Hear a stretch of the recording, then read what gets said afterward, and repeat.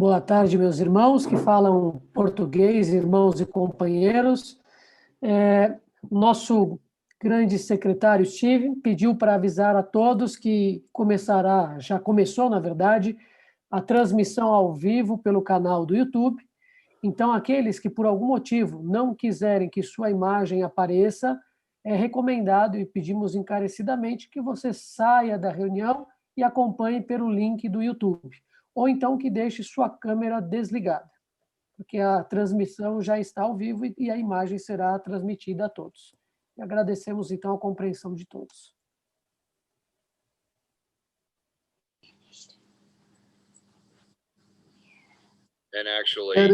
Ετέριμο, είναι γεγονός το ότι η αναμετάδοση της συνεντεύξεως αυτής θα γίνει και μέσω του καναλιού YouTube του κρυπτικού τεκτονισμού. Όσοι λοιπόν δεν επιθυμούν να φανούν στο YouTube, παρακαλούνται να αφήσουν τη συνάντηση τώρα.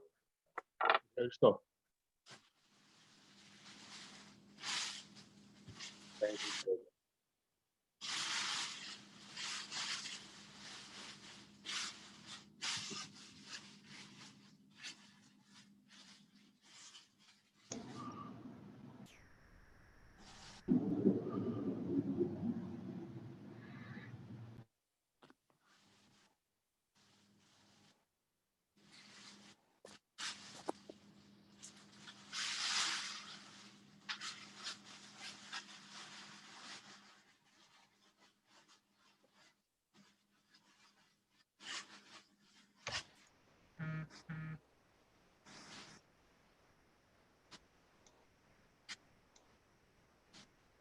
We have Stephen Balke, and yes, the Grand Recorder has.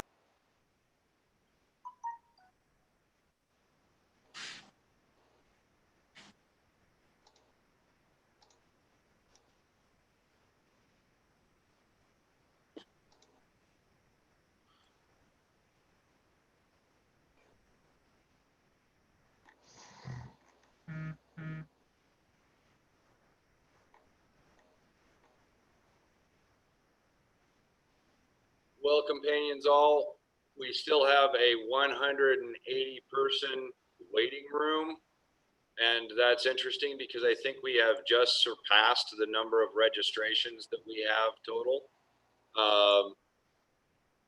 We have admitted 407 companions into this meeting. I'm just doing this as a status update. Again, we're asking everybody to keep their mic muted. And allow us to finish the process. The General Grand Master has, we are waiting for this process to get everybody, as many as we can, into the room. But again, with people that did not register, we're going to be looking up things. So this has been interesting. And aside from we will get started as soon as possible. And again, we are starting the channel and recording, I believe. Well, we've started the YouTube and we're recording. So thank you. You may want to re-announce not to leave. I've noticed some people dropping off. Again, I can't tell you this enough. Please do not leave. And Monty, if you wouldn't mind saying that every 5 minutes until we get this done, that'd be helpful. And right after Monty says that, Hasael, George, Alan, chime right in and let everybody know. This is just going to keep taking longer if we've got to keep re-verifying people. Yeah, we also have a lot of people too who don't have their full name in the waiting room, so we can't really admit them because we can't validate who they are. Well, we're going to go ahead and admit them and ask them who they are. I don't know of an easy way to do that, but bring them in last. Yeah, that was the hope. I had the problem not knowing what was my Zoom name for purposes of this meeting. So you might have to let people know how to check what their Zoom name is. True, I understand, and we're doing as much as we can, but the of the two evils, taking it one by one and renaming it and keeping that under control so that we understand what the name is the better.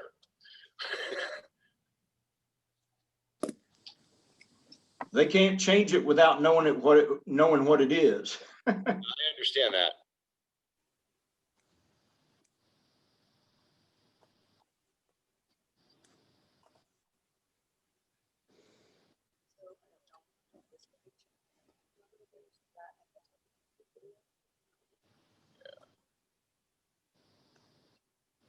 James, will you spotlight the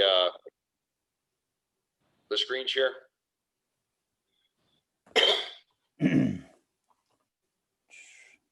Spotlight the screen share.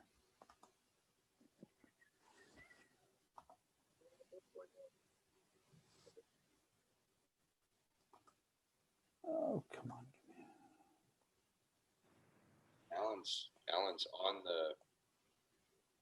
Alan's got access. Alan? Here I am. The sheet share that I sent to you in order to go into the waiting room, and everybody on the team is picking one member, checking them against either the delegate or attendees list. And as soon as you see somebody that appears in one of those lists, you can admit them. James, did you give Alan co-host? He does. I'm already on that, but there are some names that I'm not finding on that. Even my name is not there. Yeah, Alan. Yeah, Alan wasn't on there, and Alan, because I know you're a non-voting delegate, and I know who you are. I admitted you very quickly. Yes. James, he is a voting delegate. Alan was? Yes. Well, I Same checked happened both with lists. me. He was on neither list, so regardless, I know. I knew he was supposed to be here. Can you say all this in French so I can understand? Would you say all that in French so that we can have our companions understand, Tico? Yes, Tico, please translate to French. Tico, tais-toi. What? What am I translating? Well, congratulations, Mr. Chairman. You're now the French translator. He deserves that.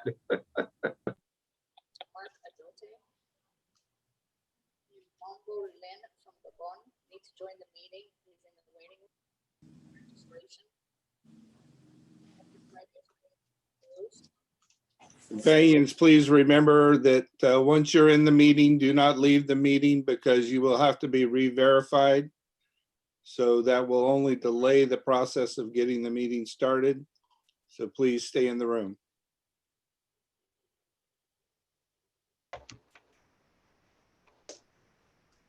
You can start with that, Tico. I put my mouth there, right? Les compagnons, si ça ne vous dérange pas, une fois que vous êtes admis ou que vous êtes dans le Zoom, il ne faut pas sortir parce qu'une fois que vous sortez et vous revenez, on est obligé de vous revérifier votre appartenance. Donc, il faut rester, il ne faut pas sortir. Merci.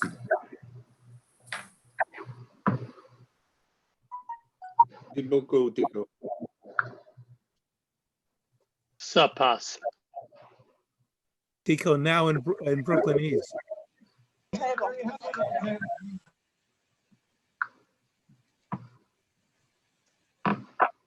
Je ne comprends rien à ce que vous dites. Hein.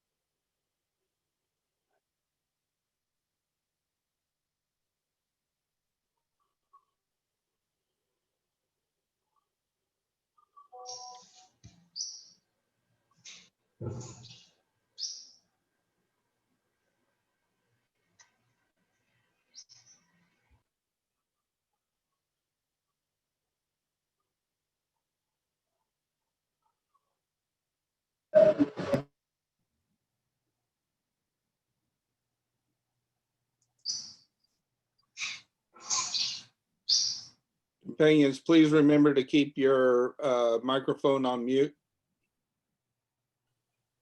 ¿Ya entraste? No. Así ya.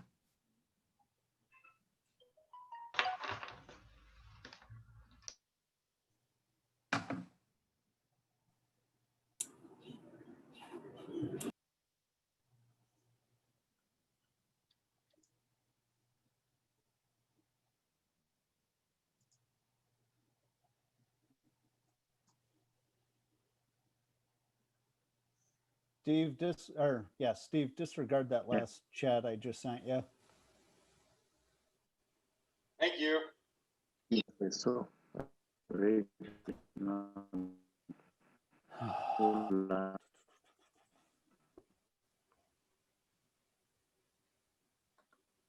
George, mute yourself, please.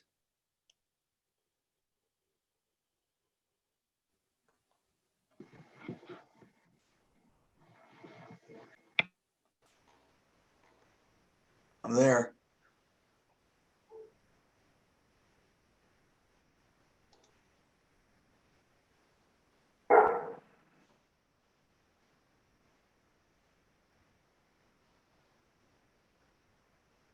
Oh, what's that? Or texting.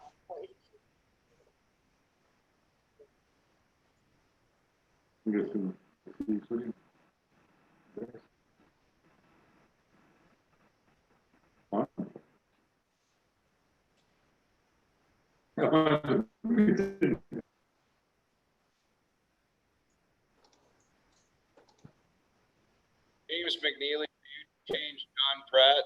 Oh, wait a minute.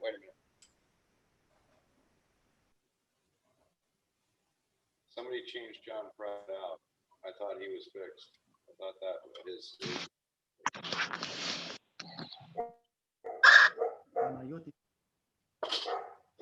Companions, again, please keep your microphones muted.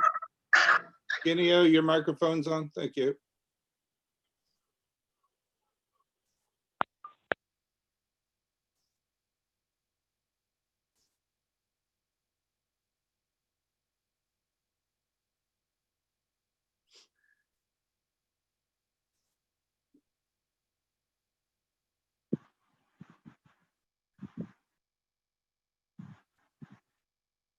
Somebody changed John Pratt back to a non-voting delegate. Would you make sure that he is a voting delegate? I'm making the change right now. Thanks, sir.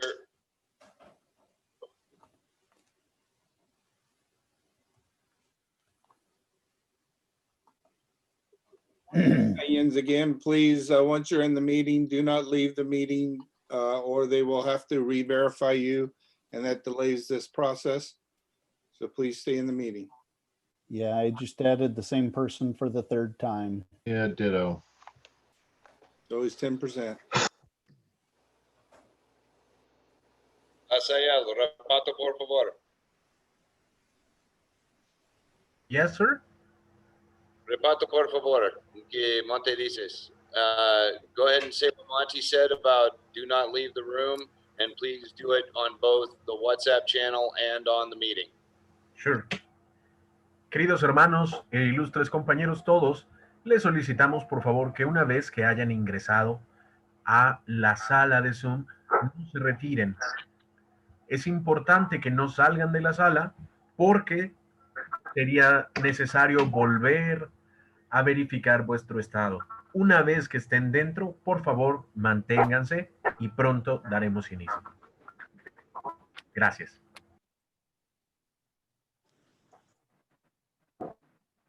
Meus irmãos e companheiros, avisamos que, por favor, aqueles que entrarem aqui na sala, por favor, não se retirem, porque ao saírem e entrarem novamente, temos que fazer essa reverificação, e isso tem deixado o processo um pouco mais lento.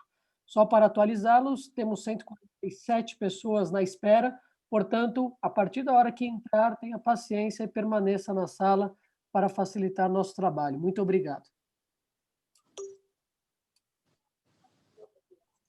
Mes frères et mes compagnons, une fois que vous êtes admis dans la réunion Zoom, s'il vous plaît, il ne faut pas quitter parce qu'une fois que vous quittez, que vous revenez, la procédure d'identification doit recommencer et ça prend beaucoup de temps. Donc, une fois que vous y êtes, restez-y et ne sortez plus. Merci beaucoup et surtout, gardez votre ordinateur ou votre téléphone en mode muet. Merci beaucoup. Εταίροι, είναι επιθυμία να μην, όταν θα αρχίσουν οι εργασίες, να μην αφήσει κανένας τη σύνδεση, γιατί θα είναι αναγκαία η επανααναγνώριση, πράγμα το οποίο θα καθυστερήσει πολύ τη διαδικασία και δεν το θέλουμε αυτό. Παρακαλώ, μιας και άρχισε η διαδικασία, να παραμένετε εντός της συνάξεως.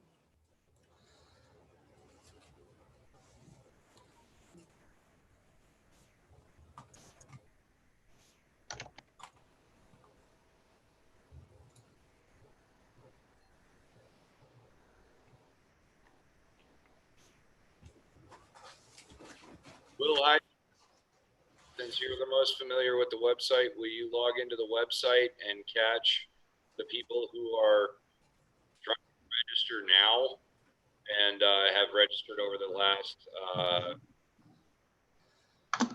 hours? In other words, that's the 11 that you resent emails to, and then apparently, well, I know for a fact we've got 3 or 4 registrations since we started this process.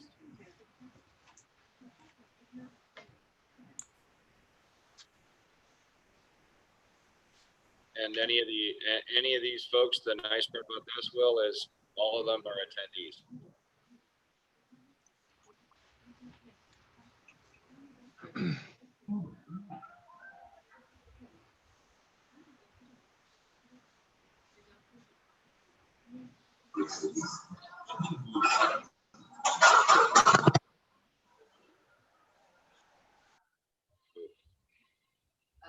Lotus McVeigh, orator for Georgia.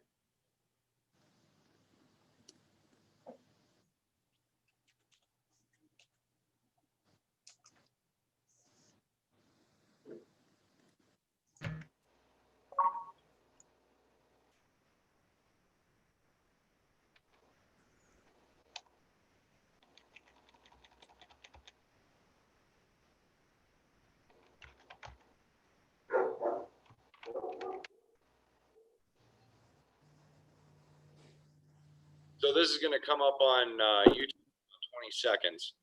For everybody who is waiting in the waiting room, which is now down to 140 people. And in our meeting, we have 485 people. But we understand that there has been a wait. We are processing everyone as fast as we can. And we appreciate your patience.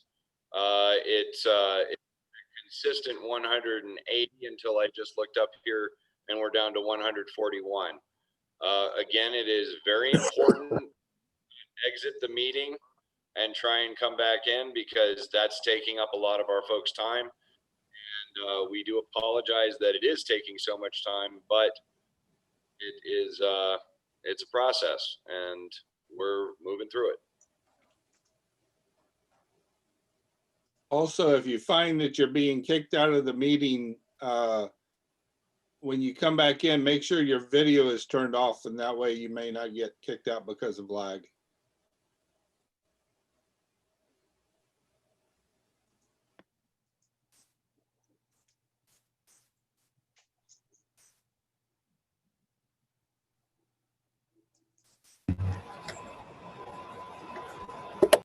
Hope we get quorum.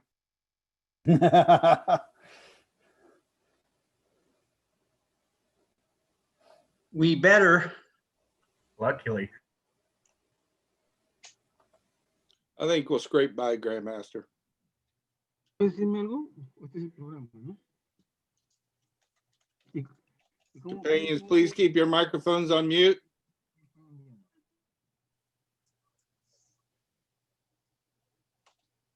Most pleasant General Grandmaster, I think I can safely report that we I'm sure we do. General Grandmaster, in the interest of saving a little time, do you want to go ahead and do the preliminary credentials report and quorum?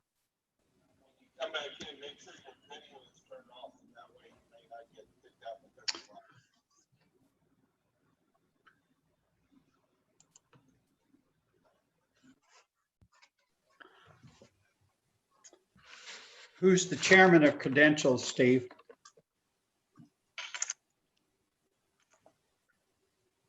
Well, according to the book, I am.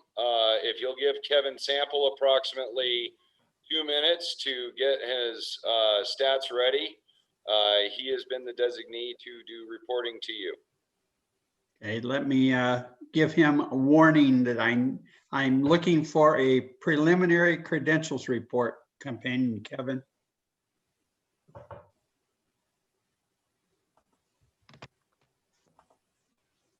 Yes, sir.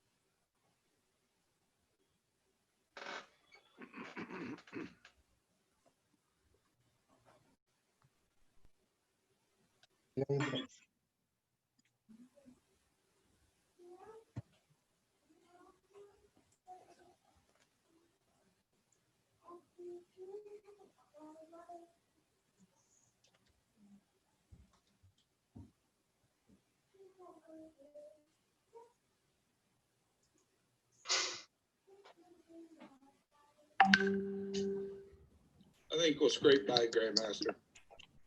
I think so too.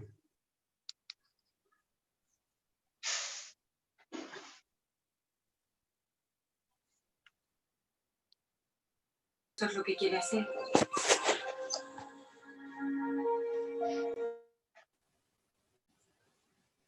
Steve, you messaged me a quick message so I can message you back.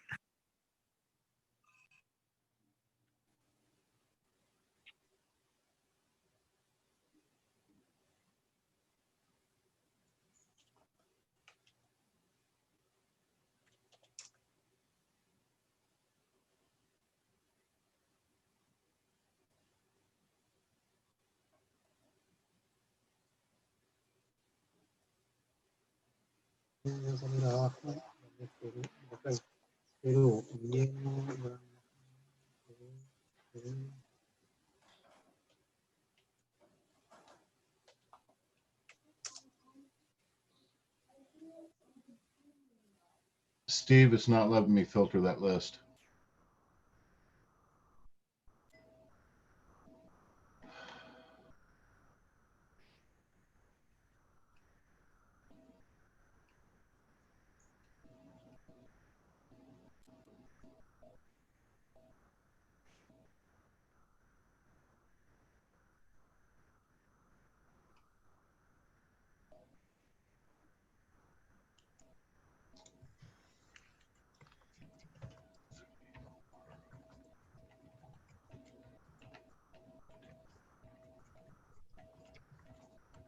Companions, once again, if you enter the meeting, please do not leave the meeting.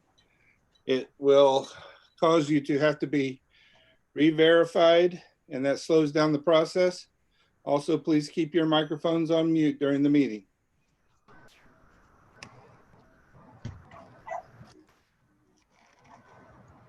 Once again, Compañeros, una vez más se hace la petición, una vez que estén dentro de la sala, no se retiren, por favor. keep your microphones on mute during the meeting. Irmãos e companheiros, pedimos mais uma vez encarecidamente que todos deixem seus microfones da forma mudo, para que não interfiram na comunicação da reunião. E aqueles que entrarem, procurem se manter na sala, não saiam por motivo algum, porque senão, ao retornar, é necessário recadastrar ou reverificar se você está na lista ou não. Então, por favor, permaneçam na reunião para que a gente possa ter o melhor andamento dela hoje. Mes frères et mes compagnons, une fois que vous êtes admis dans ce Zoom meeting, faites tout pour y rester et ne pas tenter de sortir et revenir. Parce qu'une fois que vous rentrez, le comité est obligé de refaire l'identification de votre appartenance et ça prend du temps. Et entre-temps, on vous rappelle aussi que votre ordinateur doit rester sur silence. Et tant que vous n'avez pas besoin de parler, mettez votre ordinateur sur mute. Merci.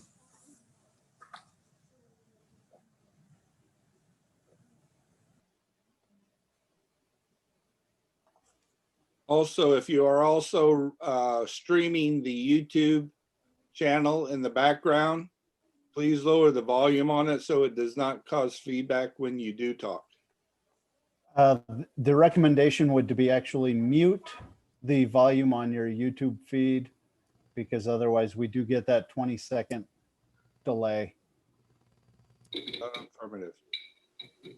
Queridos hermanos y compañeros, aquellos que estén en Zoom y además en YouTube, se les solicita silenciar el video de YouTube para que no tengan el sonido mezclado y con una diferencia de alrededor de 20 segundos. Já avisado, por favor, permaneçam na opção mudo, principalmente os que estiverem pelo canal do YouTube, também, porque isso acaba causando um ruído na comunicação, já que o canal do YouTube ele traz muitas vezes um delay de 10 a 20 segundos. Então, permaneça no mudo. Apenas quando solicitado, tire essa opção para falar. Please mute your microphones. Like that. Brian Messing, please check your chat. I need to talk to you real quick. Et aussi, mes compagnons, si jamais vous joignez ce meeting avec le YouTube, faites tout pour que votre ordinateur ou votre téléphone reste sur mode muet, en mute, pour ne pas causer un certain nombre de Merci.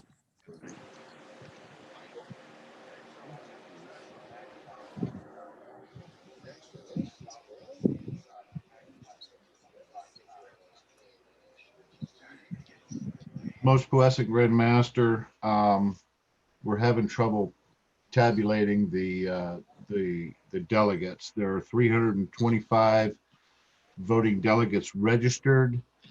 There are at least 250 that have been validated.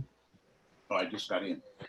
There is 166 non-voting delegates registered. And we're looking at a little over 110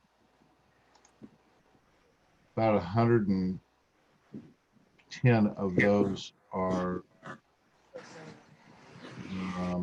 about 110 of those are validated. The 97 that are currently sitting in the queue, most of which are not registered or have logged out and logged back in for the second, third, fourth, or fifth time and are having to be revalidating, which is complicating the process. And how many grand councils do we have represented? Defer to Steve on that right now. It's hard to tell. Okay. Most blessed General Grand Master, I can safely say we have over 25. I would venture to say we're over 40, but I have not done an accurate count as of right now. Most blessed General Grand Master, may I suggest that we get started, and all admissions from here on out will be done using the back channel communication that we have up and running. If there's no objection from the committee, that's my recommendation. Well, and first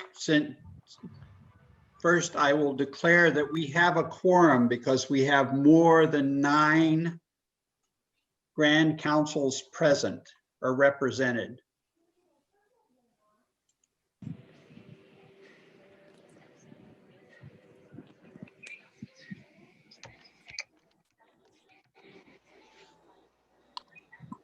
Most blessed General Grand Master,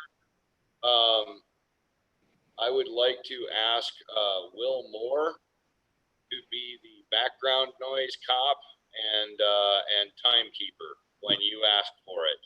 Okay.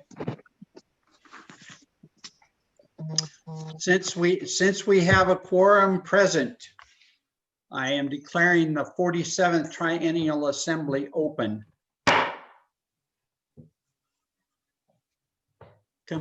Companion E. Jeffrey Craig, right puissant companion.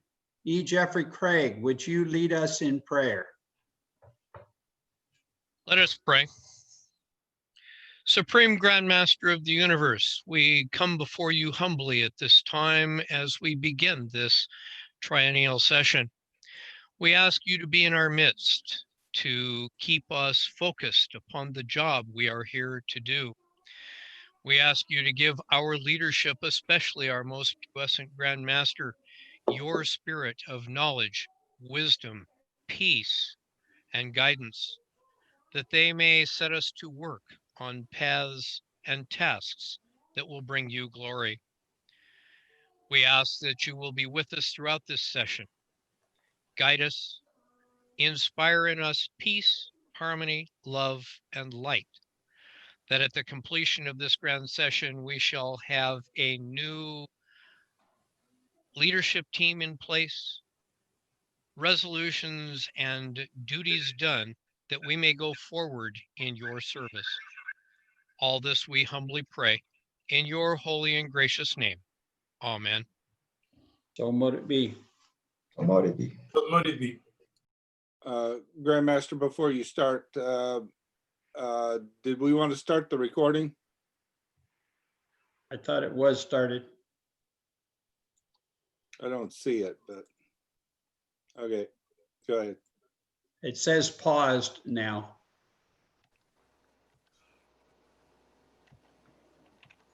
There it is.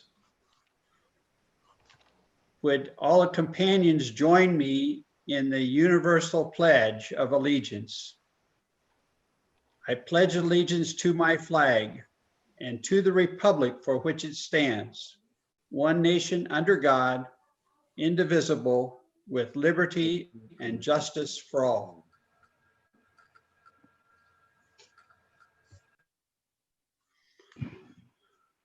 Right puissant General Grand Recorder, would you please call the roll of the General Grand Officers?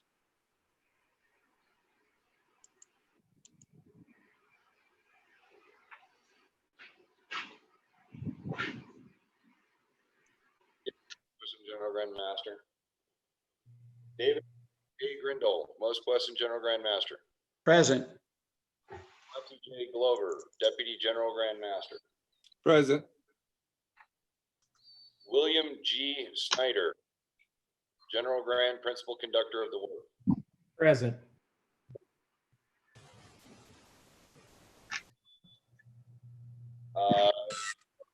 L. Hollinger, General Grand Treasurer. Present.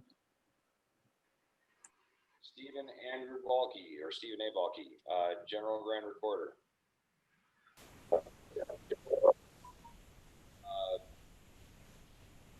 General Grand Chaplain, E. Jeffrey Craig. Present. Assistant General Grand Chaplain, Charles Roberts. Present. Assistant General Grand Chaplain, James R. Harrington.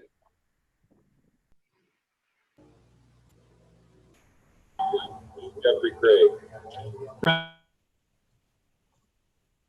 Did I hear a present?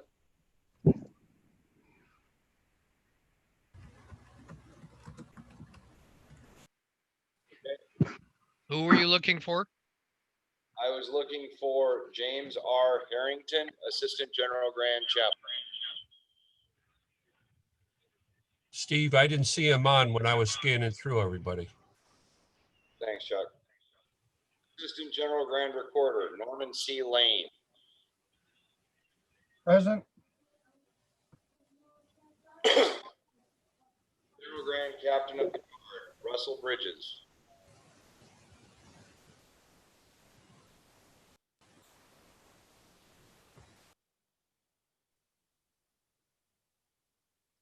General Grand Steward, Mark McGee. Present.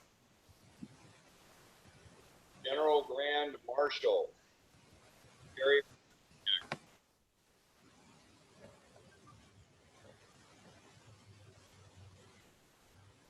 General Grand Lecturer, Mikel Sabatier. Present. Boa tarde. Pode. Sacou. General Grand Musician, Stephen Montrose. Monradas.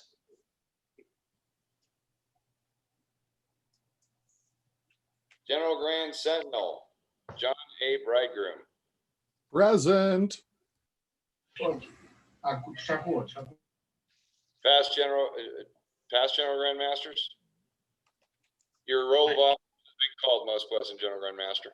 I don't believe any of the past general grands are here unless Ron or Sid Roberts are. I am present here.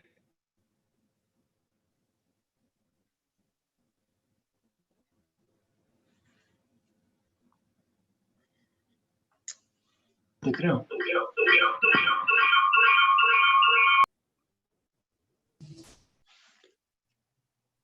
Can we take down the PowerPoint, Steve?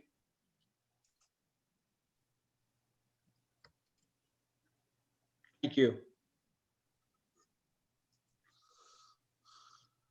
I would like to welcome everyone to this 47th Triennial Assembly. Particular mention would be thrice illustrious Grand Master William Clark of the General Conference of Grand Councils of Royal and Select Masters of the United States and Bahamas, Prince Hall Affiliate Incorporated. Also in attendance is Right Excellent Companion Stephen Tyner, the General Grand King, Right Excellent Companion Tico Foley, the General Grand Scribe, and Right Excellent, or Most Excellent, Right Excellent Companion Larry Gray, the General Grand Secretary of the General Grand Chapter of Royal Archmasons International. From the Grand Encampment, we have Sir Knight Jeffrey N. Nelson, the Most Eminent Grand Master, and Sir Knight David Cussman, the Right Eminent Grand Generalissimo. Also in attendance today, we have my junior past Grand Master from Idaho, and also a voting delegate, Stephen L. Hall, and Most Worshipful Brother Gary Graham from the Grand Lodge of Hawaii, and he is not a past Grand Master, he is the Grand Master.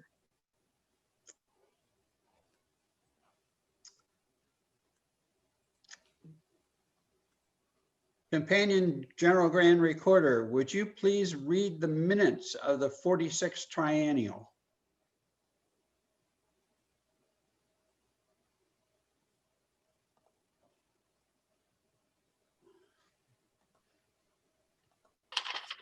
Absolutely, most blessed General Grand Master. This might take a few minutes. I move that the proceedings as posted be adopted. Second. I have a motion and a second on the floor for the proceedings to be adopted as posted on the website. Is there any discussion? Hearing no discussion. All those in favor, please remain silent. Anyone that's opposed, please say nay. The minutes are approved. Companion Balke. And noted. Thank you, sir. I would now entertain a motion that all the pre-submitted reports, except for my allocution and my written report, the report of the Charters and Dispensations Committee, the Jurisprudence report, and the 48th Triennial budget be approved. Second. No, I need a motion. I'm entertaining it. So moved. Master, this is Monty Glover, Deputy General Grand Master. I so move. And also, companions, if I might, General Grand Master, if you're making a motion or seconding it, please state your name and your position. Is there a second? Second, Charles Roberts, Grand Chaplain. We have a motion and a second to approve the pre-printed reports. Is there any discussion? Hearing none. All those in favor, please remain silent. Anyone opposed, please verbalize nay.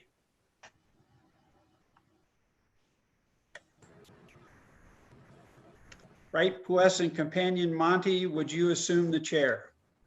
Yes, sir. Well, I Apologize for my hat.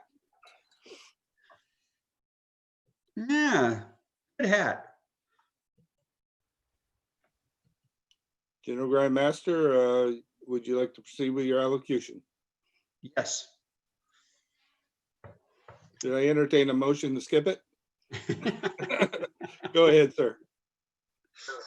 I'm trying to keep it short. It's not going to cover my report. It'll cover some points of it, but not all of it. As I already did, I welcome you all to the 47th Triennial Assembly of the General Grand Council of Cryptic Masons International. And wish we could have met under different circumstances. But somebody else or something else had different plans for us. How did we get here to where we are? We started having problems with coronavirus in China back in probably October, November of last year. And it finally hit the States in late February. And it has wreaked havoc on everything. My last trip, and this is the first time I've had this purple coat on since March, because I came back from Delaware on the 14th of March and haven't traveled to any meetings. And we pondered for some time as to whether to continue with the meeting in Louisville. And we made a decision in July and started planning for this meeting. And watching the news lately and keeping track of what COVID-19 is doing in Kentucky. October, November, for the Charters and Dispensations. Companions, please keep your mics muted. And with COVID-19 that's going around in Kentucky and Louisville being one of the hot spots, and Also, the governor of Kentucky has instituted 14-day quarantines, and that applied to anyone coming there or visiting the state of Idaho, which means I couldn't even be at my own triennial. Plus, with the civil unrest that's going on right now in Louisville itself, 2 policemen being shot on Wednesday night, which is when a lot of us would have been arriving. The pandemic impact on us, of course, we stopped having any in-person meetings for the most part. There were a few places that still had in-person meetings. And I know that Kentucky had their grand sessions just this last week. And Iowa had a grand council session in August. But for the most part, everybody has canceled everything. It has brought us to using new technology methods to try and stay in touch. And here we are using Zoom. And I hope that we continue, because we've brought some isolated members back into having or attending the meetings. I mean, 600 and some or 500 and some registered for this meeting. And I doubt if we would have had that many travel to Louisville for the meeting. Of course, some rules will have to be changed to allow that to occur. We've had some discussions about what will happen once we get back to all in-person meetings. Plus, with the civil in November of 2018, with the assistance of the Grand Council of California at the Southwest Regional, the General Grand Council initiated recognition of the General Conference of Grand Councils of Royal and Select Masters of the United States of America and Bahamas Prince Hall affiliate. And that was culminated in May of 2019 when they did reciprocal recognition at their Grand Assembly. And we hope to be able to keep that alive and help each other and work to further our recognition of our Prince Hall companions. Because of some occurrences in a couple of our jurisdictions of someone trying to control all of the York right, we initiated a project to identify some guidelines or landmarks for the cryptic right. And I would like to express my appreciation to Right Puesan companion Bill Snyder for doing most of the legwork to get those, dig them out of the old documents and the history to put them together, and they will be posted on our website. These unauthorized organizations have caused difficulty in a couple of our foreign jurisdictions, and we're trying to work to get those organizations to be non-functional and to get Cryptic Masons to control their own organization.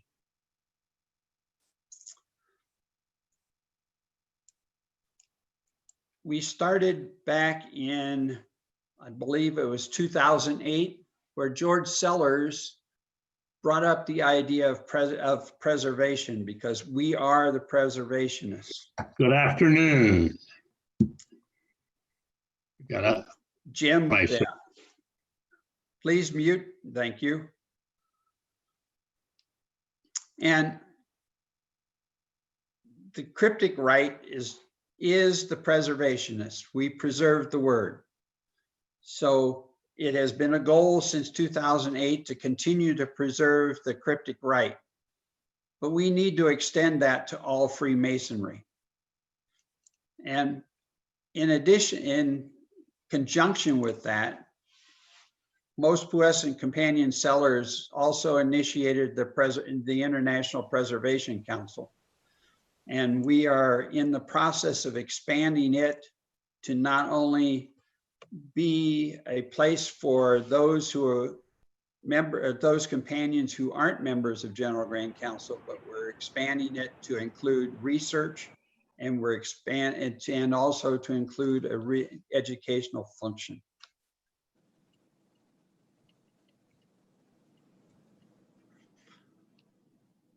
So, and I would like to recommend that we work on better cooperation of the York Rite bodies, that we continue to support the York Rite Leadership Training Program that was instituted by the Grand Encampment and continues today, that the General Grand Council supports, and keep it open to all Masons and our sister and youth organizations that also do Masonic work. Continue to have us continue to provide training and information on all Masonry to preserve our fraternity. Work to fully develop Rabboni.org, which is a website that's been created to have educational programs on it, both free and fee programs.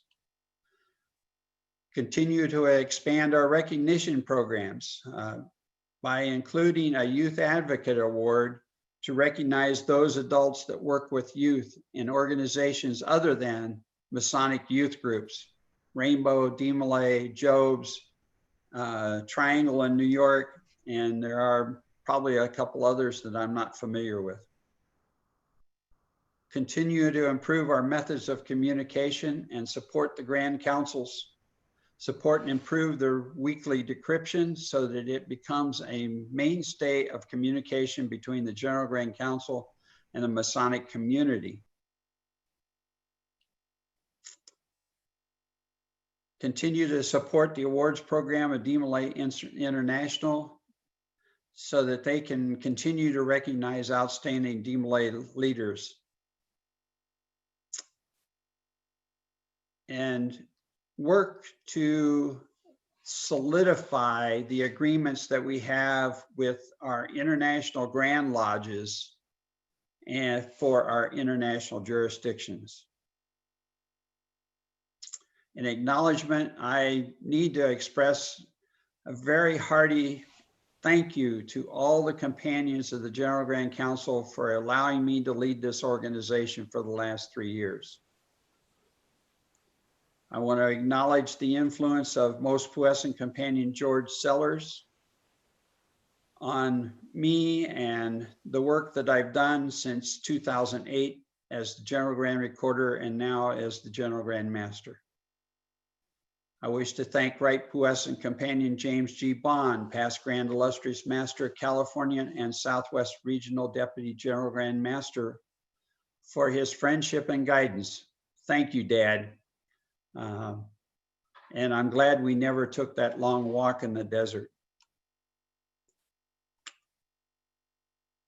And there's one last person I need to thank, and that's a lady that I met in 2001 that had no idea what Masonry was.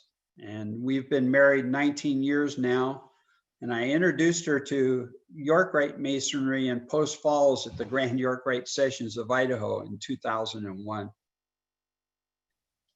And from there, it's been a wild ride as the Grand Secretary Recorder of the Grand York Rite of Idaho, as the head of all 3 Grand York Rite bodies of Idaho, and campaigning for General Grand Recorder from 2006 to Indianapolis in August of 2008, and through the 9 years as General Grand Recorder and these 3 years as General Grand Master. She has been very supportive. Thank you, Lady Karen, for your love, friendship, counsel, and support. I move that this allocution be put in the record of the 47th Triennial Assembly. It's been regularly moved that the allocution of the General Grand Master be entered into the proceedings. Is there a second? This is Teco Foley, past Grand Master, Washington, D.C. I second that motion. Is there any discussion? If not, all those in favor of the motion, please remain silent. All those opposed, please signify by saying nay. There being none, the motion carries. The allocution is accepted. Grand Master, I return the gavel to you, sir. Thank you, Deputy Grand Master. You're going cuckoo. Sorry about that. At least I have the German clock turned off right now. It stopped last night. Let's see. Right Puissant Companion Charles Roberts. Would you give me a number between 0 and 9, please? 7.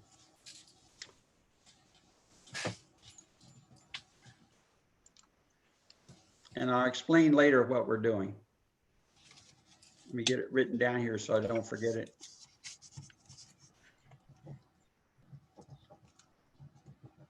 I would like to call on Right Puissant Companion E. Jeffrey Craig, the General Grand Chaplain, for a brief memorial service, please.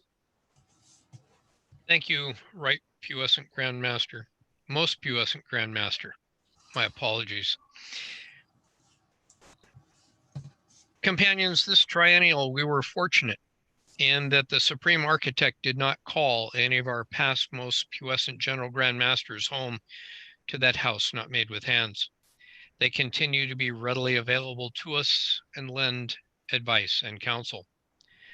However, it is with a heavy heart that we must advise you of the passing of Right Puissant Companion Carl Jackson, South Central Regional Deputy General Grand Master, Most Illustrious Companion Silas M. Wilson, Ambassador to Arkansas, Most Illustrious Companion William E. Price, Ambassador to California, and Most Illustrious Companion Roy A. Snyder, Ambassador to Colorado, and over 60 companions and members of the General Grand Council of Cryptic Masons International during this past 3 years. The roll of their names and councils is filed in the office of the General Grand Recorder and was not available at the time of the writing of this report, as all annual returns had yet to be filed. All will be well and truly missed, and at this time I would ask that we observe a moment of silence in their memory.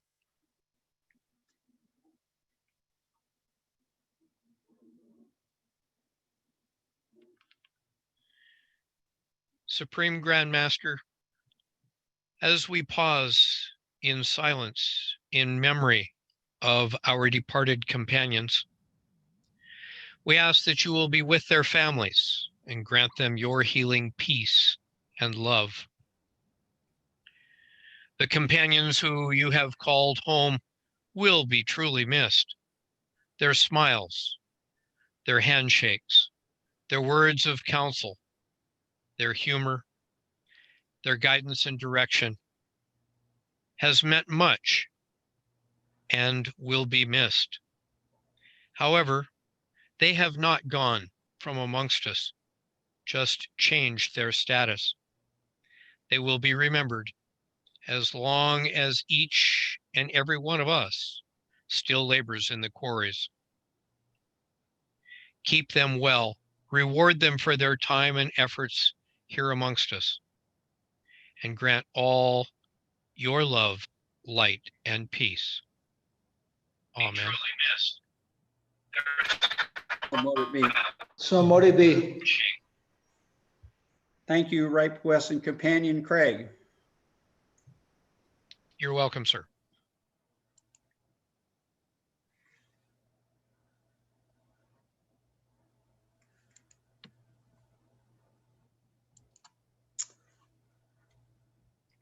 And now we are going to go into some of the reports that were not approved previously.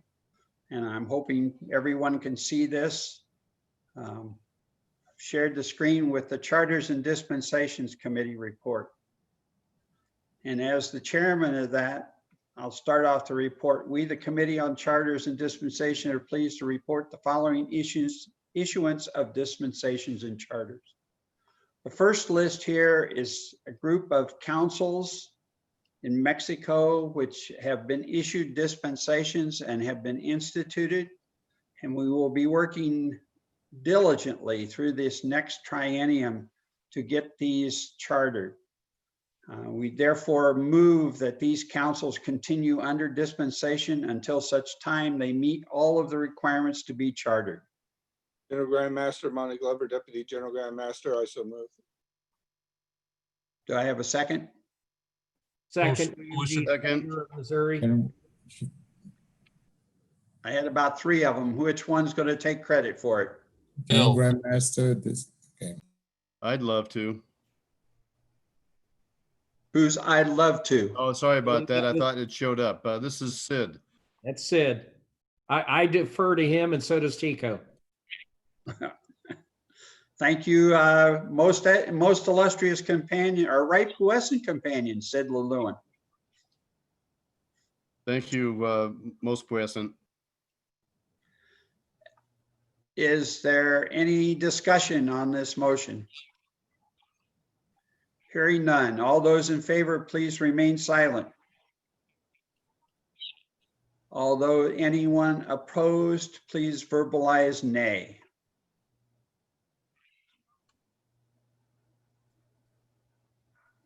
The following subordinate councils have been chartered, and you will notice that most of these, in fact, all of them, are in Brazil. And this is due to the suspension of the Grand Council's charter. And we're putting these back under the direct supervision of the General Grand Council. We therefore move that this action be approved. General Grand Master Monty Glover, Deputy General Grand Master, I second that motion.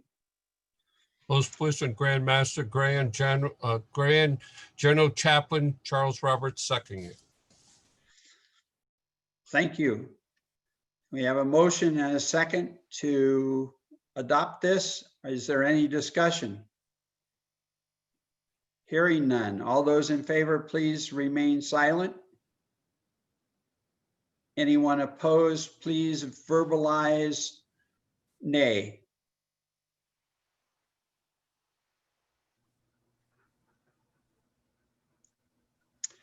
The third section, the following subordinate councils having met all of the requirements for chartering would issue charters and constituted during the triennium.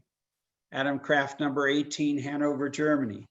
Alpha and Omega Council number 18, Jalapa, Veracruz, Mexico. Tangamanga Council number 22, San Luis Potosi, Mexico. Rafael de Arrigo Carranza, number 2, Peru. Arequipa Council number 3, Peru. Pachacutec Council number 4, Peru, and Ica Council number 5, Peru. We move that these actions be adopted. Most puissant Grand Master, I so move. This is Dale Emblo, the Deputy Grand Master of Oregon. Most puissant Grand Master, Chuck Hollinger, I second the motion. It's been moved and seconded that we adopt these, or we approve these charters. Is there any discussion? Hearing none. All those in favor, please remain silent. Anyone opposed, please verbalize nay. The following councils were rechartered for the reason noted. Arabia Council number 9, Southwest Asia wants to remain under the supervision of the General Grand Council. We move that this action be adopted.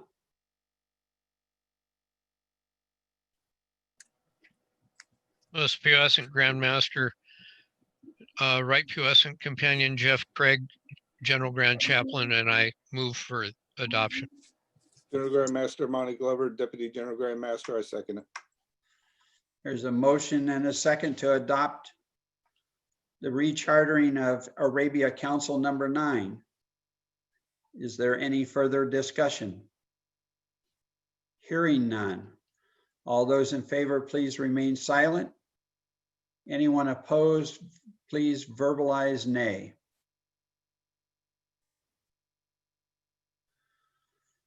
The following Grand Council was issued a dispensation and was instituted during this triennium. The Grand Council of Peru. We move that this action be adopted. General Grand Master, Glover, Deputy General Grand Master, I so move. Terry Loper, past Grand Master, Wisconsin. I second. Thank you, companion, most illustrious companion Loper. It has been moved and seconded that we adopt the dispensation for Peru. Is there any further discussion? Hearing none. All those in favor remain silent. Anyone opposed, please verbalize nay.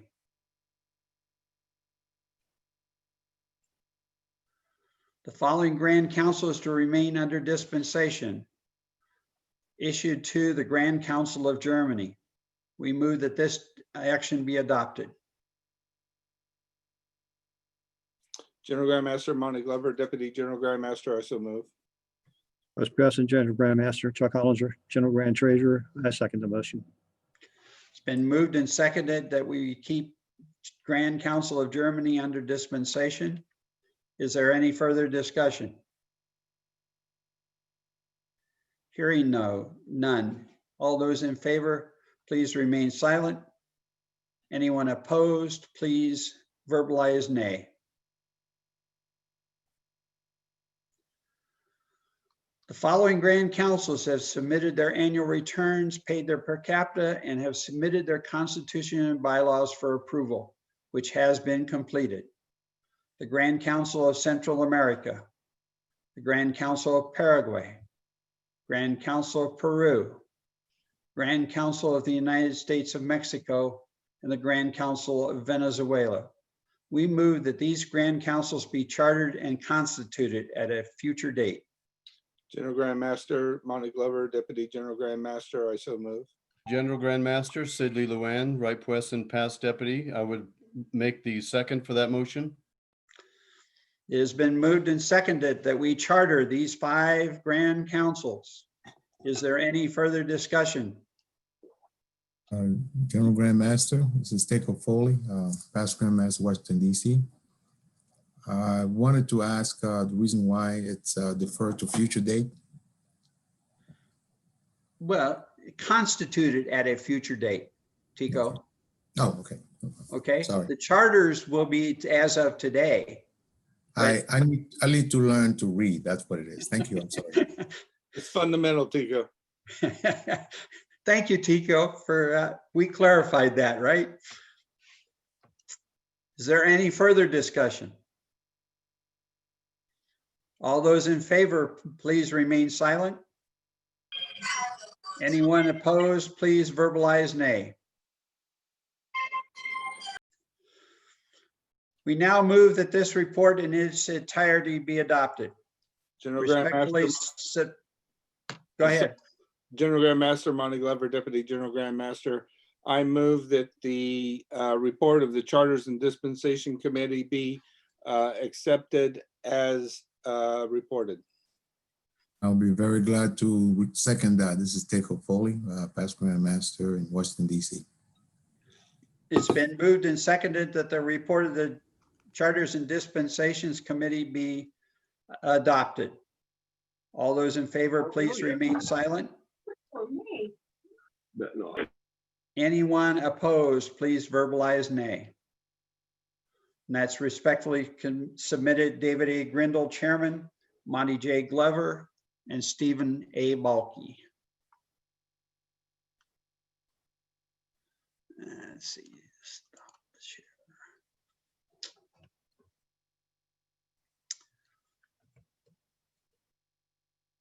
And I believe the next order of business is companion, Jeremy, most illustrious companion, Jeremy C. Vaughn. Would you please make the Jurisprudence Committee report? Most puissant General Grand Master, I would be happy to. To the most puissant General Grand Master, officers and members of the General Grand Council, Cryptic Masons International. This report is not easy to write for this triennium, nor did we expect it to happen this way. Our chairman, C. David Williams III, past Grand Illustrious Master of Kansas, unexpectedly passed away on July 1st, 2020 at his home. With his passing, we lost a great deal of the records and information on the decisions made in the past 3 years, while leaving all of the end of triennium items left to accomplish without his guidance, leadership, and wisdom.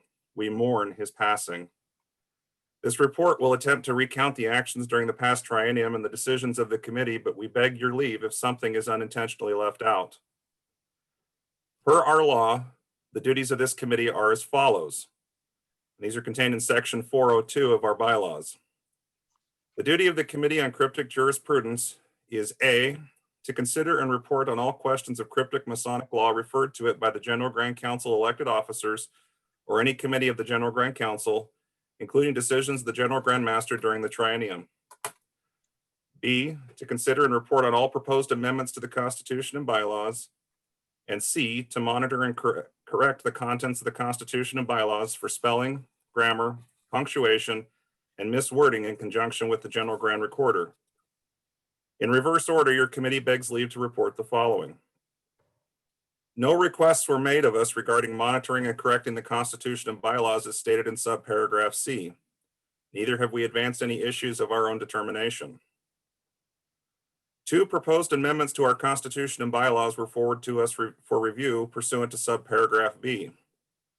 Resolution 47-1 concerned the honorifics granted to certain officers of the General Grand Council. Resolution 47-2 concerned changes to the procedure for filling vacancies in the offices of the General Grand Council. Both were submitted to the committee in August 2020.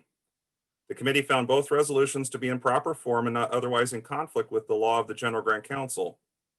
However, the committee determined that neither could be lawfully brought to the floor as they were untimely pursuant to Article 10 of the Constitution and Section 802 of the bylaws. Neither was presented to the voting membership in the timeline required by our law. In addition to the resolutions, we were asked to weigh in on a proposed list of landmarks for cryptic masonry. After much discussion, it was agreed upon that any such list, if it was to have any legitimacy and bearing on our organization, needed to be presented to the voting delegates in the same way that legislation is presented. Thus, it was determined to be out of time and not able to be presented at this meeting. With respect to subparagraph A, your committee can report the following. 1, we have been consulted on numerous changes and adoptions of bylaws and other governing documents for the subordinate councils of the General Grand Council over the triennium. The work in this regard is largely reflected in the report of the Committee on Charters and Dispensations. We commend the work of our companions in the various jurisdictions to establish councils and spread the light of cryptic masonry. Number 2, we have reviewed the report of the General Grand Master in its full form and not the portions given today, or not just the portions given today, and beg leave to report the following. A, we commend the General Grand Master on the travels and visits he was able to undertake on behalf of cryptic masonry prior to the COVID-19 pandemic. B, we concur in his appointments and the changes made throughout the triennium. C, we concur with his actions and his comments regarding Sao Paulo. D, we concur with and commend his comments regarding Masonic preservation.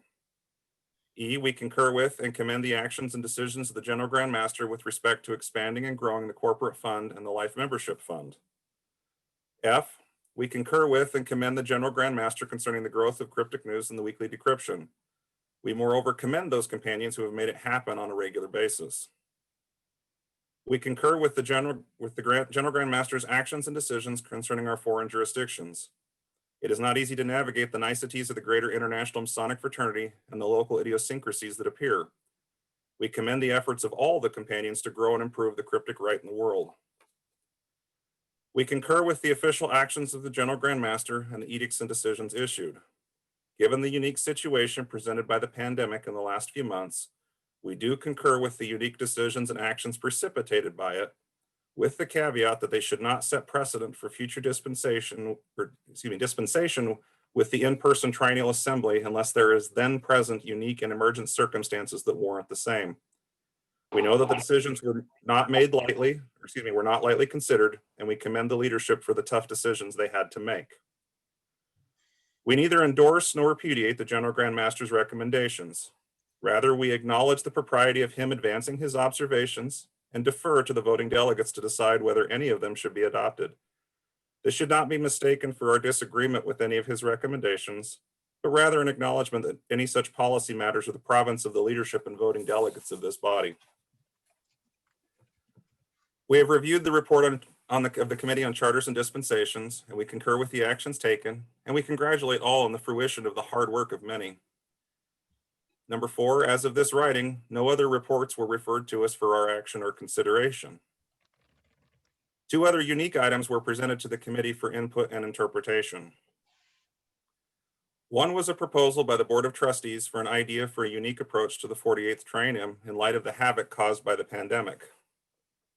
In short, the idea is to convene the 48th Triennium in more than one session, with the first, we believe, in 2021, to allow the membership to deal with legislative and policy issues that were waylaid by the pandemic. After each session, the triennial will be called at refreshment for a period of time, with the final assembly to be held in 2023. As presented, we concurred with the proposal with the proviso that due and timely notice is given to all of the voting membership and that the other law of the General Grand Council is complied with. We agreed that such an approach was warranted by the situation at hand. The second issue is more problematic. A letter was received by the committee which pointed out a major issue. Bluntly, no audit has been conducted of the General Grand Council's finances for at least 2 trienniums. We've had 3 General Grand Recorders since the end of the 45th Triennium without an audit. We are about to change Grand Treasurers as well. Both sections 304E and 311I contemplate that an audit will be done on a triennial basis by a certified public accountant chosen by the Board of Trustees. In addition, section 404 requires that an audit committee be appointed by the General Grand Master to conduct annual reviews of the finances of the General Grand Council. Bluntly, it is not acceptable that this has not occurred.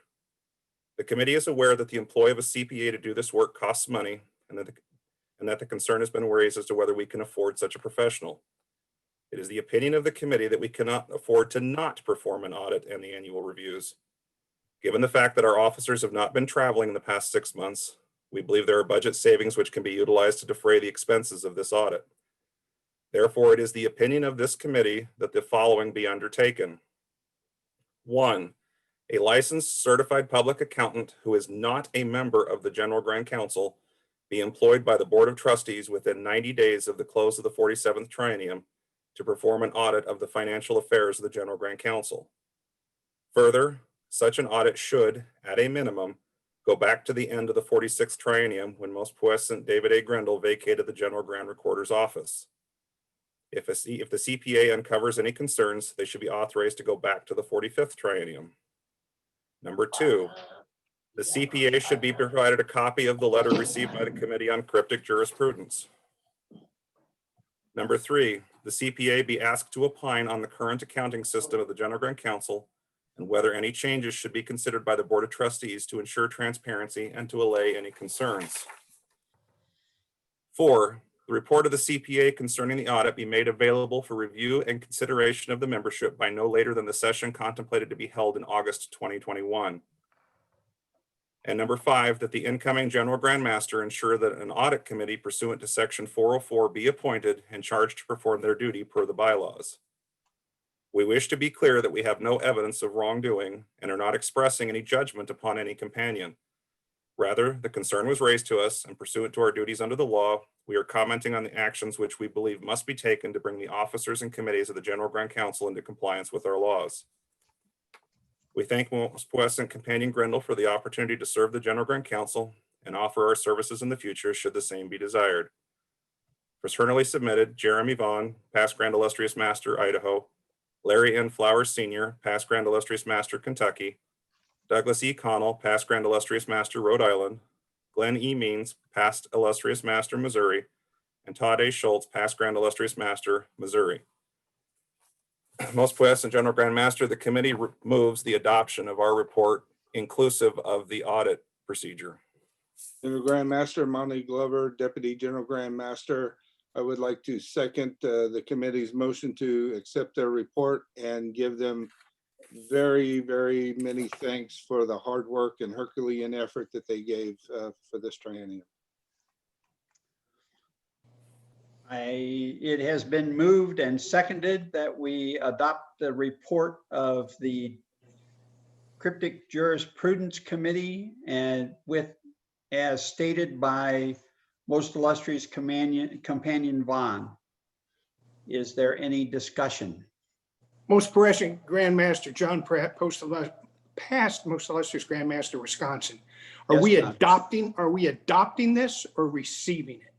Because one was for adoption and the second was for receipt. Monty, would you like to change? I would amend it to adoption. Thank you. Thank you, John, for bringing that up.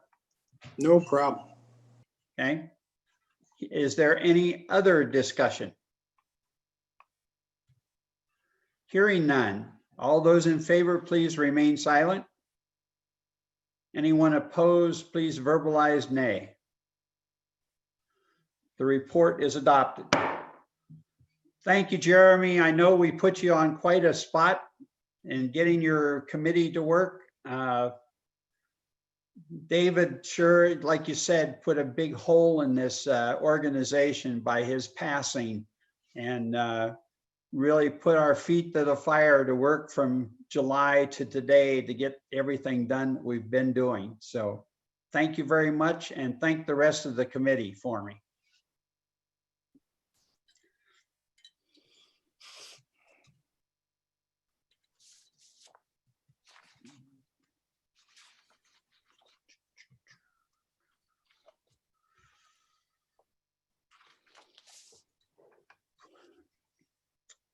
Should we take a break for about 10 minutes since we've been going at this for a while and we've been sitting around for a while? Yes. So I'd like to call us to refreshment for 10 minutes and call back at 20 minutes of the hour. Thank you. Thank you. Right, President Steve Balke. Right, Pleasant Deputy General Grand Master. Are you going to be posting the budget? Putting it up on the screen or as one of your team?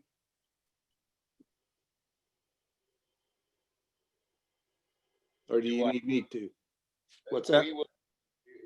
We'll take care of it, but can you forward that real quick to me? Sure, on email?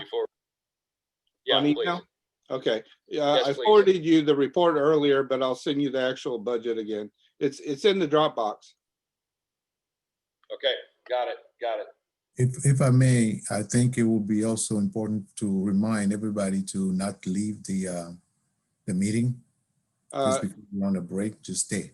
Yes, thank you, Tico. Companions all, please do not leave the meeting. If you leave the meeting, you're going to have to be verified before you can get back in. So please keep your connections active. If you want to drop your video, that's fine. And also please make sure your microphones remain on mute. Take it away, Tico. Mes compagnons, il est important que vous restez dans le meeting de Zoom parce que une fois que vous quittez, il va falloir qu'on reprenne la procédure de vérification. Donc, vous pouvez peut-être couper votre vidéo pour conserver la connexion, mais restez dans le meeting. Merci.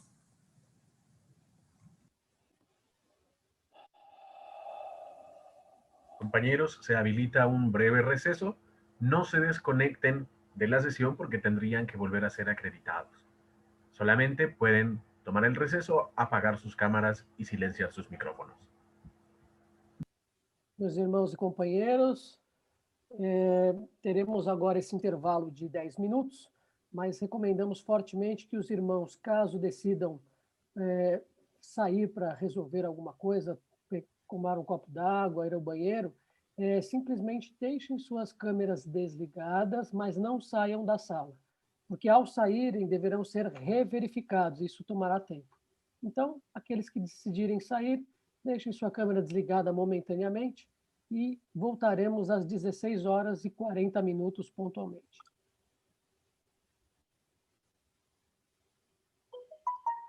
Εταίροι μου, παρακαλείστε να μην φύγετε από το meeting, από τη συνάντηση, γιατί θα αναγκαστεί η διεύθυνση να ξανακάνει τον έλεγχο της δυνατότητας παρευρέσεως και θα καθυστερήσει την όλη διαδικασία. Παρακαλώ, παραμείνετε μέσα, χωρίς να φύγετε από την διαδικτυακή συνάντηση.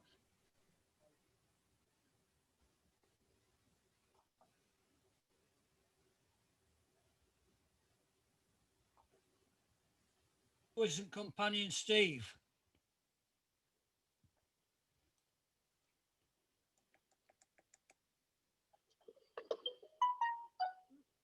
Right, Pleasant Companion Norm. Yeah, George Biniaris is in the meeting, but he hasn't been verified. He's a voting delegate. Is he in the, are you saying he's in the waiting room or is he's in the No, meeting? he's in the meeting, but he hasn't been verified. for I am voting. here. Hello, everybody. Thank you, Norman. Oh, No wait. problem. Oh, George, I'm sorry. We'll fix that. Steve, this is Sunny. Rafael Ross got disconnected a few moments back there and he got back in again, but the V check on his name disappeared. Is it possible to have it back? Yeah. Yeah. Yes, if they quit leaving and coming back in, that makes about the 7th or 8th time I've readmitted him. Well, he did not actually move out. He got disconnected. Poor internet connection. Tell him to turn his video off. All right. Rafi, you can turn your video off. Thank you. And I did the same thing. This is Wood from New Jersey. Herb, let me find you. Also, James, while you're doing that, just to let you know, Yep. I'm Herb's is dropping fine. my Sorry, cell phone connection so it doesn't interfere with the election. Say that again, Monty. I'm sorry. I'm dropping my cell phone connection so it doesn't Okay. interfere with the election. Thank you. Uh-huh. Herb Wood, you're still set. You're perfectly fine. Okay, because I'm having trouble with someone's video.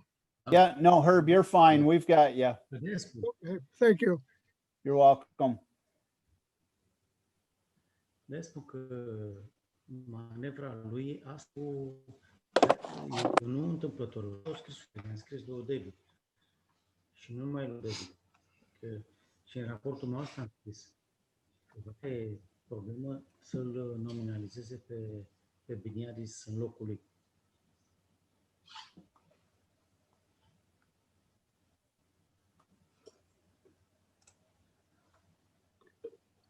Iar aici.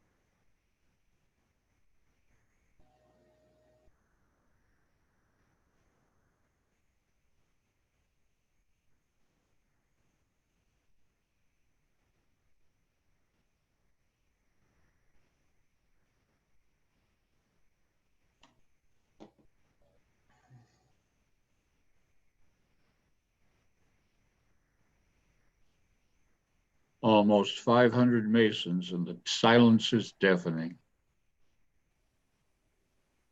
In a way, it's enjoyable. I was going to say, for those of us that have been checking everybody in, the deafening silence right now is nice and golden. So thank you, my companions. We can speak if you want. Well, Tico, I can't stop you even if I wished. They've probably all stepped out to get something to eat and relieve themselves. See, but if nobody else is talking, that means James will talk. So the silence has not been improved. Not now, been Brian. improved. No, companions, very quickly, and Brian, yes, you are right. I do want to thank each and every one of you for your patience. I know it was not the quickest of processes, but we are truly trying to make sure that every voting delegate is able to have their vote, and that we don't have a bad election process. So companions, again, thank you for your patience. Thank you for your perseverance.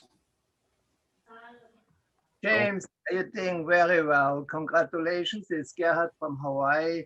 I want to also thank Steve. Steve, this is wonderful how you put all of that together. Thank you so much and for the great communication. Appreciate so very much. Aloha to everybody. While we're taking a pause for station identification, let me be very clear about this. The heroes that have undertook this process are many, and please go and look at the Credentials Committee report. But I can tell you that many, many hours have been spent over the last couple of days with James McNeely, John Miller, Will Highsmith. Rod's been doing website work in the background. There's a lot of heroes that have put today together, and it did take a long time, and we do have some lessons learned, but what a fantastic job, and what dedicated companions. Kevin Sample literally called me last night and said, okay, I'm yours. Let's get it done. It's been a fantastic team effort and a lot of dedicated time and dedicated people to put this together. But thank you very much, Gerhard.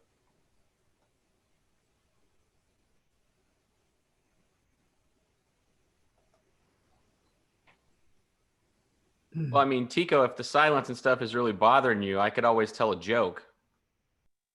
Chad, why don't you begin with a joke about maybe what I always say about Tico?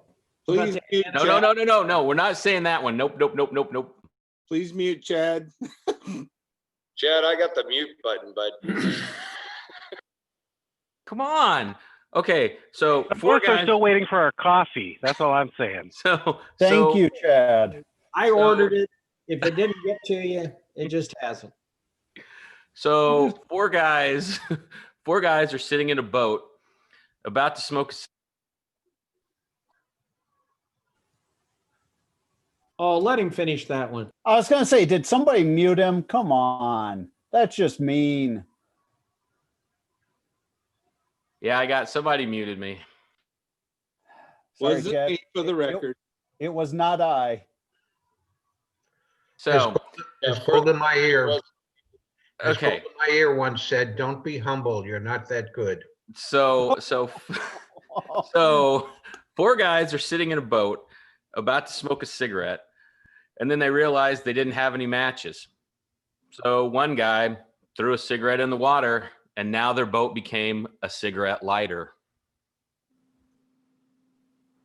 You know what? That was one of Tyner's church stories. You stole it. No. Is there a groan emoticon? No, please don't do that to me. Don't do that to me. Muted. Don't encourage him. Contrary to rumors, Chad is not from Arizona. Yeah. Don't quit your day job. All right, everybody get ready for being muted again. We're about ready to come back. I'd just like to say thank you to all that put this together. This is my 12th consecutive General Grand Council. And I think everyone did a tremendous job. Thank you. Yeah. And Stephen Dave, Balky. Dave, I would just finished, yeah. okay. Stephen Balky. Go ahead. He's Yes, wandering off. Bruce Lawler. Here he is. Give me a second, Bruce. Dave Mahoney. Dave Mahoney, Sir, thank you very much. And this is your 12th consecutive. yes, Yes. I was That's installed in. times 3. I was installed as Most Illustrious Grand Master in September of '87. A week later, I was in Orlando, Florida at my first triennial, and we have never missed one since. Love it. Now, I was just going to say, Dave, if we'd all met at Louisville, we'd probably all still be standing in line 6 feet apart waiting to get into the meeting. Exactly. Yeah, you know, Bill, that actually is a great thought that just brings much comfort to me right now. So thank you. There you go. That's my Louisville thought. And the other thing James is, McNeely. Yes, sir. James McNeely, would you let Soren Marika back in? Yes, And he's a voting delegate. Thank you, sir. I will do that immediately. That way the waiting room is empty. Yes, it is. Okay, I'm going to call us back from refreshment. Ooh, my oak table makes a lot of noise.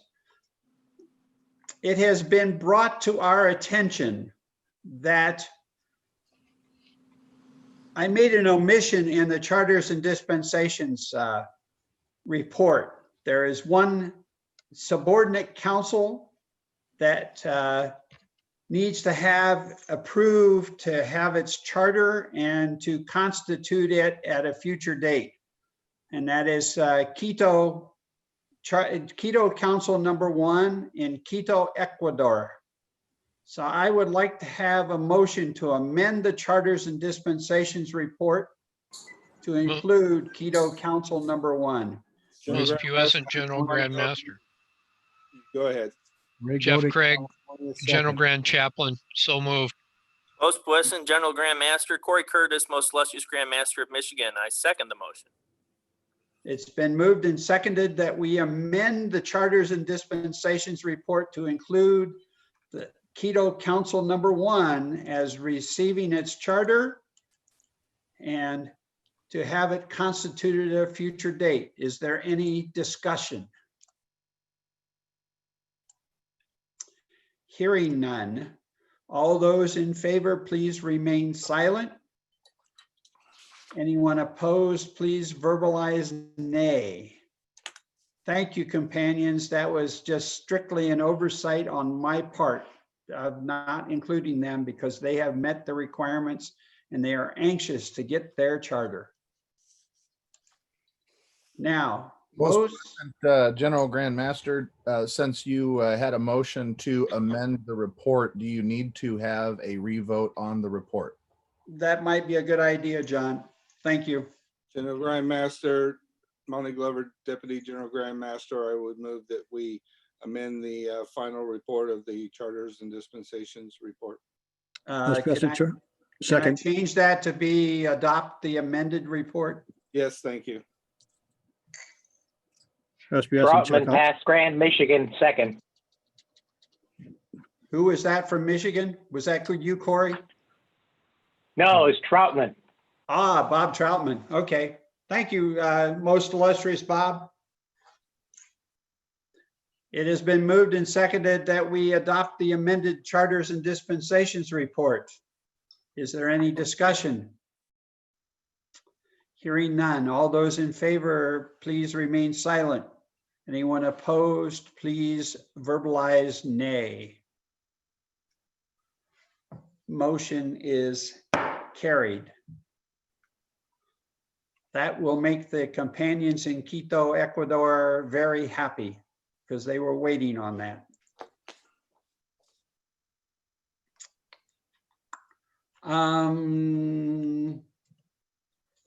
Finance and accounts. The budget for the 48th triennium. General Grand Master, I will be making that report With your permission, Ray Puess and Steve, could you please put the budget on the screen?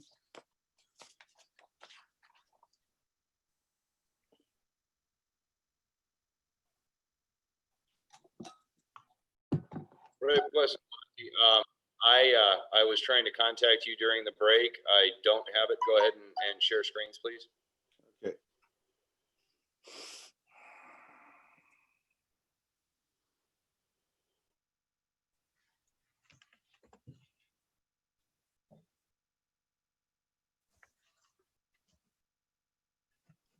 Bringing it up. Stand by.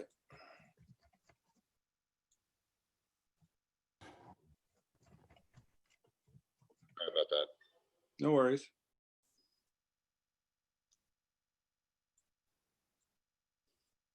Okay, can everybody see it? Is it highlighted or do you need to highlight it? It's up there, Monty. Okay. Aloha companions, this is a simplified budget in that many of the categories are rolled up, such as travel, payroll, and investment income. I did this to declutter the budget as much as possible. Of note, we are expecting a significant drop in per capita income this triennium due to loss of membership. Because of that, we expect to have a need to rely on income from the corporate foundation fund without touching the corpus. Travel has been rolled up except for the General Grand Master's travel, because I want to be able to provide coverage for those authorized travel for any officer without limiting any other officer. In the past, who travels is largely based on availability. Because of this, we need the flexibility to travel in the travel budget to put the money where it's needed. I called out the General Grand Master specific travel to mostly assure everyone that I am not going to spend all the money on my travel. I did give a slight increase in the General Grand Master's travel budget from last triennial budget, but overall the total travel budget is around $15,000 less than in the 47th triennial budget. And as it has been the case in the past, some of the travel funds of the General Grand Master may be used to cover others' travel if needed. You will see new line items like technology in the budget. We have been moving to increase leveraging of technology to improve communications and get the work of the General Grand Council done. This budget item will be used to fund the ongoing fixed expenses of software as well as new hardware that may be needed. We will be spinning off some of the previous expense categories in two programs. For example, the Triennial should be a self-funded program. It may ultimately provide income into the General Grand Council budget, but the income and expenses for that program are handled separately from the operations of the General Grand Council. Same with income producing items designed to increase the corporate foundation. For example, the OSV, the Lady of the Council Veterans Medal and First Responders Medals, and so on. In the past, we had been using General Grand Council monies to fund the creation of these awards and including the cost of shipping and other miscellaneous expenses related to running the program, and then recouping those expenses, sometimes not totally, from the sales, and the balance of the net income would be placed into the corporate foundation. Now, as a program, all expenses and income related to any of these fundraising projects will remain within the program and not be commingled with the operations of the General Grand Council. This will allow for cleaner accounting and easier production of cost of goods sold reports. Likewise, the audit expenses for the internal audits will be a non-budget expense.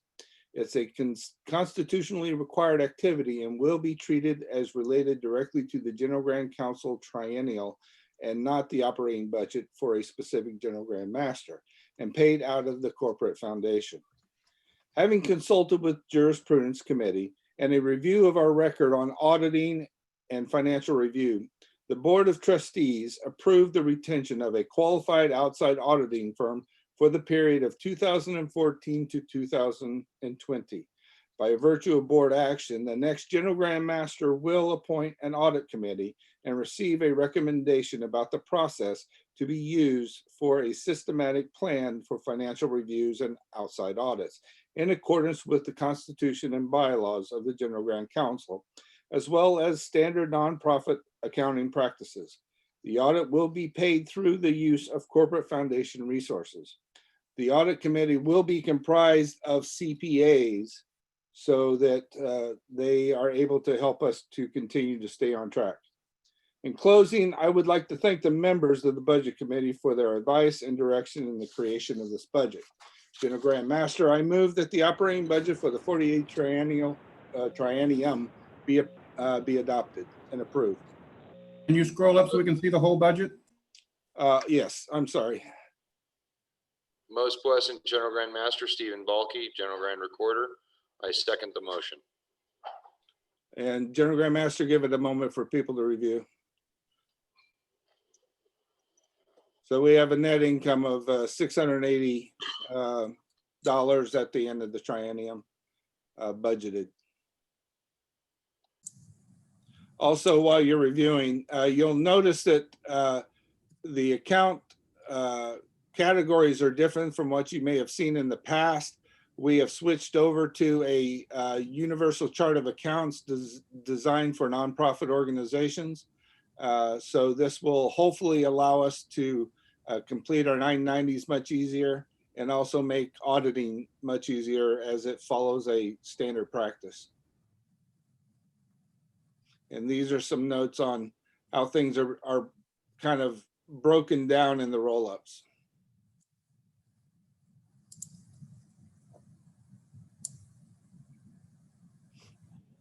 Is there anywhere we can print this from the screen?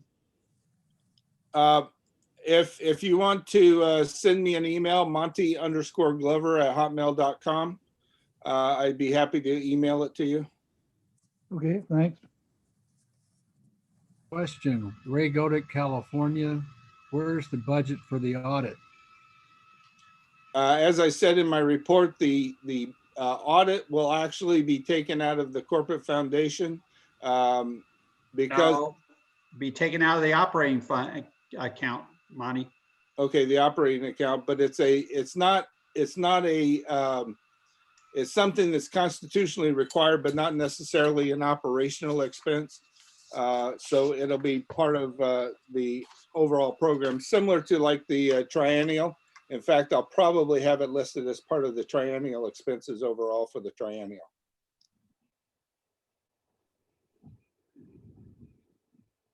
That is disappointing.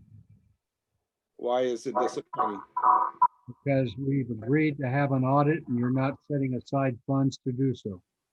There are funds set aside to do so. It's just not part of my budget. Oh, really? So it's not part of your operating plan? That's what I just said. Which the grand already stated that that's improper. Who said it was improper? Brother Grendel. General Grand Master, was that your stance? No. Okay. I didn't think I said it was improper. No, what you said was it should be budgeted as part of the operating cost. No. We have 3 investment funds and we have one that's specifically for operational and it supplements our checking account. And that's where the funds would come from. Most Puissant Grand Master, Right Puissant Charles Roberts with a question. In regards to the separate funds, and if the audit is going to be pulled out as an operating expense, will the audit committee then review all those extra funds outside in order to make sure that the expenditures are proper? Yes, they would.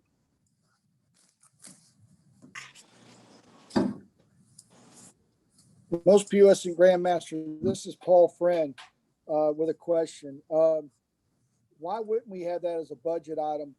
It's expenses for the triangle over the period of time. I'm just asking. I don't know. That's why I'm asking. Well, first of all, the budget that's coming up, or the audit that's coming up is actually part of the 2 previous triennials. Okay, Okay, so it's got nothing to do with the 48th triennial. Okay, there will be an expense for the 48th triennial to do right. the final budget at the end, or the final audit at the end of that triennial.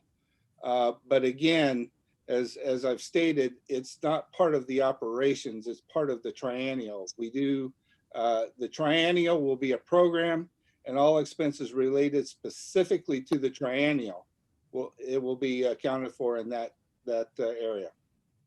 And the programs have not been delineated yet. We're still working on those. But as you'll find out later, it is my intention that we will have a midterm triennial session again on Zoom. And we will be updating everybody on the financial status, and the Budget and Finance Committee will give reports at that time on the current status. Ray, go to California. Thank you, sir. Gentlemen, you got to remember what's being audited is the stuff that has been passed. What we have in front of us is not going to be audited with the auditing until the next 3 years is done with. Then it'll be audited. Right. Thank you, sir. Most US, if I may, through you to the Deputy and Companions President, Chuck Hollinger, General Grand Treasurer. I think I might be able to clarify this. Right to us and Glover is saying that the money that we have in a corporate fund that was over and above the initial investment will be used to fund this into the operational fund to conduct the audit. Is that correct? We're taking money out of the corporate foundation that's over and above the $100,000 to be able to fund this audit in your operation. Only if it's necessary, Chuck, and thank you for that. Again, our expectations are that that we will not have enough come in per capita to actually fund the budget, and so any excess that we need, we would need to dip into the corporate foundation fund, which is why it was created. We have to date not had to use it for any operational expenses, but you know, we've seen significant decreases, particularly in our investments as well, and that also contributes to the lower per capita, or I'm sorry, the lower income coming in.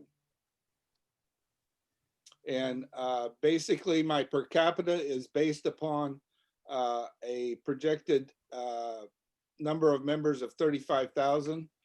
Currently, I believe, and Steve, correct me if I'm wrong, we have about 47,000 members on the books, but we're taking somewhere around 10% as a buffer. So we may not need to dip into the corporate foundation, but this is basically sort of a heads up that if it's absolutely necessary, we may have to. Thank you for that clarification. Thank you, Right Bliss and Chuck. So we have a motion on the floor and a second to adopt this triennium budget for the 48th triennium. General Grandmaster, if I might add one more additional comment. Please take notice too that there is no per capita increase in this. We are going to continue this triennial with no increase in per capita. It's still $2.50 a member. Okay. Costs across the board have continued to increase, but I am a firm believer that it's our fiduciary responsibility to prove to our members that we can be good stewards of the money.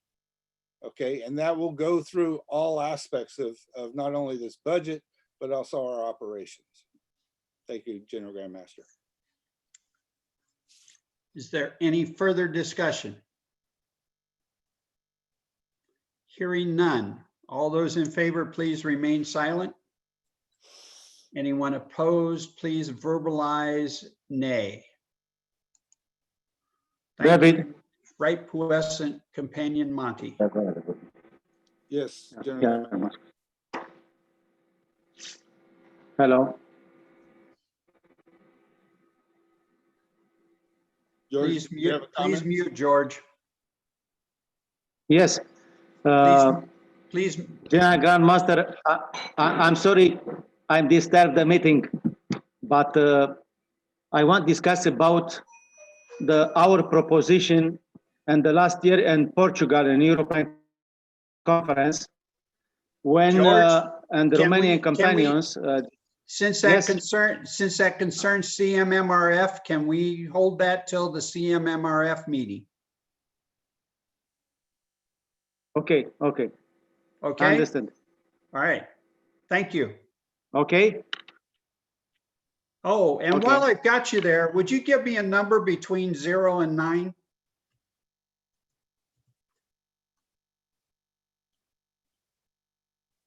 George?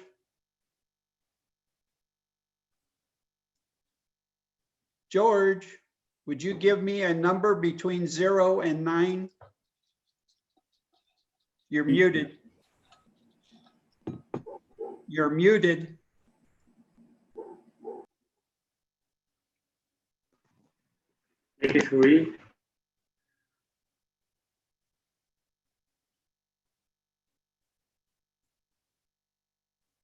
George Vilcianu. Would you give me a number between 0 and 9, please? I I'll think say I lost him again. I say 12. Most present, John Pratt. Feel free to ask me because I know that answer. Well, give me an answer then. It's 7. You already told us. No. I want another number. John, It was 7. That's the correct answer. 9, always. George is Most- trying to answer here. Yeah, I think he is. George Vilcianu, you need to unmute and come I say back. 12. I say 12. No, not 12. 0 and 9, Tico. Most present, I say 9, always. Have George hold up his fingers. That's this is Marcel. Yeah, I understand, Marcel. Okay, we'll go with 9 then, since it can't get George to unmute, so. Okay, Most pleasant General Grand Master. yes. I would just like to give an interim report. We currently have 466 present Master Masons or above on this Zoom channel. And we have 56 current viewers on the YouTube channel.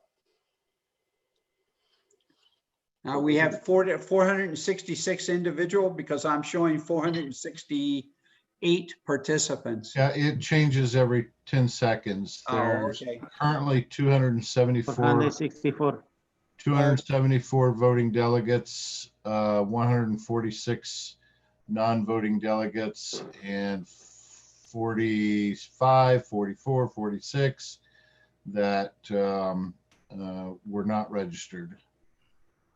Okay. General Grandmaster, I don't know if I blanked out or not, but do we still have a motion on the floor? Yes, I know. We adopted it. Okay, I must have blanked. Yeah. Thank you, General Grandmaster, and thank you, companions.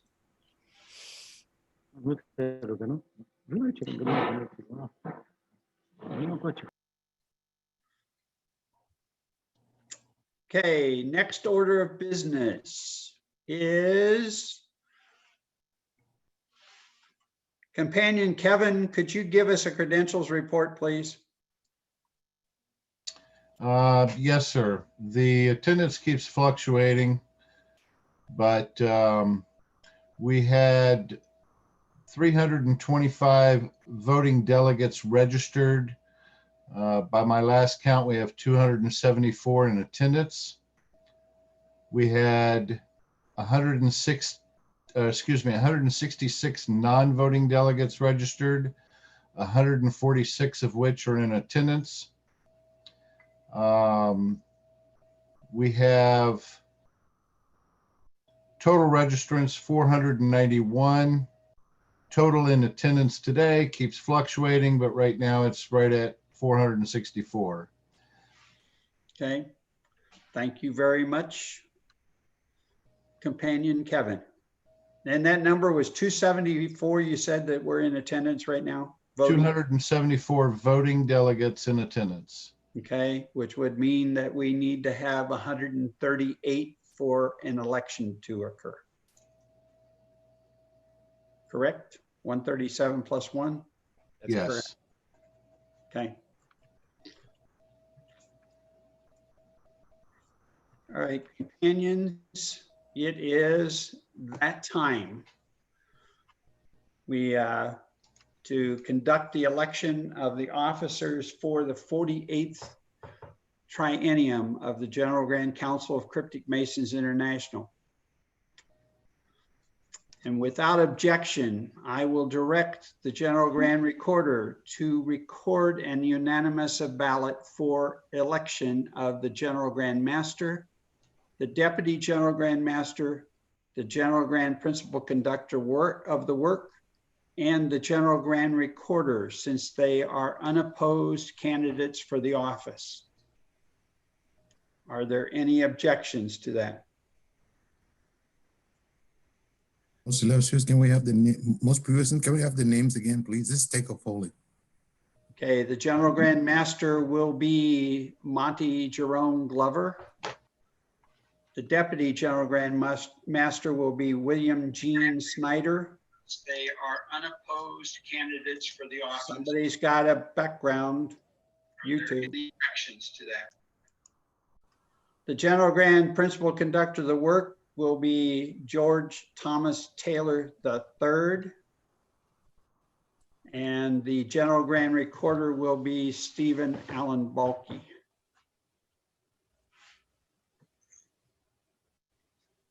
Are there any objections?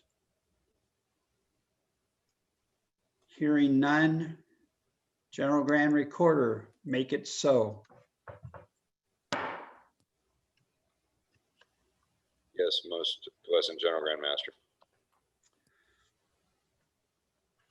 Now we come to the election for the General Grand Treasurer.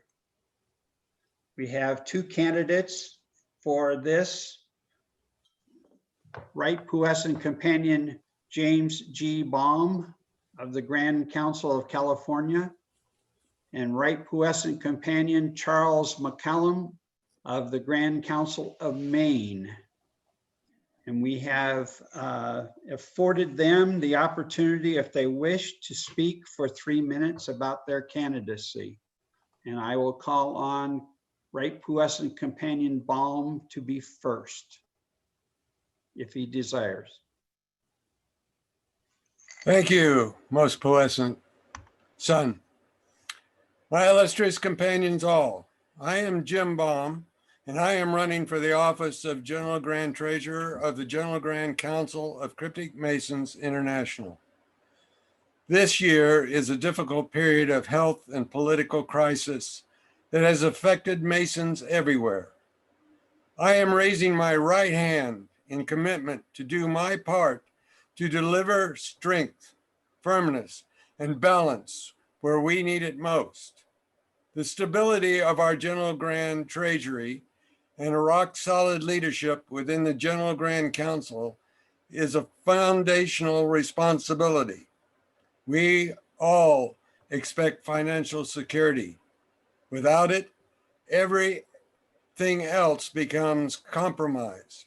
Programs that the Cryptic Council worldwide depend on for their future require a strong financial bedrock. We all have a right to expect from the General Grand Council outstanding leadership, a presence, and a distribution of needed programs to increase the Cryptic Mason brand in Masonry. It is my intent to give my everything to be a part of the team that delivers that success. My background includes that I am presently the Southwest Regional Deputy General Grand Master, and I have served on committees of strategic planning and finance for our General Grand Council in years past. I am the 11th recipient of the California Grand York Lifetime Masonic Achievement Award. I am a past illustrious Grand Master and a past Grand Treasurer of California's Cryptic Masons. I have served as the Executive Officer and Chairman of the California Grand York Rite sessions for many years. I am a member of the College of Honors of all three Grand York Rite bodies. And I am a past presiding officer of almost every other local Masonic body. I am asking for your support, your confidence, and most of all, your vote for General Grand Treasurer at this triennial. I humbly thank you, and may the good Lord bless and keep you.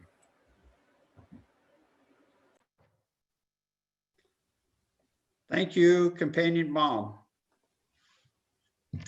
Companion McCullum, it's your time if you desire for 3 minutes. Thank you, most puissant Companion Dave. Companions all, I thank you for this opportunity to address you and to tell you a little bit about myself.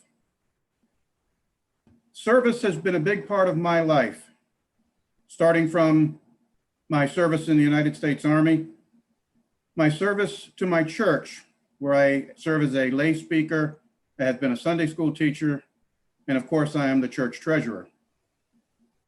Also my service to Masonry, where for 21 of the 36 years that I have been a Mason, I have served as a presiding officer at the local or grand level. I have presided over all three grand bodies in the state of Connecticut. I have presided over all four York Rite bodies, the York Rite College, the KYCH, and I'm currently the presiding officer of the Holy Royal Arch Knight Templar Priests. All of this is to let you know that my focus, my commitment is to Masonry.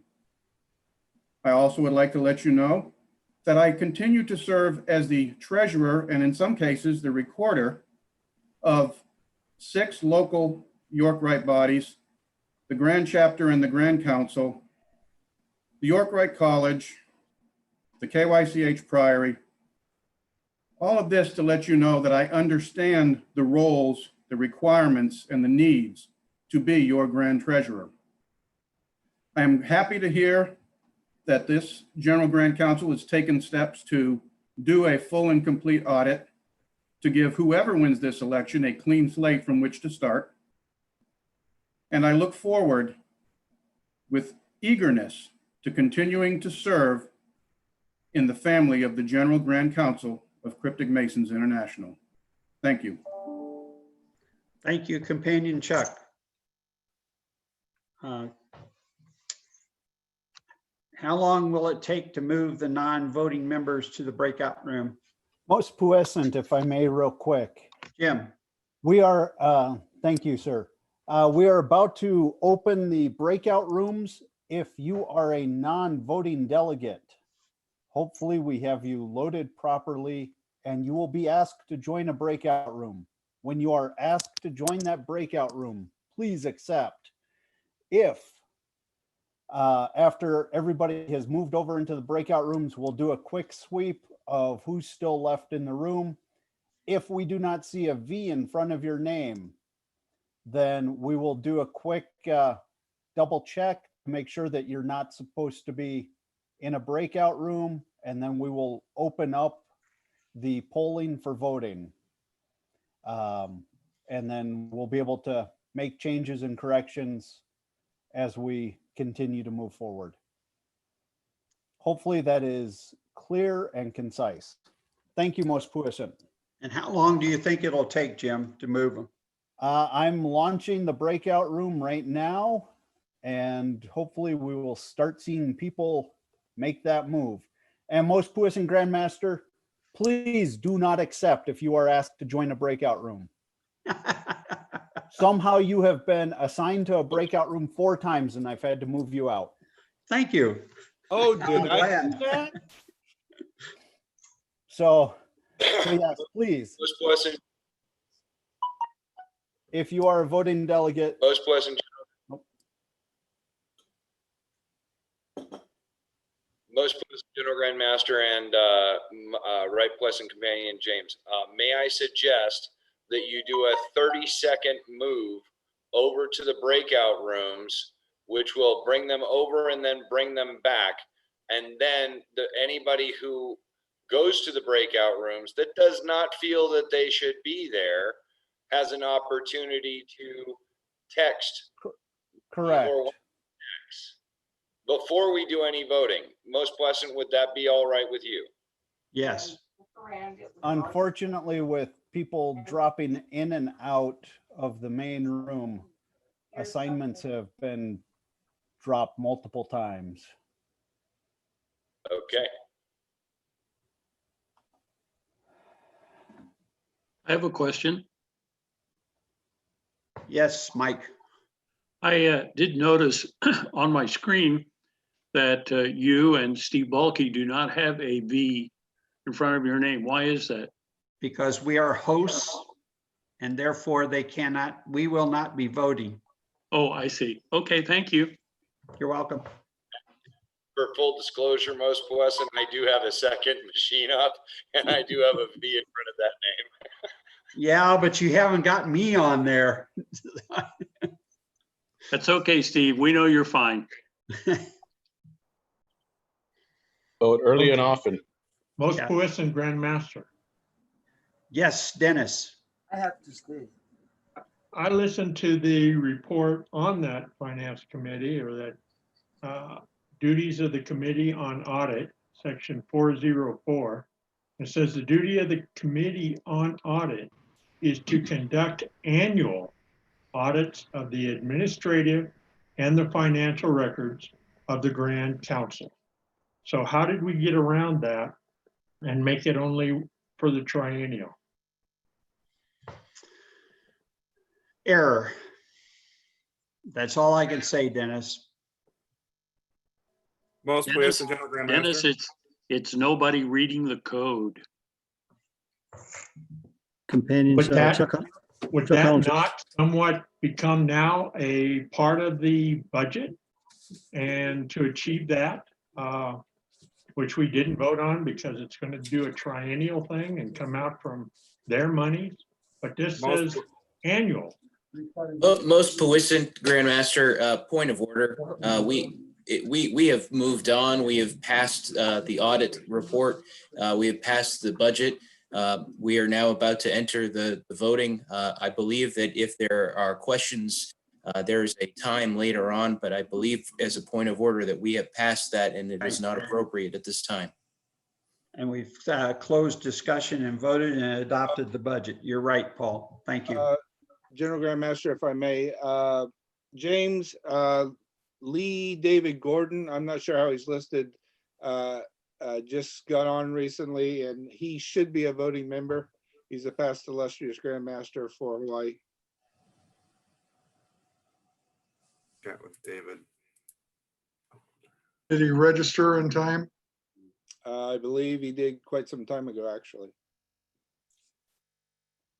It seems also that Paulo Zanella from Brazil, it's also a guy that can vote. And it seems to be in the breaking room.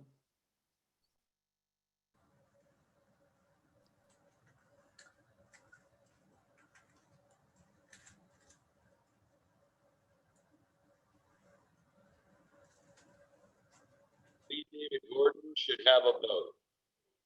Take my key. So if he is not currently annotated as such, please mark him as such. He should have a vote. Steve, Paulo Zanella. how did you get a breakout room?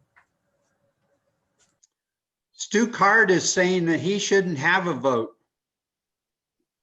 Most Pleasant General Grand Master, Stu Card out of New York is your ambassador. Right. And he has a vote that way because he is the ambassador, according to the Constitution. Yes.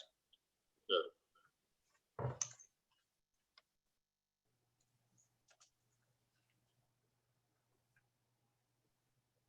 James, are we ready to go with the ballot? David, we still have Rafael Rojas and Manuel Garcia who are voting delegates, but are missing their checks on their names. Say those again, Sonny. Rafael Rojas, past illustrious Grandmaster. Right, I know Rafi. And Manuel Garcia is the general past principal of the work. Chucky, right? Right. Chucky. Most Plus and Companion Grindle, I did update Companion Garcia's. What is the name of the other? Rafael Rojas, Roxas. I do not see Companion Rojas in either the waiting room or in the meeting. Also Lee Gordon. I do see Lee Gordon. He is a voting member, you're saying? He is. He has been updated. Thank you, sir.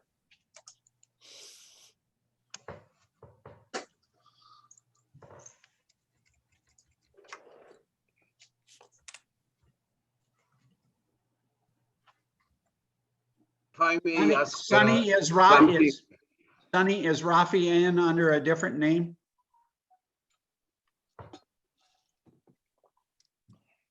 No, it's his original name. He got disconnected earlier due to internet problems, and now he's back, but he lost the V on his name. And that's part of the issue. Yes. Yeah. I'm going to try to find him in a breakout room and get him back. Okay. Thank Dinos. Here he is. I'm trying to pull him back. Hold on. Okay, Dinos. yeah, most please and companion. I don't see any V in front of my name, meaning I am not allowed to vote. Maybe it comes from the first name being Dinos instead of Konstantinos. If he's still in this room, he's eligible to vote. Okay. Okay. Thank you very much. I have updated his name to have the V in front of it now, sir. Thank you, Brian. Excellent. I appreciate it. Thank you very much, sir. Most President. Yes. I don't see a V in front of my name. Who is this? This is Patrick Nudge, Grandmaster of DC. Okay. Pat, most illustrious Patrick, I kept you in the main room because I know you do have a vote, even though you didn't have the V. We just hadn't gotten back to get you your V, so I apologize. Thank you very much. But that's why you are still in this main room. You have been updated, sir. All right, thank you. Southern Marika. Are you in or out? I see you in the waiting room. Just a second. Sorin is here. Hello, Dave. Sorin is here. Unfortunately, my connection is very bad now. Okay. Dinos, yeah. You hear me? Dinos, could you mute yourself, please? I see you, but you're not going to be able to vote because you're on with George. Yes, I can, but I don't know where. My connection is very bad now. I'm near George, but we are together. We are together. I want to log in by my phone. But in a few minutes, it's and I hope I resolved that in a few minutes. Calm down a second. Okay. Turn your video off. We are present. We are present, Okay. and the Romanian whole companion is present.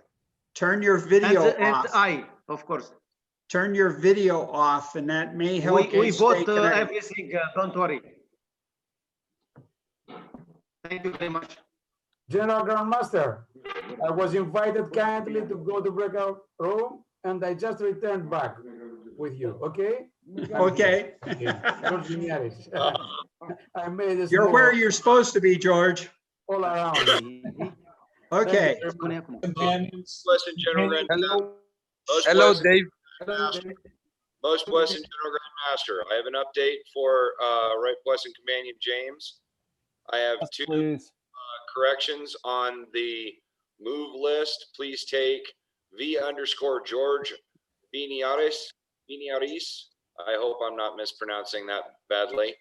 And Teodoro Delint, DELINT, off of the breakout room list. Give me a minute. I need to go get Rafi first. Okay. Companions, if you're noticing a lag in your audio, please turn off your video feed. that will conserve the space and allow your audio to not stutter. Thank you. Thank you, Companion Brian.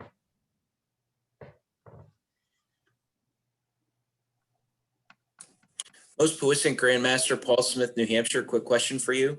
Yes, sir.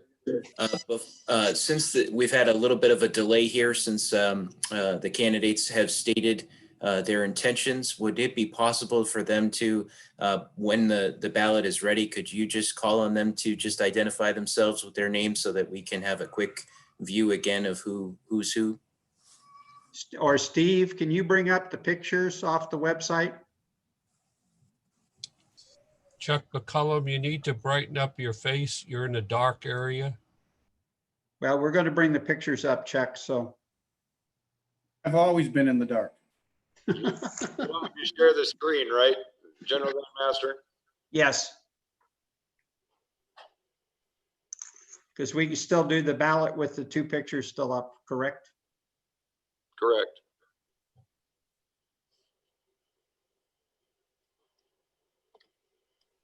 I'm glad we got some extra time in here now. Hello, Dave. Hi, I'm sorry. sorry, Marika. Yes. Now I'm available. Good. Okay. Be sure and Illustrious companion Chuck is still badly backlit. Is there any way you can get some light in front of you, Chuck? They're going to bring up their pictures from the website, so you won't be looking at his video feed when the time comes for the vote anyways. Some people are always in the dark anyway. What am I sharing? can we bring those up bigger, the pictures? Yeah, we need a microscope otherwise. Right. My God. I don't really have it larger. Most puissant companion David. Yes, right, puissant companion Bob. This is Robert Whitfield, and I'm a past Grand Master of the state of California. This is an international audience, and as such, there may be people that are online that English is not a primary language. I would like to ask, since many are Spanish-speaking members, if we could ask that somebody interpret the English nominations into Spanish before the vote occurs. And possibly if there's another major language as well. And that way the companions that don't have English as a primary language know who they're voting for. Thank you. Thank you, Bob. Steve, did we have our translation channel still working for that or not? Most puissant General Grandmaster, yes.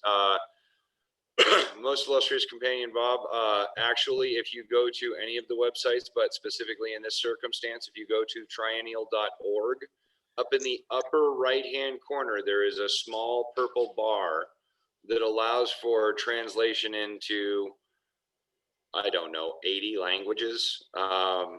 So not only for our companions that speak Spanish, but also on this call right now, Portuguese, Greek, Romanian, Italian, French, I'm Japanese, Chinese. These are all available for people's use and knowledge. You forgot Georgian. Italians, Austrians. Oh, there is Austrian as well. There is German, Austrian, and German, Germany, and I'm sorry. I am so sorry. I tried to get them all. Next year, Hungarian. Yeah, David. Yeah, we need it for David, yes. General Grandmaster, are we about ready for the vote? That's what I was going to ask James, if we're ready for the vote. I was just going to ask, how many people are we still needing to bring back? Very good. Thank you, Steve. There we go. That's David Schuler. Thank you very much. Shout out. Actually, I did that. Can we get some better looking candidates? I heard somebody say most puissant. Who is it? Puissant Grandmaster. This is Teco Foley Yes, Tico. in DC. We have heard the credentials announced earlier, giving us about 270 or so Right. voting delegates. And right now in this room, we have 314. So I see wonder that. if there's any clarification on the difference. Yes. Thank you. Why do we have 40 more in the room than we heard? So most puissant, right now, we've got about 254 that are unassigned. Everyone that's in here that's above that 254 did not go to their 274. breakout or did not go to their breakout room. Can you force them? It's a matter of finding them. And that's. They were mail-in votes. Because this is a huge difference and we may be confused. Yeah, as to- it is. Yeah. Absolutely. Couldn't you just move anybody who doesn't have a V in front of their name? And John, that's part of the issue is some of the guys that didn't have Vs got moved in that do have votes and we're trying to get them back because as they drop off and come back in, the Vs have to be reset. And if we don't catch them quick enough and get it updated, this is part of the issue. And sometimes there's not anything that can be done about this, everybody. Some people are losing their connections because of internet bandwidth. So your patience is much appreciated. Sorry for interrupting, Most Blessed General Grandmaster. No, we have to do communication when we. It's going to be very fun in November.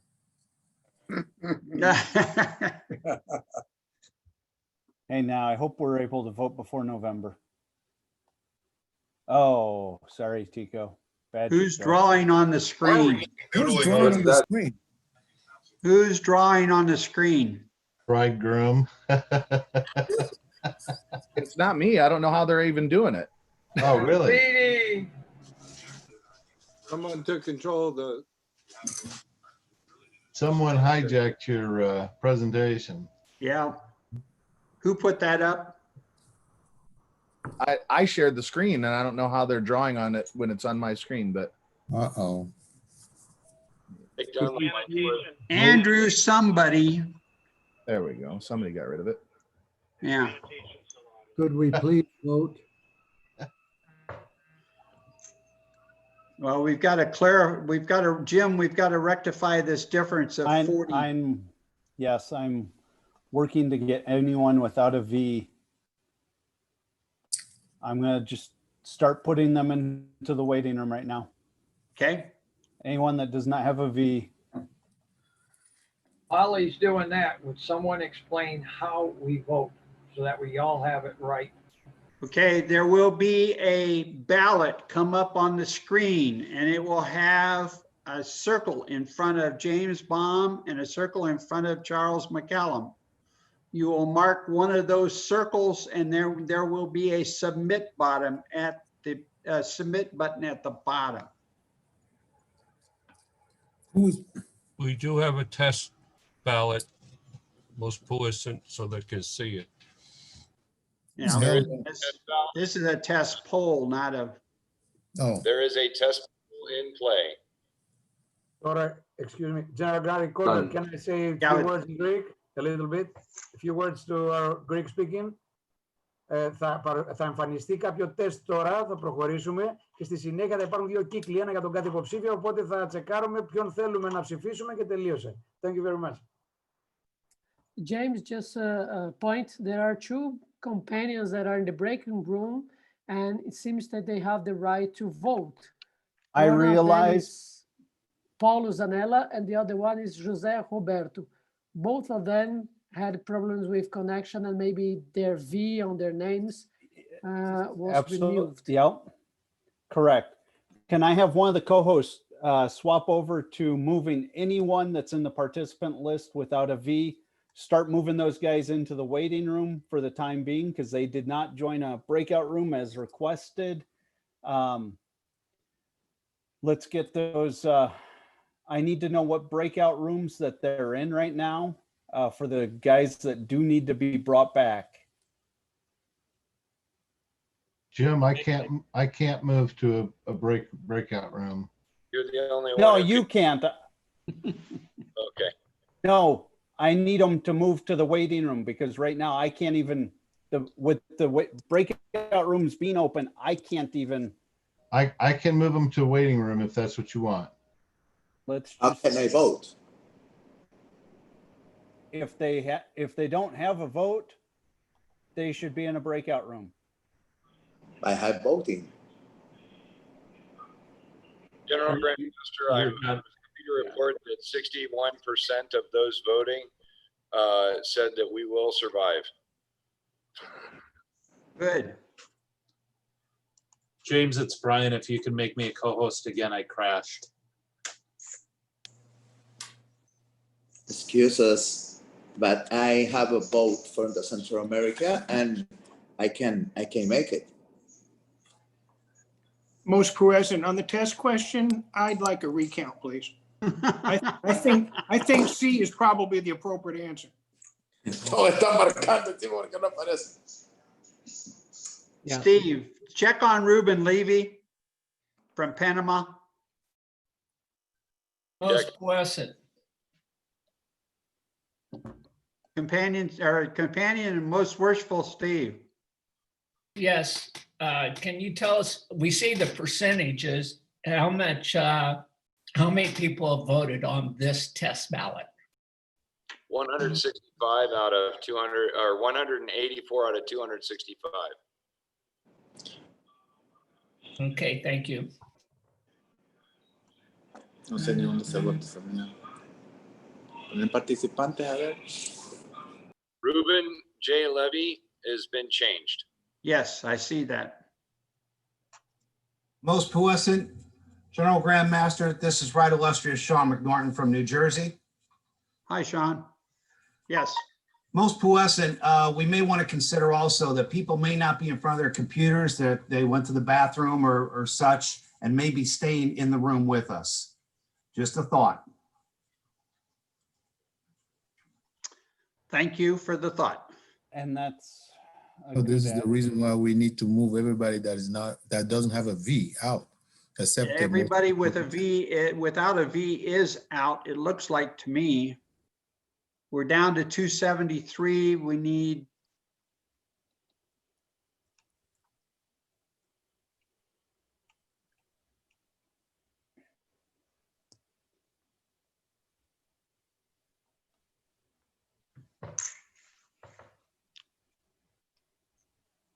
Hi, David. Most puissant, I got kicked out. I'm back in now.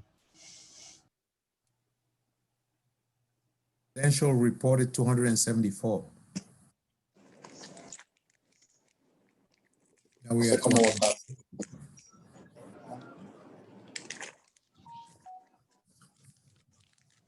And will someone please explain how we are supposed to go about voting?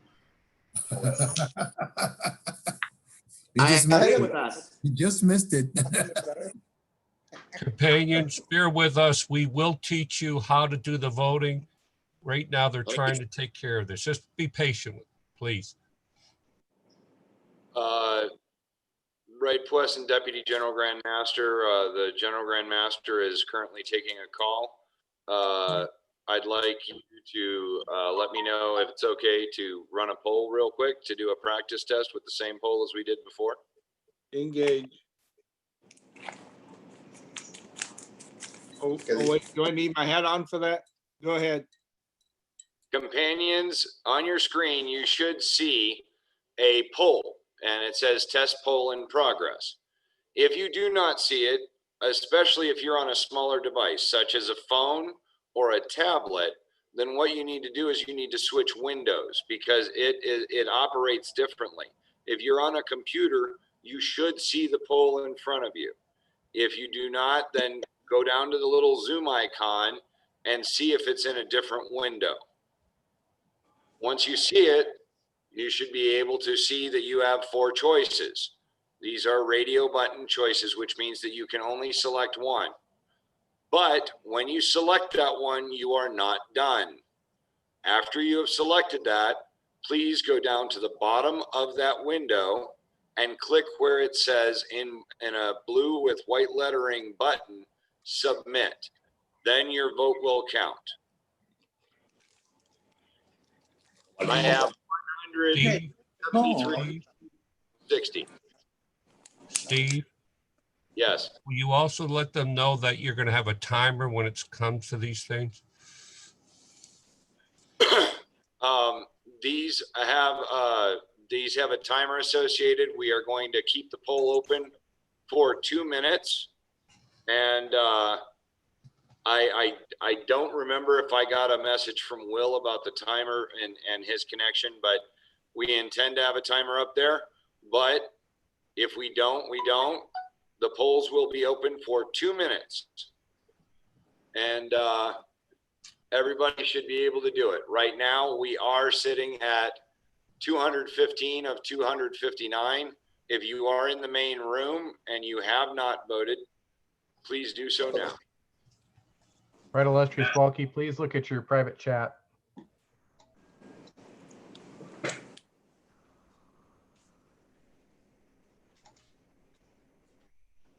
Most illustrious Grand Master, are you ready for me to initiate this?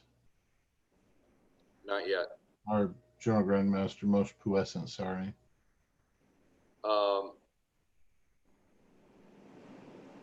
Aaron?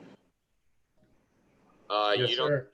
alternate windows? No, I've checked all 3 monitors. I have no poll displaying. Okay.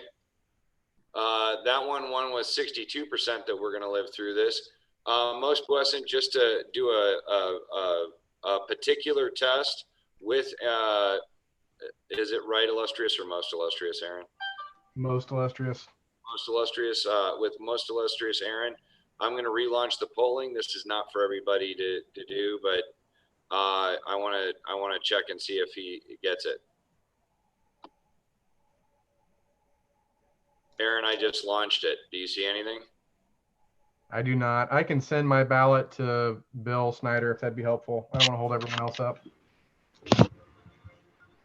Actually, I'd rather you send it to Kevin Sample in chat privately. I got it.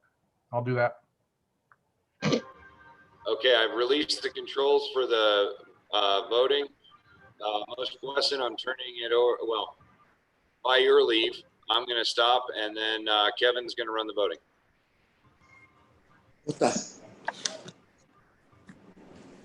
Dave, you're muted.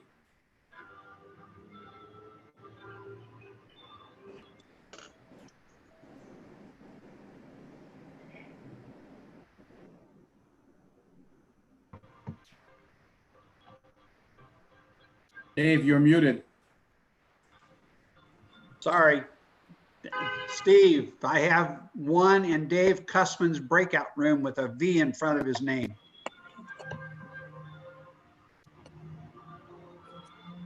Which breakout room? It's Chris, C-R-I-S something, and his last name begins with B-A-R-R. And it runs out of space because it's a long name.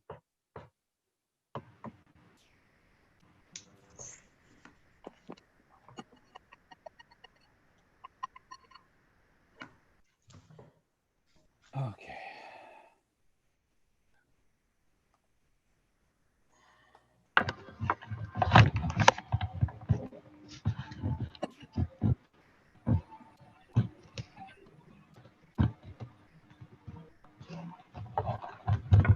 Let's get this ballot going. Yeah. Getting doodling on Whoever is drawing on that screen, please stop. It's inappropriate. Totally.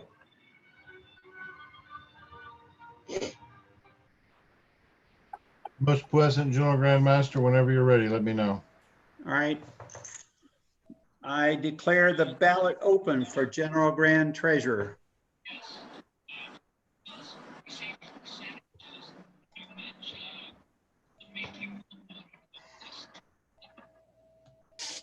Ballot will be open for 2 minutes.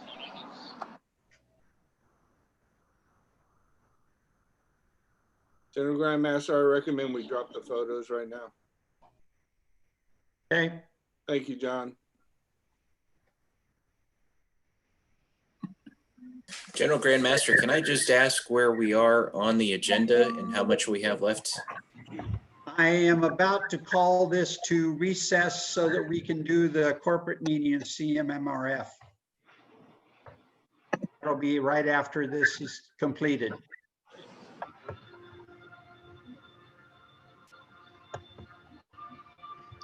That's where we are, Paul. Thank you, sir.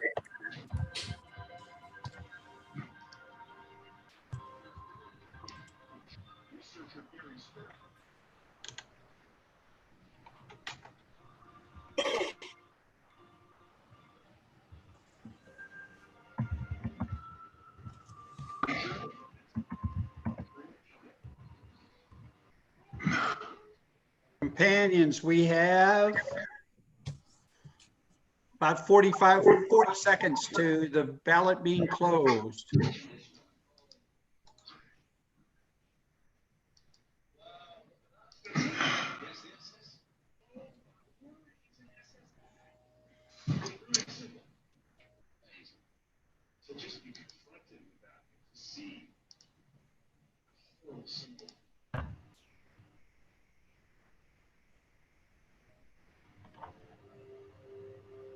Ten seconds. If you haven't balloted, please ballot. I would if I could. Please send a, That makes two of us. please send a private, if you are not able to vote, please send a private chat message, Kevin Sample. And most blessed and General Grandmaster, I would suggest a 15-second lag for people who are not able to see the polling screen to do it.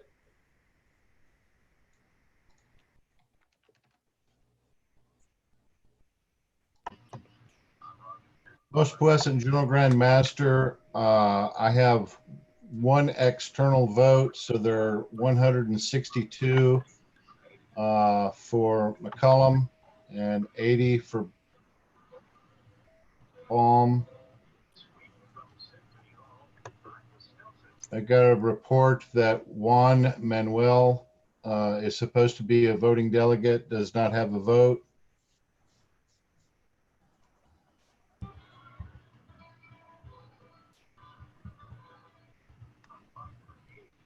Yeah.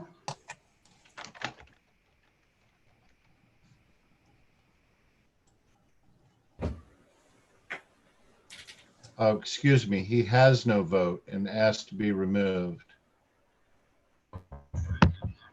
I've got one more for McCollum.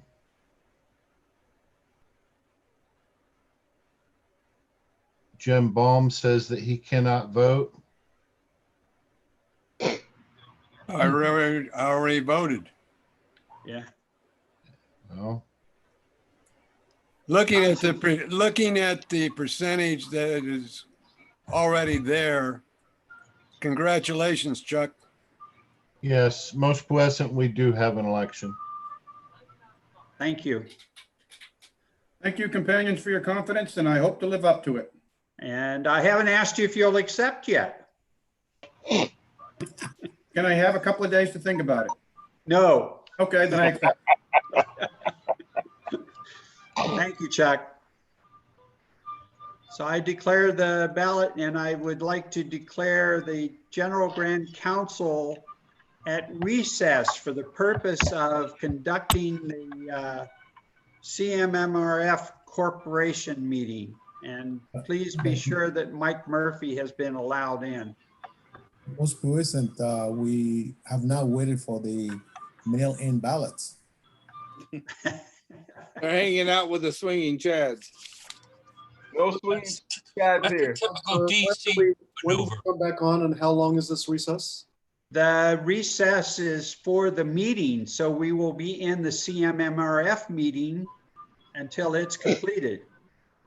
Bringing everyone out of the, are we bringing everyone out of the waiting room and back Yes. from the Yes, please. Yes, yes, and breakout rooms? yes. All Cryptic Masons are members of the corporation. And I see Dr. Murphy is back in the room. Okay. Yeah. Master.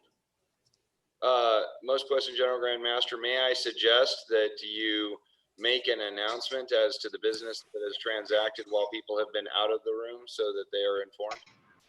Okay.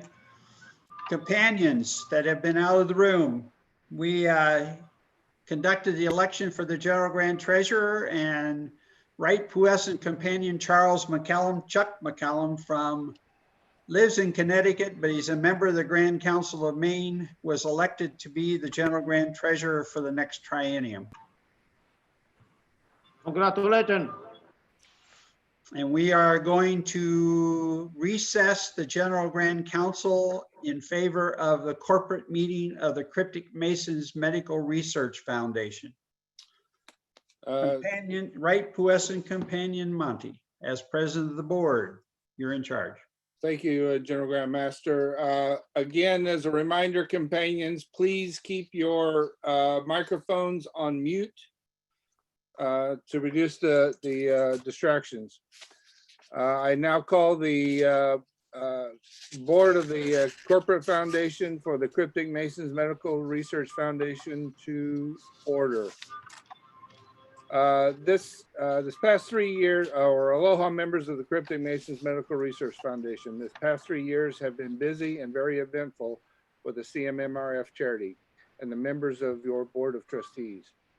We have seen many changes within the charity, from the structure of the board of trustees, as well as the leadership of the staff of the chair at Indiana University. What follows is a brief review on what has gone on. In September 2017, Dr. Keith March accepted a position at the University of Florida.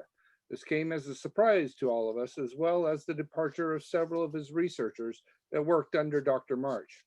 We wished him well in his future endeavors. In working with Indiana University, we began the process of selecting a new leader for our chair. During this time in October 2017, we received an invitation from the University of Florida to visit and see their research center at the and look at the possibility of moving our research to them. This was coordinated by Dr. March. We spent 2 days touring their facilities and listening to presentations on their research. We made no commitments to them, but we're very honored by their offer and hospitality. In November, we also attended at a meeting at Indiana University where they brought us up to speed on the work they were currently doing and their plans moving forward with the vascular and stem cell research being funded by CMMRF. Dr. Michael Murphy led a team of research presentations and clearly demonstrated the impact the donations and partnership with CMMRF had on their research. As a result, the Board of Trustees voted to remain and strengthen our relationship with Indiana University. Yes, Oswald. In June of 2018, Dr. Murphy was selected to fill the position of chair for the CMMRF research. In October of 2019, the Board of Trustees met and made 2 important changes. The first was changing the president of the Board of Trustees from the sitting General Grand Master of the General Grand Council of Cryptic Masons to the Deputy General Grand Master, making the General Grand Principal Conductor of the work the Vice President. Making this change allowed for the General Grand Master to focus on the business of the General Grand Council while remaining a voting member of the board. The second change was moving our investments from Wells Fargo to Oppenheimer. The board felt that that Oppenheimer would provide us with the best opportunity for growth in our investments. In January, we said goodbye to Leah Jackson, the office manager for CMMRF, who took a well-deserved retirement. We all wish her the very best in her new life. We also had the pleasure of welcoming Miranda Hillock as our new office manager. Miranda is a CPA by trade and brings many skills that have proven invaluable to the charity and the Board of Trustees. Please join us in welcoming her to our family. In October of 2019, we held our semi-annual Board of Trustees meeting in Albuquerque, New Mexico. Something different at this meeting was we added an additional day where we hosted a research symposium, inviting clinicians and members of the community to attend. The symposium was coordinated by the Outstanding Companions of New Mexico. The symposium was led by Dr. Murphy and included several researchers from not only CMMRF, but also from New Mexico and even Japan. It was a mix of in-person and Zoom presentations.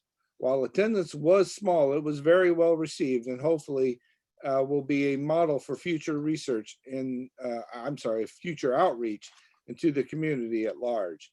The event raised enough money to cover the cost of the event, as well as donations to the CMMRF charity.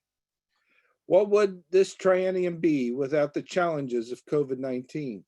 It obviously had great impact on our ability to have our regular meetings, as well as caused issues with the research. I know Dr. Murphy will cover all of the innovative things that he and his team of researchers accomplished in the face of this horrible pandemic. As for the Board of Trustees, I called several meetings of the board via Zoom where we held discussions and planning sessions. I believe this will open doors for better communications of the board members and allow us to be more engaged with the business of the charity. Donations have been sharply down this year due to a lack of in-person meetings and the inability to hold fundraising events. I would like to express our thanks to the General Grand Council for donating 100% of the money raised for this triennial Zoom meeting to our charity. I would like to close by thanking a few people. Companion Brian Reagan, registered nurse, who has been so supportive in helping make all of the science of this charity easier to understand through his decryption articles. Daniel Hantula for his help with the redesign of the CMMRF website. Most illustrious Gary Wine for his steadfast service as executive secretary. To Dr. Murphy and his amazing team of researchers and the leadership of Indiana University for their support of this partnership. And lastly, to all of the companions who continue to give of their hard-earned money and time to support one of the charities that, in my opinion, have the greatest impact upon all mankind. I look forward to continuing to serve as a member of the Board of Trustees, and I know that we will continue to provide more innovative things under the leadership of the new president, William Snyder. I am grateful, pardon me, for the opportunity to have led and served this world-class charity, and I thank you all for your kind support. Sincerely and fraternally yours, Monty Glover, President, Board of Trustees. And with that, I would like to turn it over to the Executive Secretary, most illustrious Gary Wine, for the Executive Secretary's report. Greetings, companions, wherever you find yourself around the world. My report as the Executive Secretary for CM is available to you to read word for word on the Triennial website, and you have already accepted it. So I don't think there's any need to go through that. At this point in time, assuming that he is back from the waiting room, I would invite Dr. Michael Murphy, the CMMRF endowed chairholder, to make his presentation to the membership. Thank you, Gary, and thank all of you for attending this evening, and thank you for the opportunity for me to present our work here.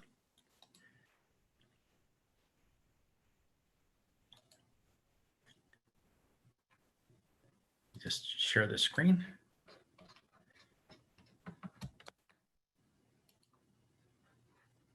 So I'd like to briefly give you an overview of who I am. Many of you I have not met. Some of you I've met at various regional conferences, and some of the projects that we're concentrating on at the Indiana Center for Vascular Biology and Medicine with the support of the Cryptic Masons Medical Research Foundation. So I'm going to a brief biography because some of you don't know who I am. I'd like to briefly discuss our current projects and accomplishments and moonshots that we plan over the next decade. So I was born and raised in New York. I went to college and medical school at Columbia University in New York City. I did my general surgical training at the Massachusetts General Hospital and at the Brigham and Women's Hospital at Harvard Medical School. I took 3 years out to do a research fellowship in immunology at Harvard Medical School at that time, and then proceeded to a vascular surgery fellowship at Duke University in Durham, North Carolina. After a brief stint as a trauma vascular surgeon in Iraq, I took a faculty position at Indiana University School of Medicine in 2005, nearly 16 years ago. And I told my wife, who is from Boston, whom I met there, that we'd spend 2 or 3 years here and then move back to Northeast. But we both found that this was such a fertile area for my research and for running clinical trials because of the Midwest and the design of the school here, and the how easy it is to raise a family. I became the Cryptic Masons Medical Research Foundation Professor in Vascular Biology Research in 2018. This is a very esteemed title. It means a lot with regards to academic influence when I apply for research grants or through the National Institutes of Health or through the Veterans Administration Center. Currently, I'm a professor of surgery. I'm an adjunct professor of cellular and integrative physiology. And with my work in immunology, I'm an adjunct professor of immunology. I serve on 3 National Institutes of Health study sections. I'm program director at the California Institute of Regenerative Medicine and a principal investigator for the Cardiovascular Cell Therapy Research Network at the National Heart and Lung and Blood Institute. So our areas of research and within the laboratory, we've been focusing on adult and induced pluripotent stem cells for regeneration of diseased tissue and interestingly, modulating immune responses in chronic inflammation. And the diseases that we've been focusing on are peripheral arterial disease, aortic aneurysms, heart failure, wound healing, and with the current pandemic, COVID-19. So a part of peripheral arterial disease is atherosclerotic narrowing of the blood vessels that supply the leg. And what happens is that if there's insufficient blood flow to the feet, people develop breast pain, but even more concerning, there's loss of the skin and the subcutaneous tissue, what we call gangrene. And this is becoming a global pandemic before COVID-19 due to the increase in diabetes. Peripheral arterial disease in the United States at least afflicts over 8 million Americans. That's as many people who have coronary artery disease. However, the healthcare costs for peripheral arterial disease are twofold that of coronary artery disease. So it is a national healthcare concern. Critical limb ischemia is the end stage of peripheral arterial disease, as I mentioned, where patients do not have enough blood flow to support tissue nutrients. And we perform over 53,000 amputations each year in the United States due to critical limb ischemia. And 25% of patients will fail rehab after amputation. They can't use a prosthetic leg, and they end up spending the remainder of their lives in a nursing home. As a result, a lower extremity leg amputation is the 6th most expensive operation in the United States, costing over $10.6 billion a year. So way back when I was a fellow at Duke, I started continuing my research in cell-based therapies, and was designed one of the first trials in the United States using a patient's own stem cells from their bone marrow to see if we could improve blood flow and prevent amputation. And this was a phase 3 mobile trial, which was funded through the Cryptic Masons Medical Research Foundation. And very briefly, what we do is we aspirated bone marrow from the patient's iliac crest, like we would do for a bone marrow transplant. And with a partner, an industry partner here in Indiana, we had a closed centrifugation system, which was a really significant advance in the field. And it was placed in the centrifugation tube, and it separated out these stem cells where we could do it in the operating room in 20 minutes. And then we injected these cells into the lower leg. And this was at 26 centers in the United States. And what we found was at the end of 1 year, for those patients who were not diabetic, there was a significant reduction in major amputation. And that's an amputation above the ankle, so above knee or below knee amputation. And the p-value, which is what we as scientists look at, if it's less than 0.05, this was significant. And then when we looked at diabetic patients, there was a paradoxical increase in amputations in those who are treated with cells. So it became evident that the diabetic patient was a group that really didn't respond to cell therapy. However, when we looked at all of our patients in this multi-center trial, and 124 people, When we eliminated those with diabetics and with tissue loss, we found that there was a dramatic reduction in major amputation rates. And so what this suggested to us, this was evidence that, and as is evidence to us clinically, even with a surgical bypass, the best option to save a limb is that the diabetic patient was at greatest risk for losing their leg. They're also at greatest risk for having a heart attack or stroke or kidney failure. So it was that patient who had a foot ulcer, especially, that was at highest risk for amputation. So diabetes, because of the elevated blood sugars, leads to impairment of wound healing and affects the nerves, and the nerves that innervate the muscles of the foot.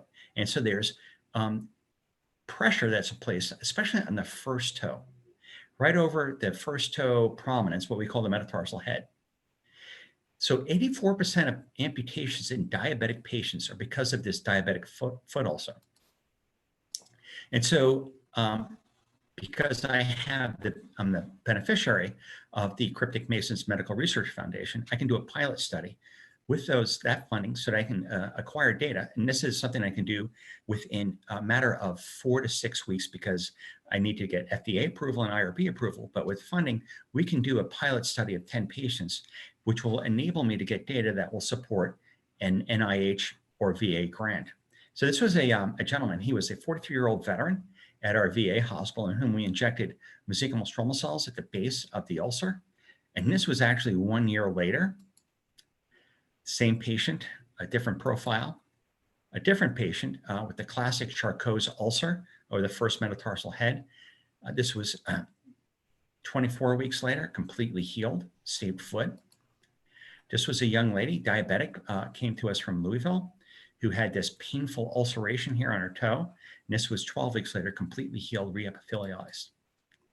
So in this phase 1 pilot trial, it showed that 73% of diabetic foot ulcers are completely healed at 3 months after stem cell injection. And so what this enables us to do is in the next study that I plan to do, using a different cell population other than the patient's own bone marrow, I'll be using what's called mesenchymal stromal cells from a young healthy patient that will inject into the leg to prevent amputation.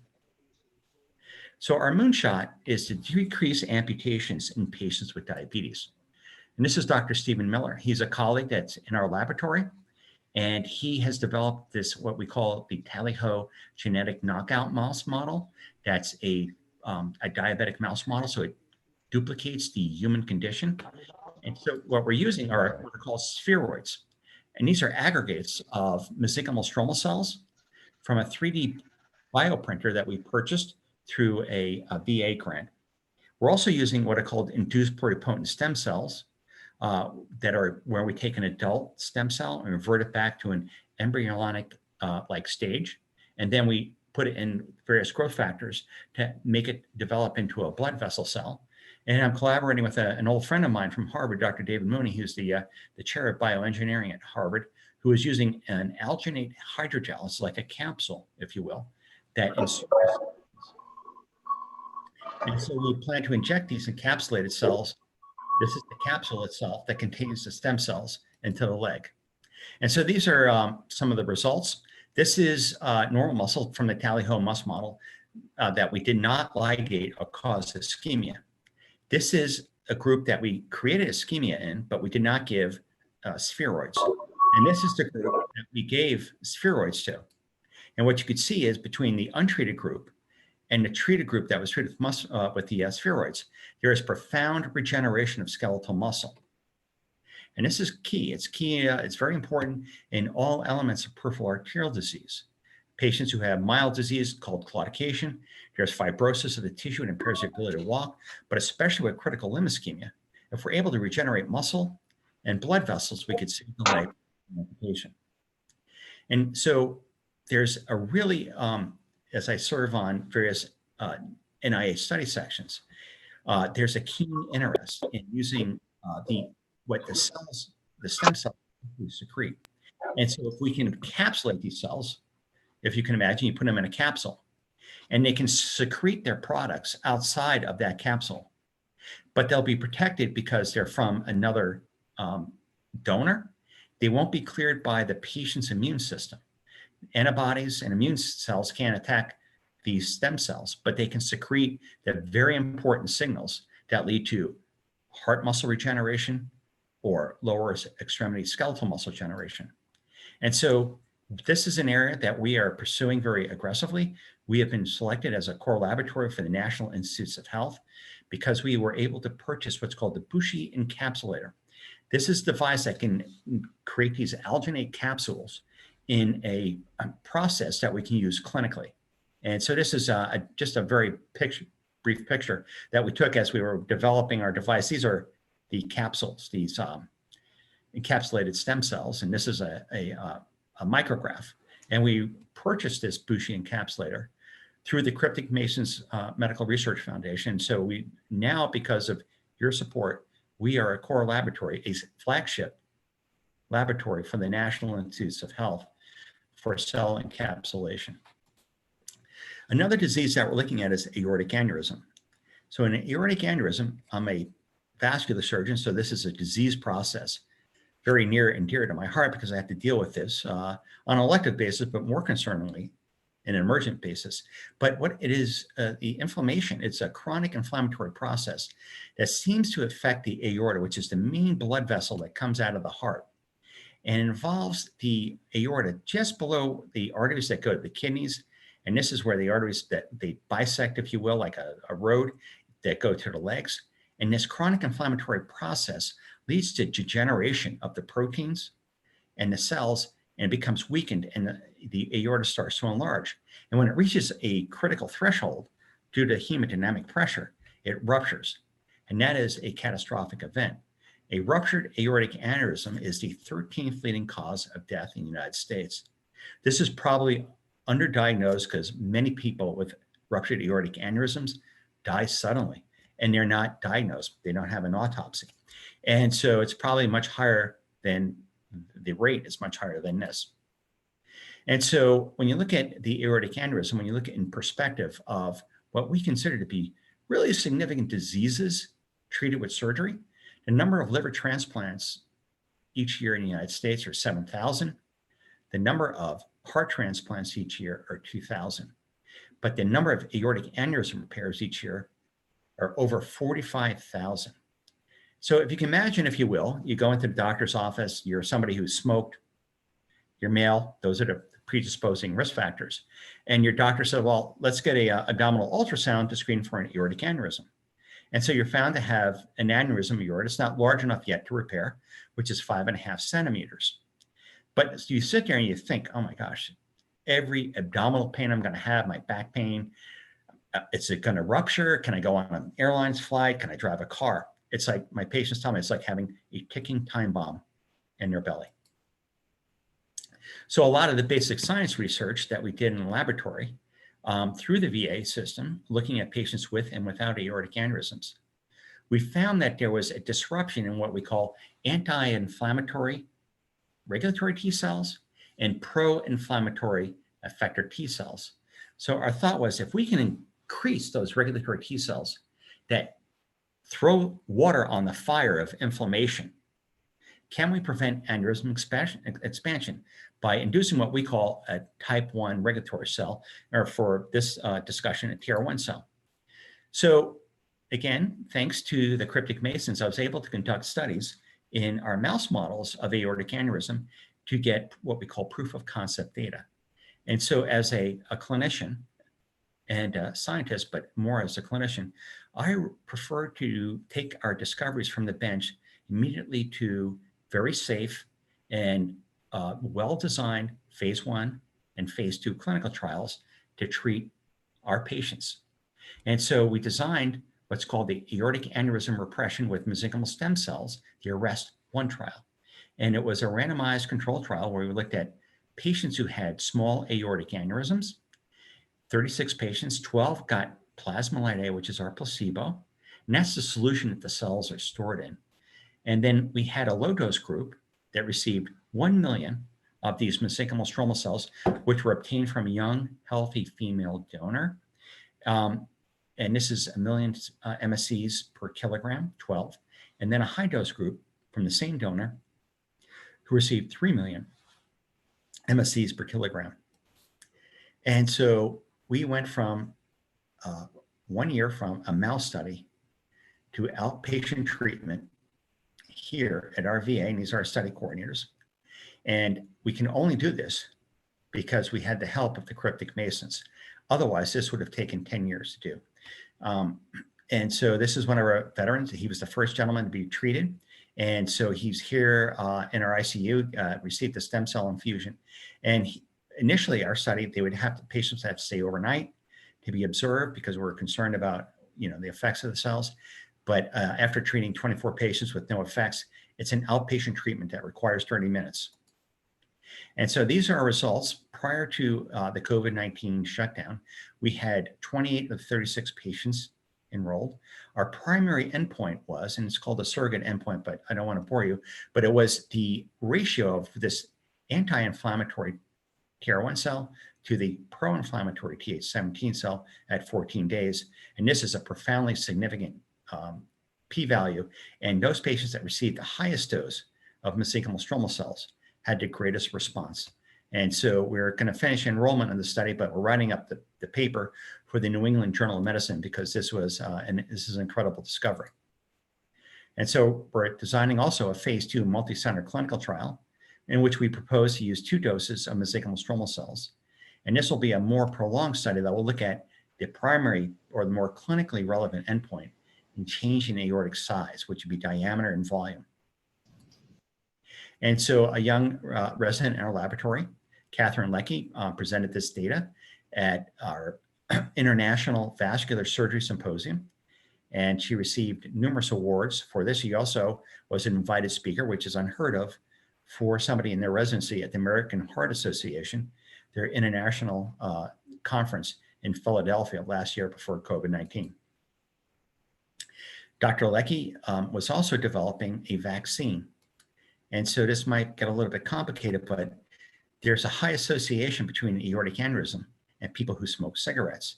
And it has to deal with degradation of the proteins in the lung, notably what we call elastin. And as you can imagine, elastin is sort of like a rubber band. It expands and it contracts. And it allows us, the lung, to expand and contract with when we breathe in and when we exhale. The same thing with the aorta. The aorta is just sort of like your bicycle tire tube. It expands when the heart contracts, and then it contracts when the heart relaxes, and it sort of propagates blood distally. And so what happens is, our theory is, and this is work, this is an NIH grant we just submitted, a program grant, is that this elastin, when it becomes degraded, it becomes antigenic. It's just like with an autoimmune disease, like with lupus or type 1 diabetes. And what happens is these bad guys, the Th17 cells, attack the aorta, which is enriched with elastin. So if we can induce what we call immune tolerance to elastin, we can prevent the initiation of aortic aneurysms. And that's work that we're doing currently in a laboratory with our mouse model. So I'm going to shift gears a little bit, and it's going to go to heart failure. This is late breaking results. And this is from the Cardiovascular Cell Therapy Research Network, of which I'm a principal investigator, through which we conducted 4 clinical trials. But this is what we call concert HF. And this was looking at patients who have what we call ischemic cardiomyopathy. And that's when we have hardening of the arteries in the heart, and we have a heart attack, and we lose the heart cells, and we develop heart failure. So it's difficult for these patients to walk, climb stairs, to travel. So 6 million people in the United States have heart failure, and 50% of those will die within. So this study was looking at how we can treat patients with cardiac progenitor cells. And I'm trying to be as brief as possible. But this involved was we did a cardiac catheterization, and we took a snippet of heart tissue and we sent it to the University of Miami, to Josh Hare's lab, and they separated out these cardiac progenitor cells. And then in the other group, I did a bone marrow aspiration, at which I aspirated bone marrow, and from the same patient, we collected mesenchymal stromal cells. So group 1 got the cardiac progenitor cells, group 2 got the mesenchymal stromal cells, group 3 got the cardiac progenitor cells plus the mesenchymal stromal cells, and group 4 got the placebo. And so what we did was we injected these cells into the heart. This is NOGA mapping. And NOGA mapping is when you put a catheter into the heart, you measure the electrical activity.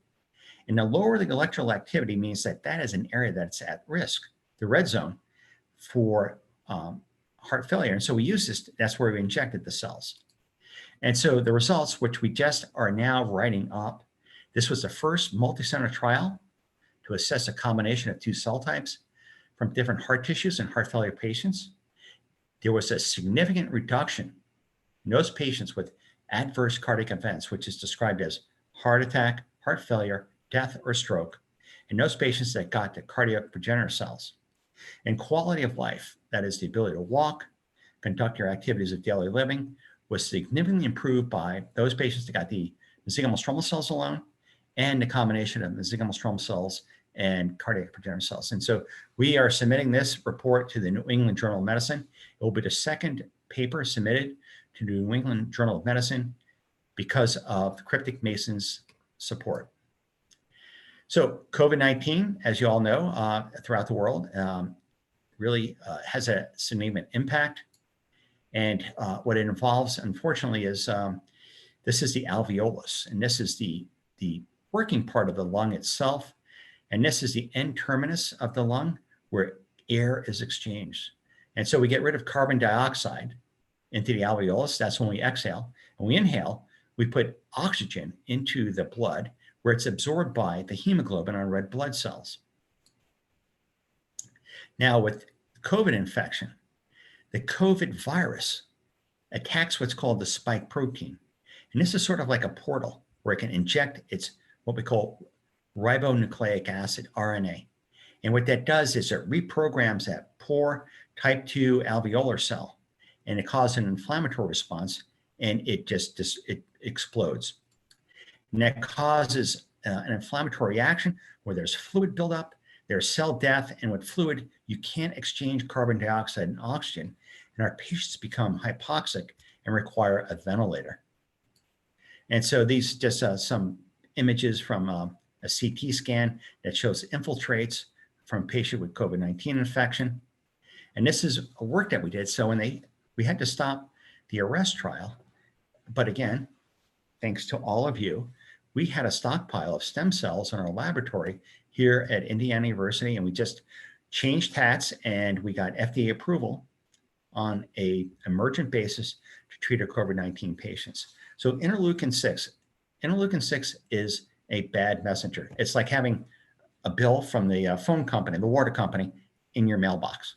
Interleukin 10 is a good guy. It's like having, your tax return in your mailbox. But this is a patient that we treated. Interleukin 6 decreased, he survived. Interleukin 10 increased, this gentleman survived. This patient did not survive. He was already on a ventilator, failed mechanical ventilation. But interleukin 10, which is the good guy, increased. And this gentleman who survived, C-reactive protein, which is a bad signal, decreased profoundly.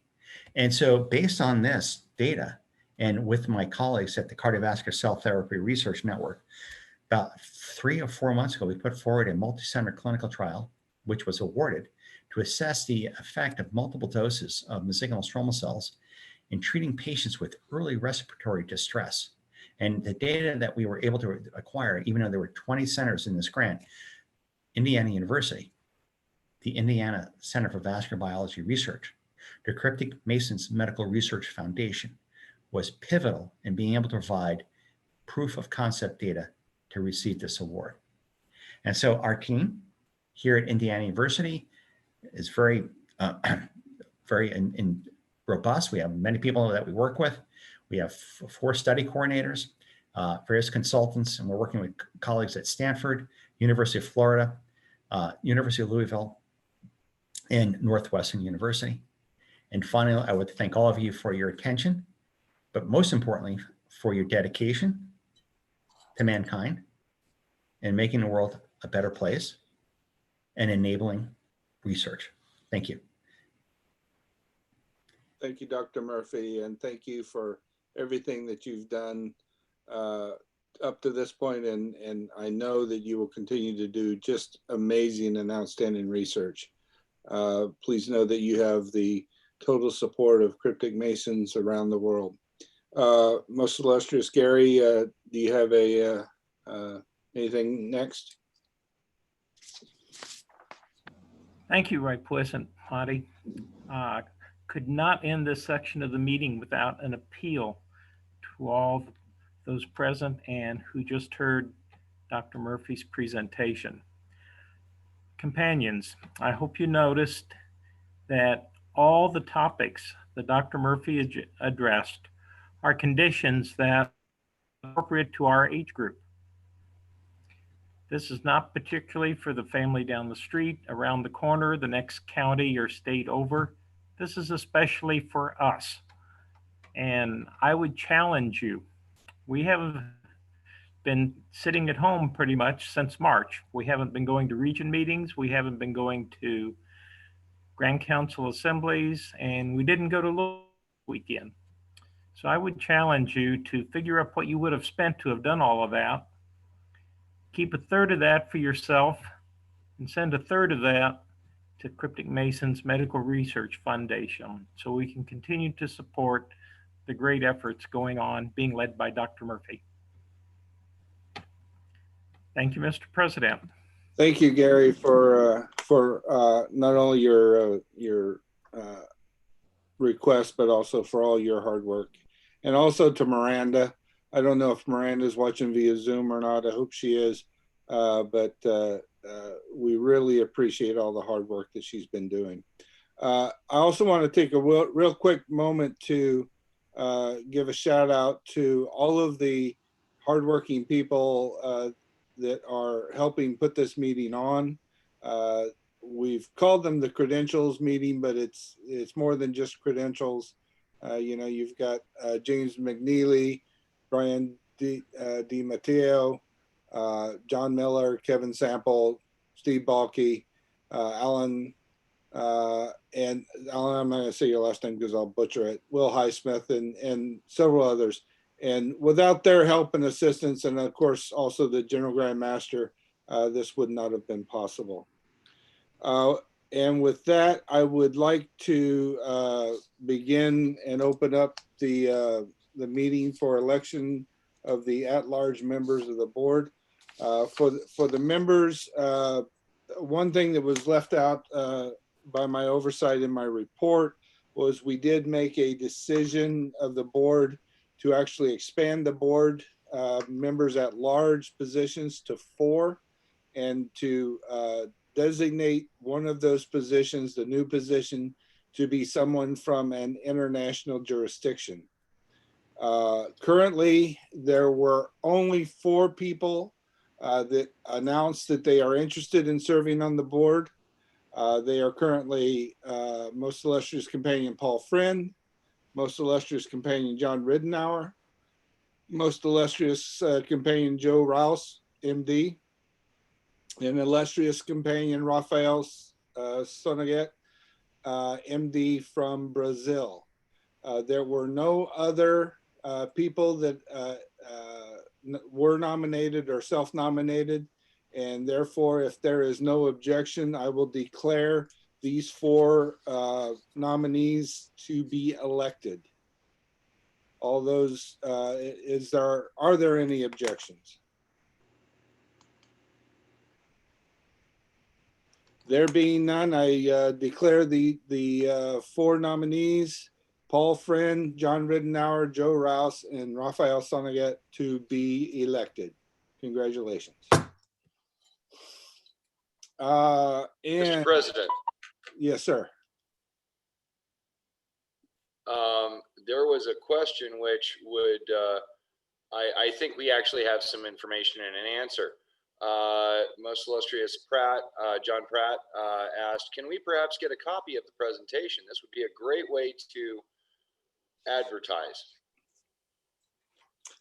Well, I think, I'm sure we can get a copy of the presentation, but I'll tell you, the presentation, i.e. the slides, are really, you know, they have some real value, but it's really doesn't have the same impact unless Dr. Murphy is there explaining exactly what's going on. And, you know, in my opinion, and I actually have recommended this to some people that have messaged me on my phone, go to the YouTube channel.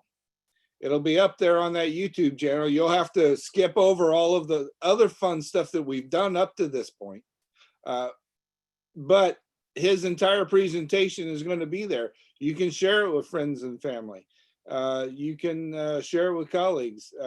You know, maybe later on we'll figure out what the timestamps are in that video so we can put that out. But yeah, I really do feel like without, pardon me, your cigarette's making me cough, Steve. Wait a minute. The rules said you couldn't eat, drink, or pick your nose, but you can smoke a cigarette. What's up with that? Anyway, really, without Dr. Murphy's commentary, it really lacks. Our hope is in the very near future that we will be able to get Dr. Murphy on camera doing these presentations in a very specific way so that it can be easier to distribute. But Dr. Murphy, do you have anything to add, sir? Sure. First and foremost is will present via Zoom. And if it wasn't for COVID-19, I would travel anywhere to present our work and the results based on the support of the Cryptic Masons Research Foundation. We produced 3 videos recently, and we're waiting for the final production. I'll give those to Gary for distribution. And so based on the various items that we're able to enable our research within our laboratory. And then with regards to Mr. Balke, I really look forward to going back to New Mexico and presenting there, because that was the best spaghetti I ever had last year. So I keep telling my wife I got to get that recipe. So anyway. Monty, I asked, and John Pratt, I asked because I do a lot of these I do a lot of presentations and not just PowerPoint. I'll go in a lodge and start talking. I know some of you know that's hard for me to do. But I'd like to just have the numbers and the facts in my head a little better. Yep. So when I do a presentation, I can talk on current things other than, yeah, they gave a guy a bunch of injections, they used his own stem cells and he got better.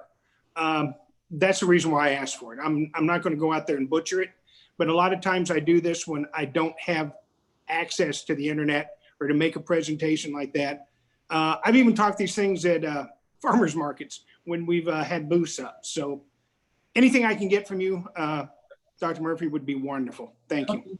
That's a great point, Mr. Pratt. So what I'll do is I'll construct what are called bullet points. And, and it will be in layman's language, but it's like, all right, so what did we actually accomplish?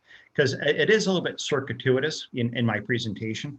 And it's hard for me sort of to like chop out what I think is important, but what might not make sense to other folks. So I can put together speaking points, bullet points for just discussion. That'd be great. Some of the photos, because I can do that right on my phone, some hard numbers and some happy stories. That would be great for what I would intend to do with it. Absolutely. We have a lot of happy stories, actually. Hey, Dr. Murphy, might I ask a question? I know on your COVID research, I really thought that was interesting, the speed with which you mentioned it could move forward. And I'm just curious because usually it takes such a long time to get things through the CDC and all. Was that a result of what has been referred to us as Operation Warp Speed, to where you were able to move forward at a quicker rate than what would normally be the case?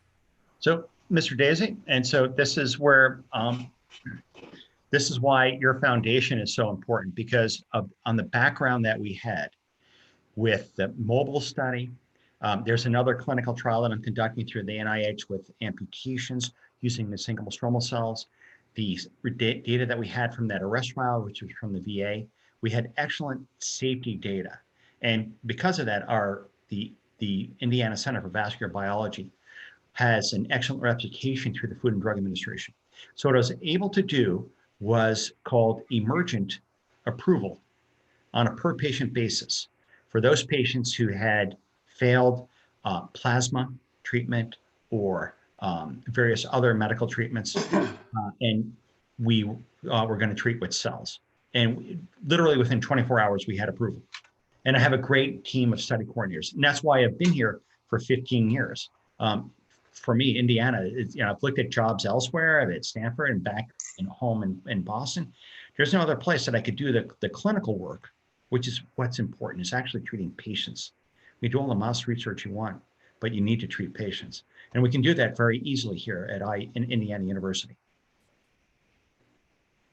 Okay, so companions, to just in this interest of time, I know that you've probably got a million questions for Dr. Murphy. I know I continuously have tons of questions for him, but we do need to move on with the meeting. I have declared all of the at-large members to be installed in their positions as elected. And if there's no further business of... Mr. President. Yes, sir. Our most illustrious companions from Romania wanted to bring up something that they are doing in Europe for CMMRF. Okay. And that would be George or Soren. Yeah, most illustrious George or Soren, please. Are they still here? Yeah. Yes, yeah, Dave. George? Okay, bring up about the conference and what you're doing for CMMRF. Yes. Yes, David. But I prefer speak about our proposition because I want to reserve my position as the General Grant Council. You remember in the last year I proposed in the annual meeting in Romanian, and every companions pay $1 CRMF for the foundation, medical foundation. You remember, it's everybody, it's agreed in the European conference last March. That I want to propose the Sorin talk about this project. Thank you, George.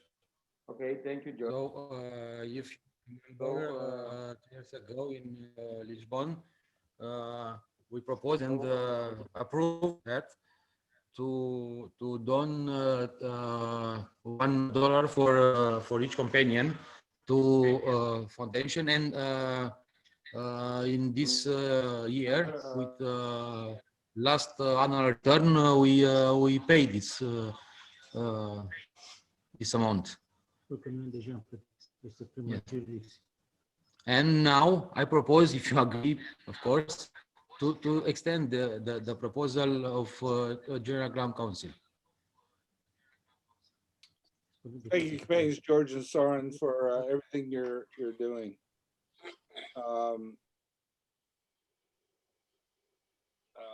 Is there anything else?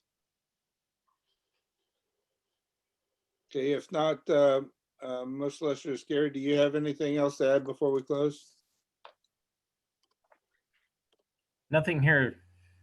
Okay, just so that the elected members know, there will be a meeting of the Board of Trustees directly following the installation on a different link that you should have already received. And with that, I declare the meeting of the CMMRF Corporate Foundation to be closed, with the thanks of the foundation to Dr. Murphy for his presentation and the time he's given. Thank you. Most illustrious Grand Master, the gavel has been returned to you, sir. Thank you, Right Puissant Companion Monty. One thing I neglected to do after the election that we need to go through is, since you've now been elected, I would like to query each of you. Right, Pueson Monty, Yes. are you willing to step up and be the general grand master of this organization? Yes, sir, I am. And thank you, companions, for the confidence. Right, Puescent Bill Snyder. I accept, sir. Thank you, most pleasant. Most illustrious companion Thomas Taylor. Are you willing to accept your election to general grand principal conductor of the work? Unmute yourself. I am. Thank you. And right, Puescent companion Stephen A. Bulkey, are you willing to actually initially be elected into office as the general grand recorder? I am, most pleasant, and thank you, companions, for your confidence. Most pleasant, would you like me to run through my list of appointed officers and regionals? If you would like to do that. Do it Go right ahead. really quick. Let me zoom it in a bit so I have it easier to read. Assistant General Grand Recorder will be John R. Miller. General Grand Chaplain there'll be 3 of them, E. Jeffrey Craig, Assistant General Grand Chaplain Charles M. Roberts, Assistant General Grand Chaplain James R. Harrington. General Grand Captain of the Guard will be George Villasenio. General Grand Conductor of the Council will be Mark E. McGee. General Grand Steward will be Lee Gordon from Hawaii. General Grand Marshal East will be Paul E. Smith. General Grand Marshal West will be Danny Dwight Smothers. General Grand Sentinel will be Nikolai Kitterer, which his name is completely spelled wrong. General Grand Lecturer, sorry, Nikolai. General Grand Lecturer Michael C. Sabatier. General Grand Lecturer Anthony Johnson. General Grand Orator will be Robert G. Davis. General Grand Musician will be Stephen C. Montrose. And then, of course, we have the past General Grand Masters of Dalvin Holloway, Perry Anderson, Maurice Himes, Lawrence Weaver, David Grindle. I don't know about him. And then we have 2 honorary past General Grand Masters, Milton Roberts and Ron Guthrie. As far as the ambassadors go, for regional deputies. I'm sorry, regional deputies. There we go. For the Asia Pacific region, it will be Victorino Floro. For Central America, Marcos Ostrander. For East Central, Mike Smith. Europe, Norman R. Drain. Europe, North Central, Carl Lindstrom. Northwest, William S. Karsten.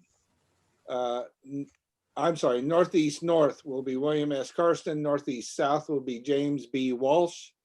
Northwest will be Wayne Long. South America will be Rafael Sanaget. South Central will be John L. Logan. Southeast will be Thomas Nesbitt, and Southwest will be Jason Varner, and I thank them all for agreeing to help serve.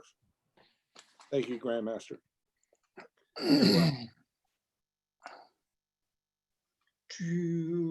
Where are we? Okay. Oh, I need Monty. Would you give me a number between 1 and, or actually between 0 and 6? 6. 6? Sure.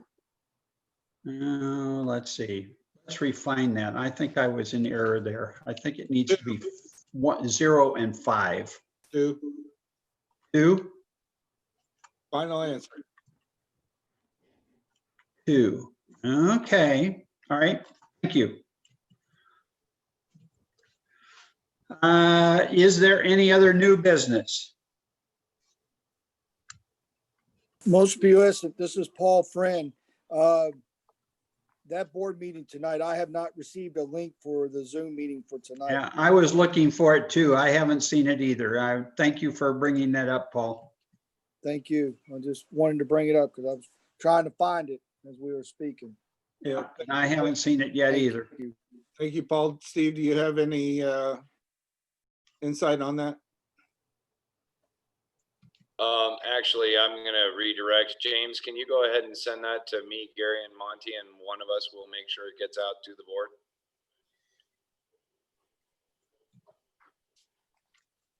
Actually, I'll take care of it. Never mind. Thank you, Steve. Okay. Thank you, Grandmaster. Thank you. Hearing no other business, we have a few things to take care of. The General Grand Council has some triennial awards that it gives out. One of them is the Henry Mordhurst Award for Grand Recorders who have served 10 years as the Grand Recorder of a Grand Council as a minimum. And this is actually Steve's award. If you want to announce the recipients that we have. Absolutely. For those who have once more into the breach, my friend, every year for 10 years, we salute you. Most illustrious companions, Ken Badgett of Wyoming and Charles Wood of Indiana. Thank you very much for your service. And we will we'll discuss how we're going to handle the awards after we finish announcing all the award recipients. Each year the General Grand Council affords each Grand Council a Cryptic Mason of the Year to award, but there's exceptional individuals, exceptional companions that work in our subordinate and our constituent councils. And according to the policy that we have, we can award those once each triennium.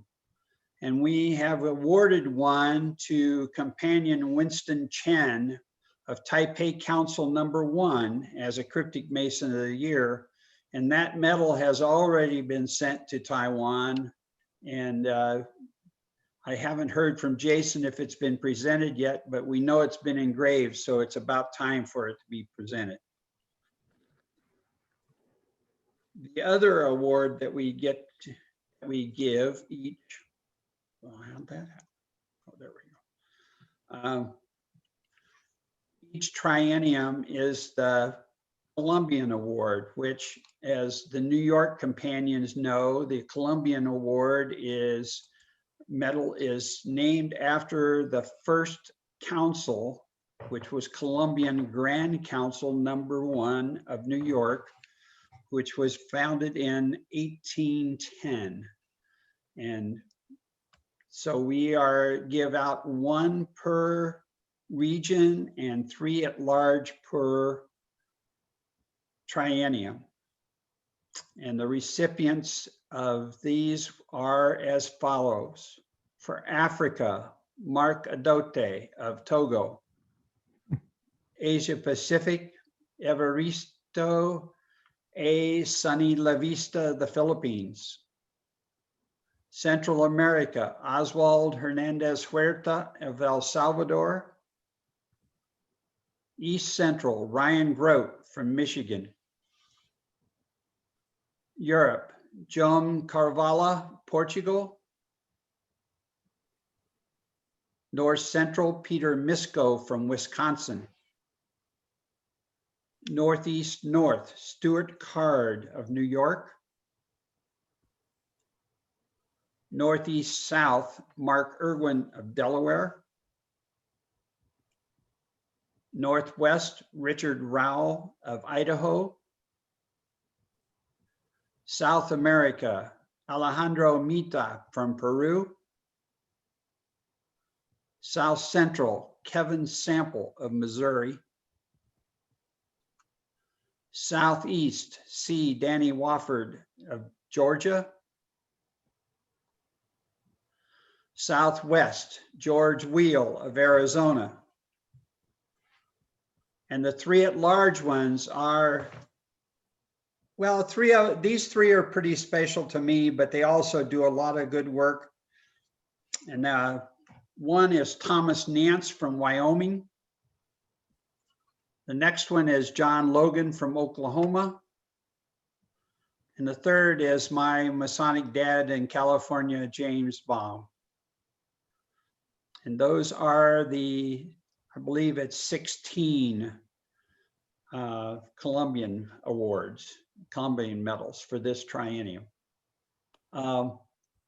What we have discussed about getting these, since we aren't doing any in-person right now, is we will get them to, like, since I'm in Idaho, I would hope that Steve would email Richard Rowles to me so that I can present it to him, and we'll figure out where to send the rest of them so that they will go to individuals that will be seeing this individual sometime in the near future to present them to them.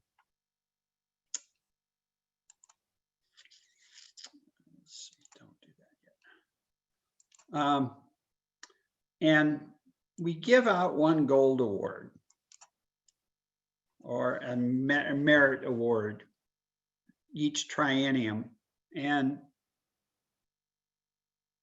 this is for somebody who's done something for lots of things. It isn't just kept to the Masonic family. But we've had an individual from an organization that doesn't belong to General Grand Council, was involved in forming a General Grand Council, but they didn't become a member.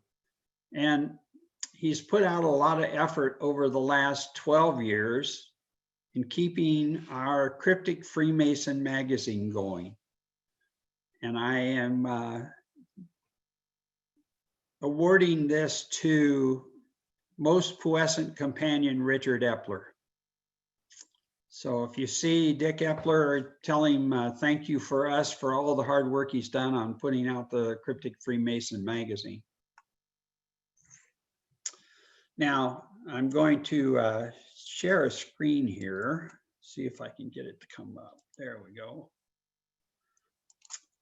The reason I've been asking for numbers during the day was trying to figure out a way to select someone to receive this quilt that my wife made that she was going to have a raffle for at an in-person meeting in Louisville, Kentucky, that the proceeds would go to Cryptic Masons Medical Research Foundation.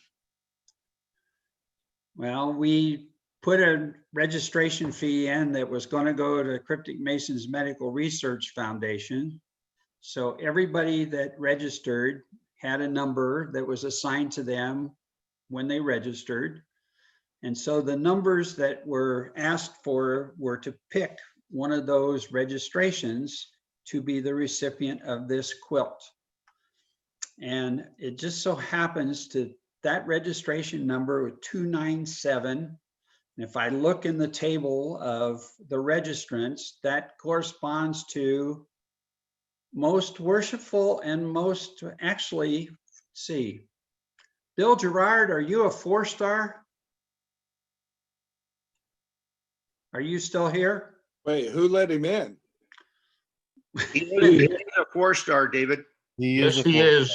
Yes, okay. So Bill Gerard is the recipient of, Bill and April are the recipient of this quilt that was handmade by my wife. So if you see him, congratulate him, and we will get that in the mail to him next week. Do a recount. No recount allowed. Quilt for a long time. Keiko and I bought tickets. We did a recount. Sorry, it's over. And we thank you for your donation, Bill. Burn them. Thrice illustrious Grand Master Bill Clark. General Grandmaster, before you call on the closing comments, might I let all of your officers, appointed officers particularly, know that are going out of office to please coordinate with the General Grand Recorder on how to get your apron and colors and everything moved over to the people that they should be going to. Okay. Thank you, sir. That's all. You're welcome. Thrice illustrious Grand Master Bill Clark, are you still in the audience?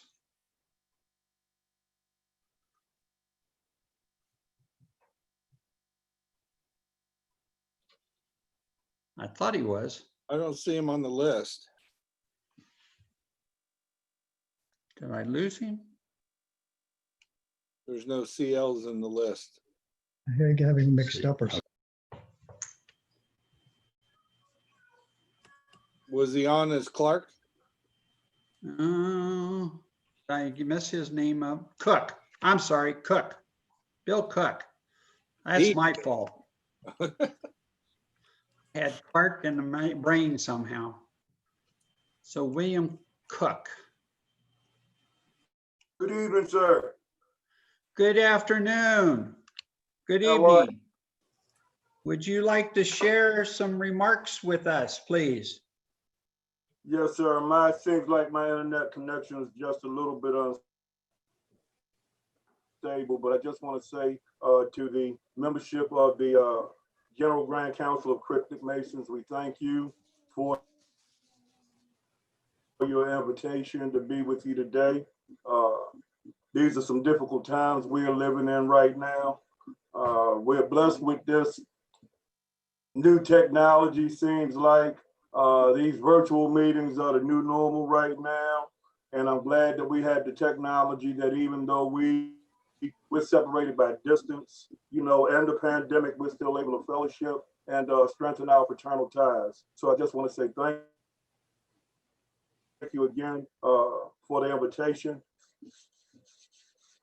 I have with me today, looks like on the screens, I see the General Conference Principal Conductor of the Works, Joe Menz from Georgia.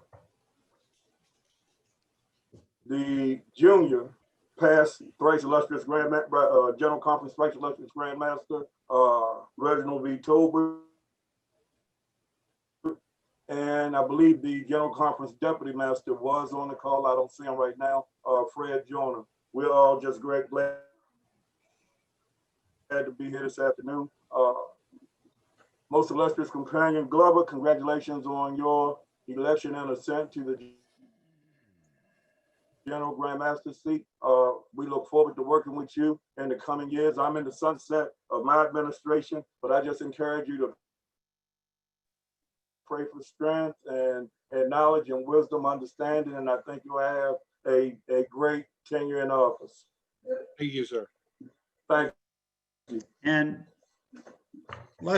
our thrice illustrious Grandmaster Cook, I look forward to coming to visit your General Assembly at some time in the near future, whenever we can get back to in-person meetings.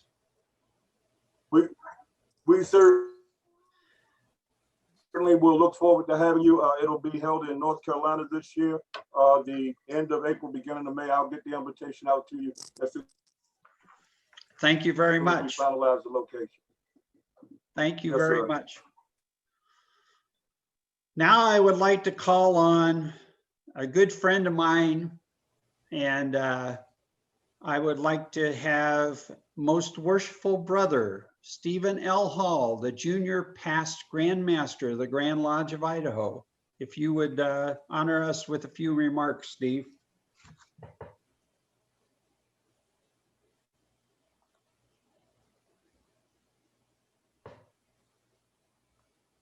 Most blessed Grandmaster Dave, General Grand Officers and companions all, good afternoon. I'm honored to be asked to speak today, and it is my honor to represent Most Worshipful Brother Stephen O. Zimmerman, Grand Master of the Masons of Idaho. He sends his regrets of not being able to participate in 47th General Grand Council Triennial Assembly. But at the present time, he's traveling to the several districts of this jurisdiction to draw designs upon the trestle board, whereby the craft might pursue their labors. Our jurisdiction has been locked down since March of this year due to the COVID pandemic. And as most worshipful brother Zimmerman just took over last Friday as Grand Master, he is opening up the state. And he asked me to share this message with you all. Now that the COVID-19 safety precautions are better understood, and because our Masonic family has shown how responsible they are, the time for going back to work has come. He has returned the authority to the Masonic Lodges of Idaho to me. Since the conditions differ around the state, he has authorized the officers of each lodge to make their own decision about reopening. His theme for this year is +1. He is challenging every lodge in Idaho to have a net gain of 1 member, which may not sound like a lot, but we have gone many years where we have not had a positive gain. To accomplish this goal, he is emphasizing the 3 R's: retention, reinstatement, and recruitment. He is asking for each lodge to consider what they have to offer and contact those who have left the fraternity to find out why they left and if they would return, if asked. He says our best kept secret should not be how to become a Mason. You cannot ask a man to become a Mason in Idaho, but there's still a lot that we can do. The success of Freemasonry in Idaho depends on all of us working together as a Masonic family. And let's have fun doing it. Most questions, Grand Master, we congratulate you on running a very efficient Zoom meeting. It's unfortunately that we can't meet in person, but it is such a great privilege that we have the technology to conduct these meetings. And to have this many people on, we only had about 150 on our Grand Lodge meeting, but to have this many people was absolutely amazing. So congratulations on that. And we wish to congratulate the Grand Officers on an awesome job that they have done during the time they have had charge of this General Grand Council. It is also our hope and prayer that the new officers have a safe and productive triennium and look forward to supporting them in all their endeavors. I thank you, Dave, for the opportunity to speak. It has been a pleasure to work with you as most illustrious Grand Master of Cryptic Masons in Idaho, and also to work with you as Grand Master in this grand jurisdiction. Our conversations have always been enlightening.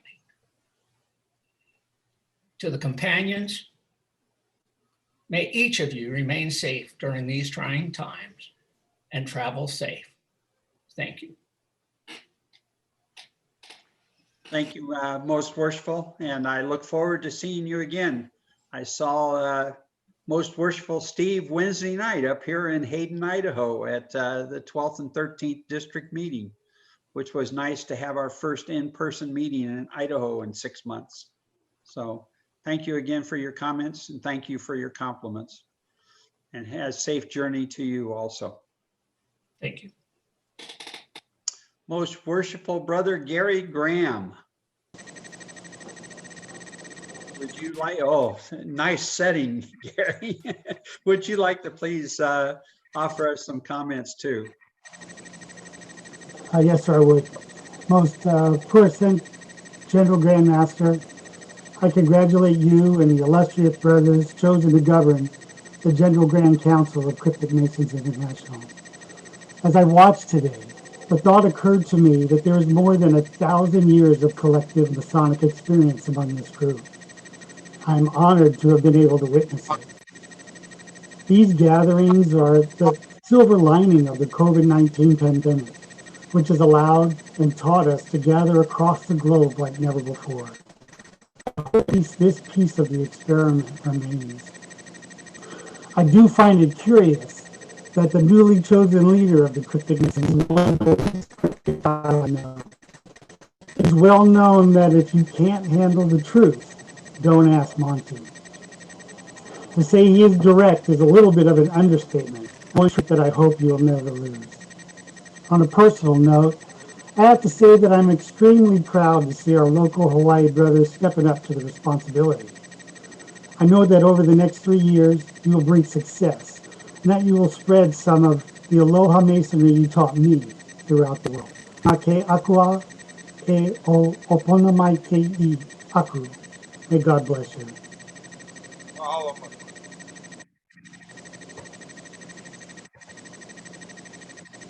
Thank you, most worshipful Gary, and maybe we'll see you in the near future, hopefully. Maybe if things start opening up and the end of February comes around for the Hawaii Grand Sessions, that would be a good time maybe to get together. So Our arms are open and waiting.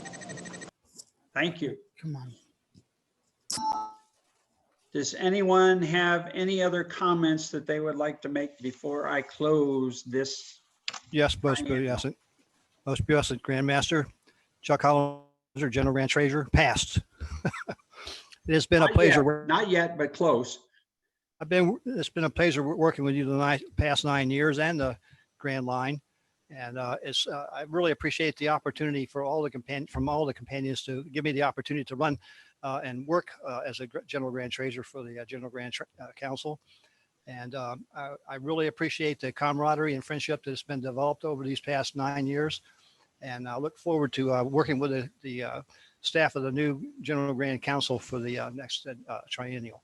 Again, thank you for having me on, and thank you for your confidence in me over the past 9 years. Thank you, companions all. Thank you, Chuck. Most puissant.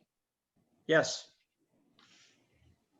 Speaking on behalf of all of the past illustrious grandmasters from around the jurisdictions that are participating today, I just want to say that I won't believe that it's Monty Glover assuming the responsibility of most puissant Grandmaster of Cryptic Masons International. If he doesn't put a cigar in his mouth pretty soon, I'm not going to believe it's him.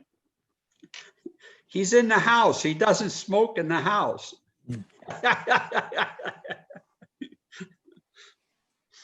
It's him. Thanks, Mike. Most puissant, David. Dr. Joe. Dr. Joe Rouse, past most illustrious Grandmaster for Arkansas and a newly elected for another 3-year trustee for CMMRF. I would like to say emphatically that the donations you make to CMMRF are going to have great international influence with this new COVID-19. And all of that was made possible because of previous research in inflammatory problems with the aortic aneurysms. And I'm looking forward to our meeting in a few minutes. But our international companions, I encourage you to donate as well. Thank you, Companion Joe. Most puissant. And who I have there? In here, yes. Just a reminder to everybody, if you use Amazon, sign up for Smile and put your charity down as CMMRF. It costs you nothing, and 0.5% of everything you purchase on Amazon gets donated.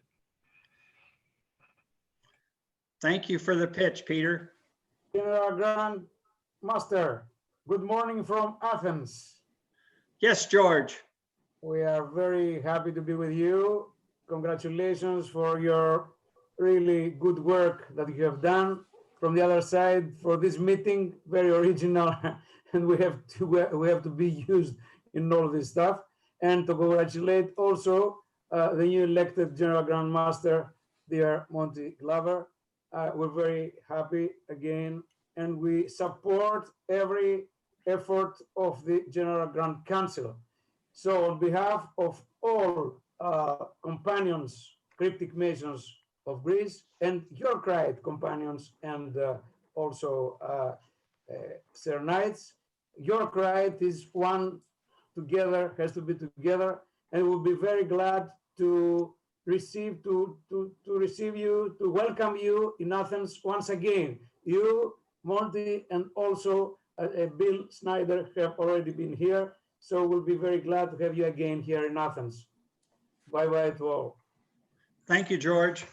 I'm glad you could participate. Grandmaster, oh, thank you for just a few minutes to say thank you for your support. The Grand Council of Central America is your work. You support it. You give it a lot of energy to do that. And all the campaigns of Central America want to say just thank you. You are a great Mason, okay? You are a really great brother. And I don't know, you remember, my English is not my language, native language, but try to say thank you for all. You have your part of Central America in your heart, and you are inside of us, okay? And appreciate everything. And we're working together for all the time. And Guatemala, El Salvador, you know, you need to come here, please, okay? De nada. You're welcome. We love you. Thank you. Okay. Most present. Most illustrious Tico. Baby past most illustrious, most present Grandmaster. Baby? Yes, you are the baby past. Okay. I will do this and ask for permission later. I want to bring you fraternal greetings from the General Grand Chapter Royal Archmasons International. Not only to congratulate you also on a very successful triennial, but also to salute you and your officers and committees on the success of this historical meeting. When the book of history will be pulled up, I guess you and the General Grand Council will show up in that book as the first in successfully running an international Masonic meeting electronically. It went very well, it went smoothly, and so nobody will say anything. If there was any fluke, we will all talk about it. This is the reason why I want to take this opportunity to commend you and commend your officers for a fantastic job. It is not easy, but you have done it, and I would like to applaud you. I want to also take this opportunity to congratulate our new most puissant Grandmaster, Monty Glover, for his elevation on this high position of Grandmaster of the world. I wish you well, I wish you much success, and I am hoping that with a little bit of effort, we will continue to enjoy the camaraderie and the union and the work that we need to do together as a unified York Rite, not only here in the United States, but throughout the world. Thank you for the opportunity, and thank you. I'll be looking forward to seeing you around and working with you in many, many, many years to come. Thank you. Thank you for the comments, right, excellent companion, Tico. And we will look forward to seeing you around also in the future. Most puissant. Yes, most illustrious Barry. On behalf of the Grand Council of Cryptic Masons of Idaho, your Grand Council, we congratulate you on your years of service to the General Grand Council, and we look forward to your continued service here in Idaho. And I want to also congratulate the newly elected and appointed General Grand officers. And I just wish you the best of luck. And if you ever need anything, you guys have my phone number. Thank you, Barry. General Grand, Can I General speak? Grandmaster. go ahead. Can I speak? No. Can I speak? Yes, Jose. Hello, David. Well, on behalf of my Grandmaster, Alcides Matos, I want to, in name of the Portuguese Grand Council, to thank you very much for your great work, so many years in the Grand Council, General Grand Council, so many years as a Grand Recorder, a General Grand Recorder, and now this last 3 years as a Grandmaster in difficult situation. This last 6 months was very difficult for everyone, and I think special for you. But always the General Grand Council, by April or May, they become again talking with us and sending the news. That was very, very good for everyone. I want you to compliment also the grand officers who were with you in this situation, and to thank you for the Colombian award given to my companion João Carvalho. He deserves it very much. So it's a very good word. We thank you for that. For Monty and David, we want to see you again in Portugal if possible. It's very nice to have you with us. To Monty and the new officers, I wish the best, and I can assure that the Grand Council of Portugal will remain in the law and obviously at your side, working together to make the cryptic masonry much better if possible. Thank you very much for all. Obrigado. Thank you. Obrigado. Oh, General Grandmaster Bill Snyder of Missouri. Just in behalf of... Nice background. Thank you, sir. I just happen to have it here in the house. Wanted to thank you for your years of assistance and support and encouragement and all of our lovely discussions we've had over the years. And that has resulted in many things occurring during your term. And we're greatly appreciative of that. George, wait for me. Anyway, we thank you from Missouri, and our latest contribution has been, of course, Kevin Sample, and we thank you for the Columbian Award for him. He's deserved it for years. We're glad it finally happened.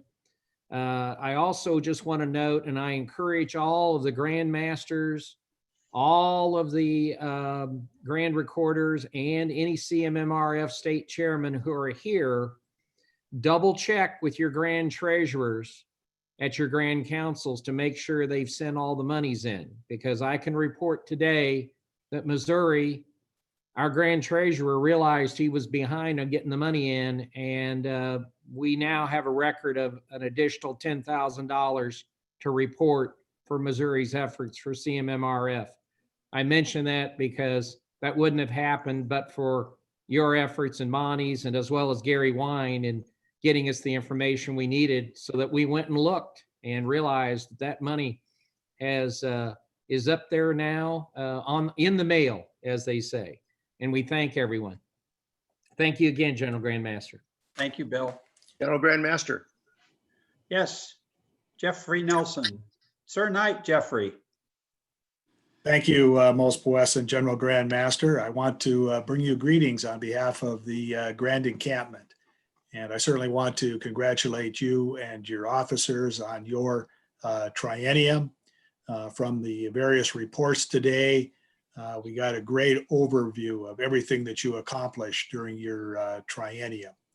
I know that you certainly weren't able to do some of the planned travels toward the end of the triennium, but that didn't stop you.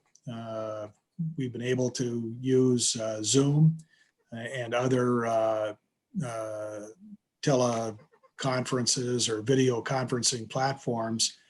And had this happened 10 years ago, we would have had to completely go dark. So the silver lining is that we've been able to remain in touch through the technology available today.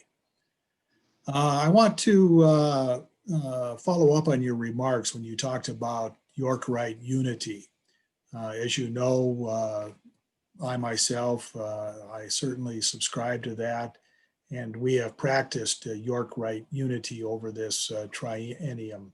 And I certainly thank you for that and congratulate you for that.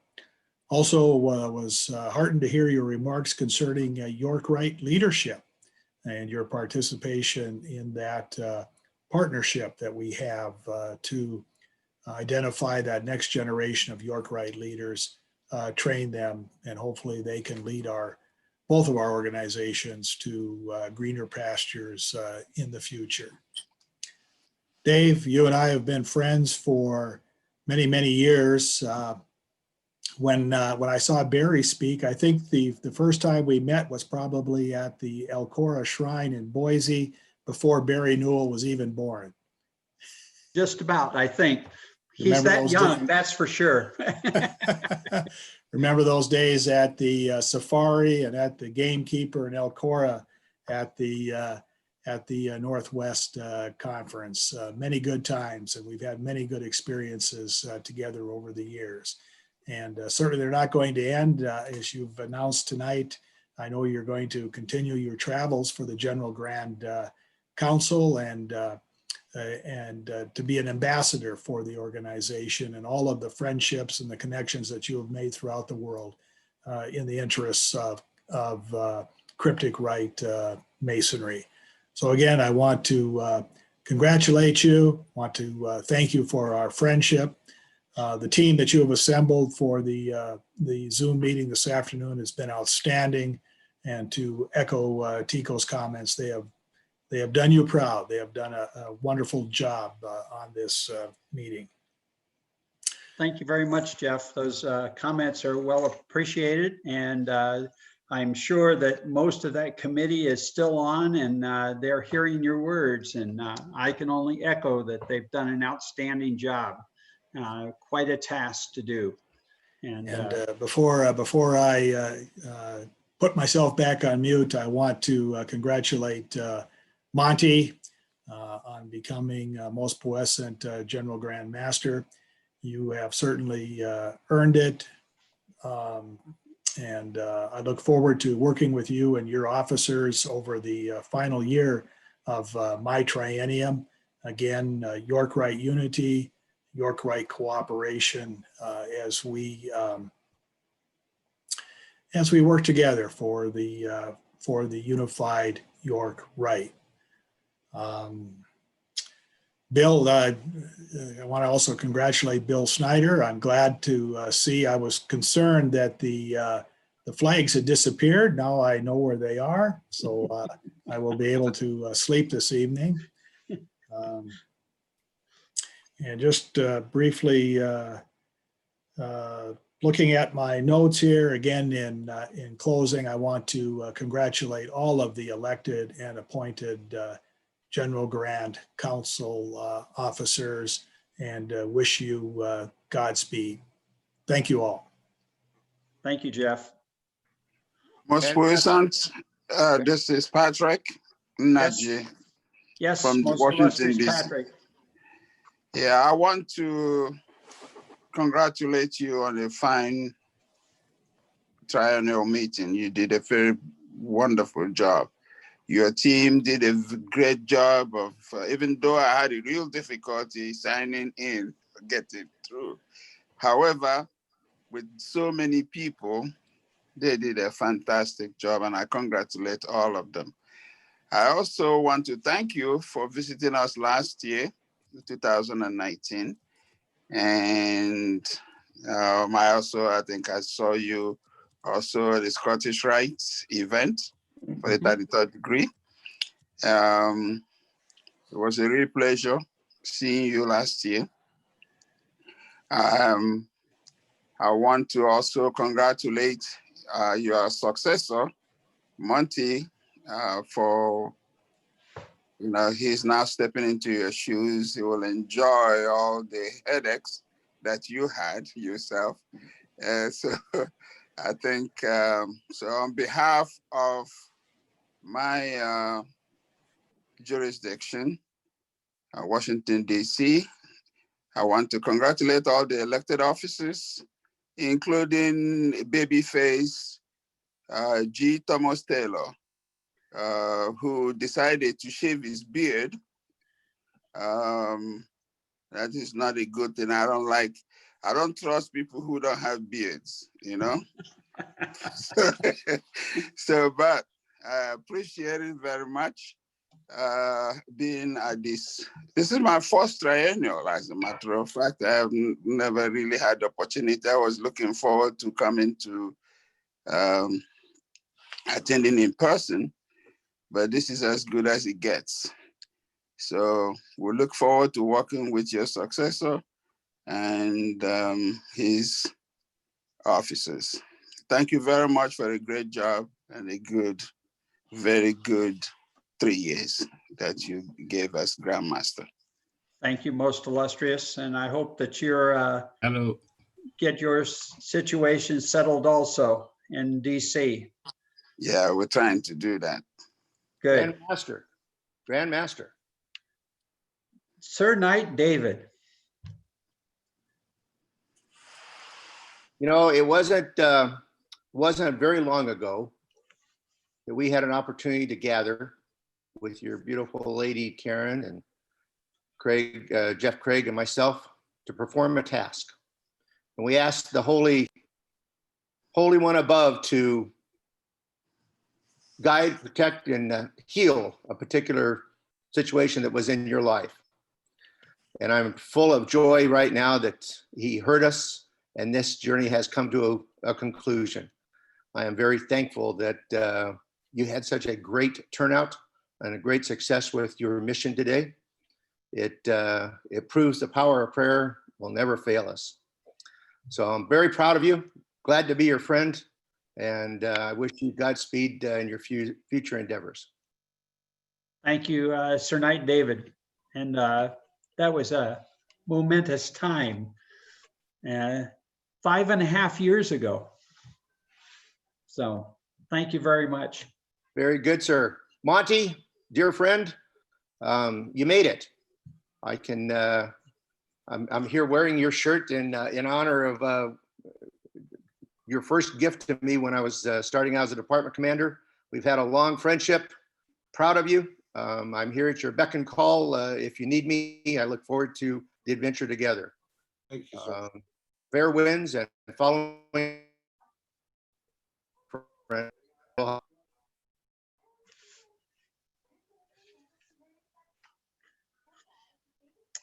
Thank you, Dave. I would Aloha, like... Dave.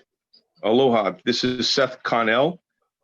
I'm the current Grand Master of the Grand Council of Cryptic Masons in Hawaii, Monty's stomping grounds. And I wanted to congratulate all of the officers, especially Monty, who's been an inspiration and a mentor of sorts here in Hawaii for so many Masons. And I just wanted to pass on our congratulations to all of you, and especially to the tech team that put together this virtual, meeting here. I think it was a work that's definitely showed the effort and the passion and the commitment to making this work. So thank you very much for making sure everybody was included, and aloha. Thank you. Thank you. Aloha, Seth. Mahalo, Seth.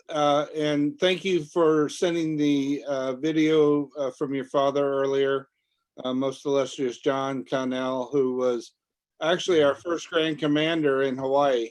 Yes, he was. He and his lovely wife Carol officiated at mine and my wife's wedding, and having them here just means the world to me. Thank you. Most right, Puesan Companion Mark, you had something to say?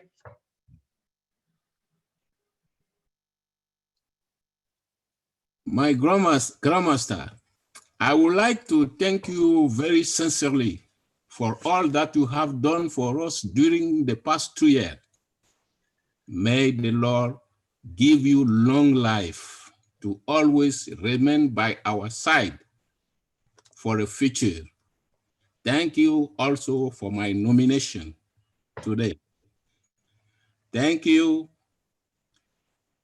for the new Grandmaster also. And I would like to congratulate the new Grandmaster and wish him success in the year to come, as well as all the great officers. May God protect us. Thank you very much. Thank you very much, Mark. If there's nothing further, I have a couple things I need to do. I'm sorry to interrupt you. Lopaka Kapanui, Senior Warden, Honolulu Lodge. Okay. I thank you graciously for letting me speak. Monty Glover has been the person who has given me the most wisdom in my days coming up as a Mason. And he's also handed down some strict guidance, which has changed the course of my life significantly. And it's given me time to think and aided me along my Masonic journey. And so it goes without saying that I'm more than extremely happy to see him achieve this level of Masonic responsibility. I'm going to offer Monty a quick prayer before I go. And I would like to offer it in Hawaiian, if that's okay with everyone. Go ahead. Tēnā akua o neia aina, e ano wau I mua o. E pule ke ia, no kia kanaka loko maikai, o ia no o Monty Glover. E ho'opo maikai o ia, e alakai o ia, e ho'omalu o ia, I kia la mai kia moaku. E ho'opiha o kou ia ia, me ke aloha, me ke aho nui, me ka na au au. Hiki aia ke alaka I mai a mākou, ma ke ala pono. Ke la mai kia moaku. Aloha, aloha, amene. So would it be? Thank you, Lopaka. Monty, this is not over. I'm going to do something else for you, most worshipful. I'm going to give you a Hawaiian name that I hope will stay with you for the rest of your days and well into your next few lives. Most worshipful, whenever you see the constellation Scorpius, I want you to think about your home here in Hawaii. The Hawaiian name for that constellation is Manaya Kalani. Manaya Kalani also happens to be the famous fishhook that belonged to the demigod Maui, who did many great things with it.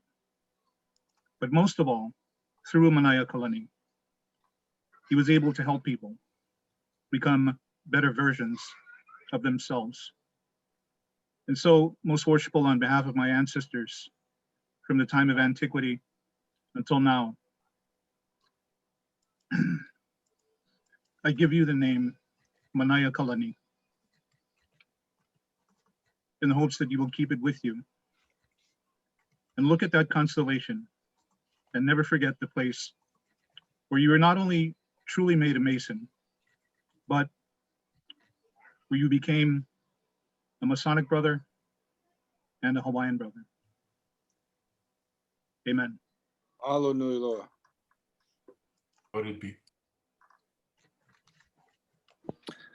Most illustrious, most puissant Grand Master. This is Bob Detherow in Missouri. And I'm just really impressed with this triennial. I haven't been to one since 98, 99. It's been a wonderful experience. I had a little technological glitch here getting on late, but I want to congratulate all the new General Grand officers. Congratulations, Monty and Bill. It's been a real positive experience for me, and I really enjoyed the CMMRF presentation by the doctor. I thought it was fantastic. I hope that's going to be made available to all of us so we can share it, especially here in Missouri. But again, congratulations to all the officers. Thank you, Companion Bob. Companion Alejandro.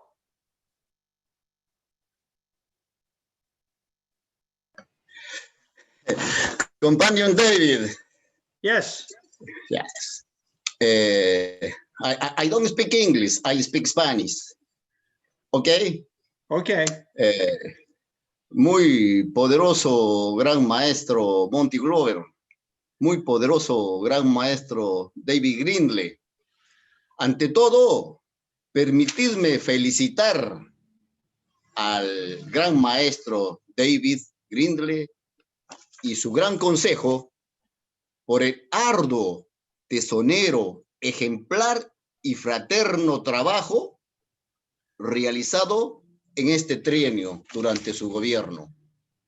Nosotros, los peruanos, jamás vamos a olvidar a usted porque está en nuestra mente y en nuestro corazón, porque ha venido al Perú personalmente a hacernos entrega de las cartas definitivas de 4 concilios y la dispensación que nos hizo entrega también personalmente.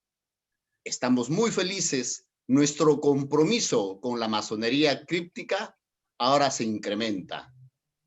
Asimismo, quiero agradecer por la nominación a ese reconocimiento, que no es más que el trabajo de todos los peruanos. Yo llevo la representación como su gran maestro, pero son ellos los que me dan la fuerza, los que me dan la energía, los que me dan la alegría para hacer todo lo que tenemos que hacer por nuestra masonería críptica. Mi compromiso con nuestro muy poderoso gran maestro Monty Glover para la próxima, a partir de este ahora a futuro, estamos para apoyar en todo, absolutamente en todo, a nuestra masonería críptica. Los queremos mucho, los abrazamos de todo corazón, felicitaciones y adelante. Somos masonería críptica. Gracias. De nada. David, how you can something say more? I thank you. After, of course, our companions, the finish word. Thank you very much.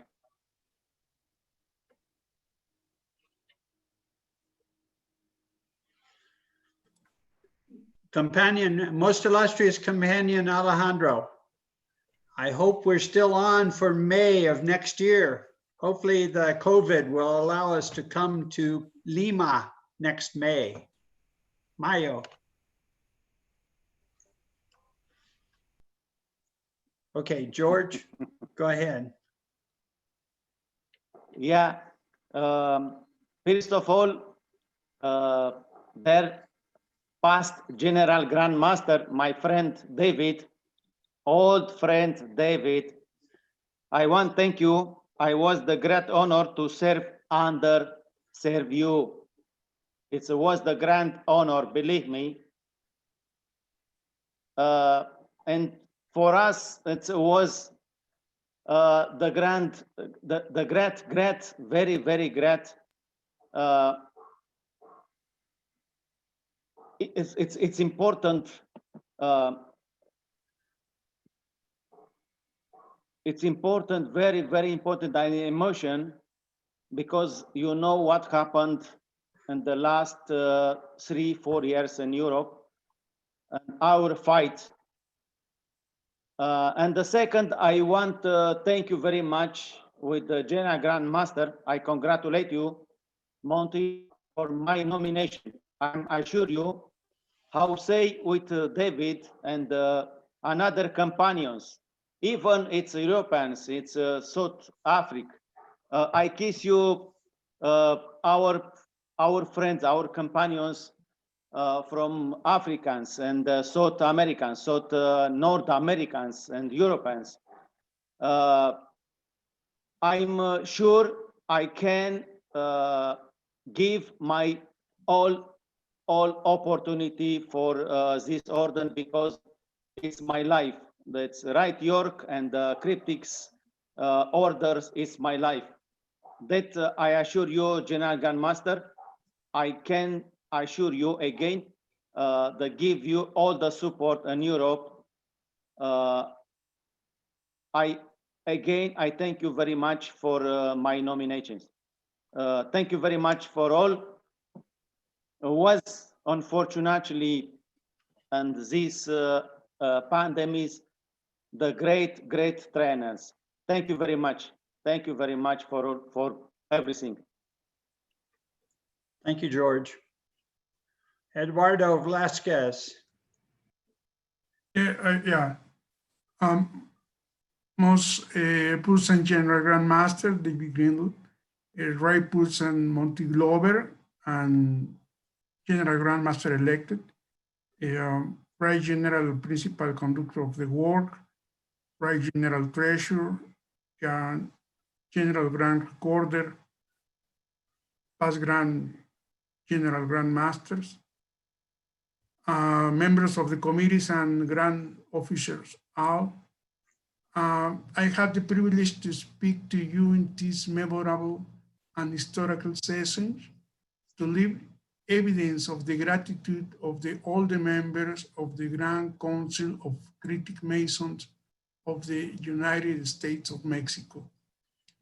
This is a long process full of challenges and experiences that have allowed the exchange, the relationship with the Masonic Cryptic International, and especially with you, General Grand Master, and who always be ready to give us your friendship and your help.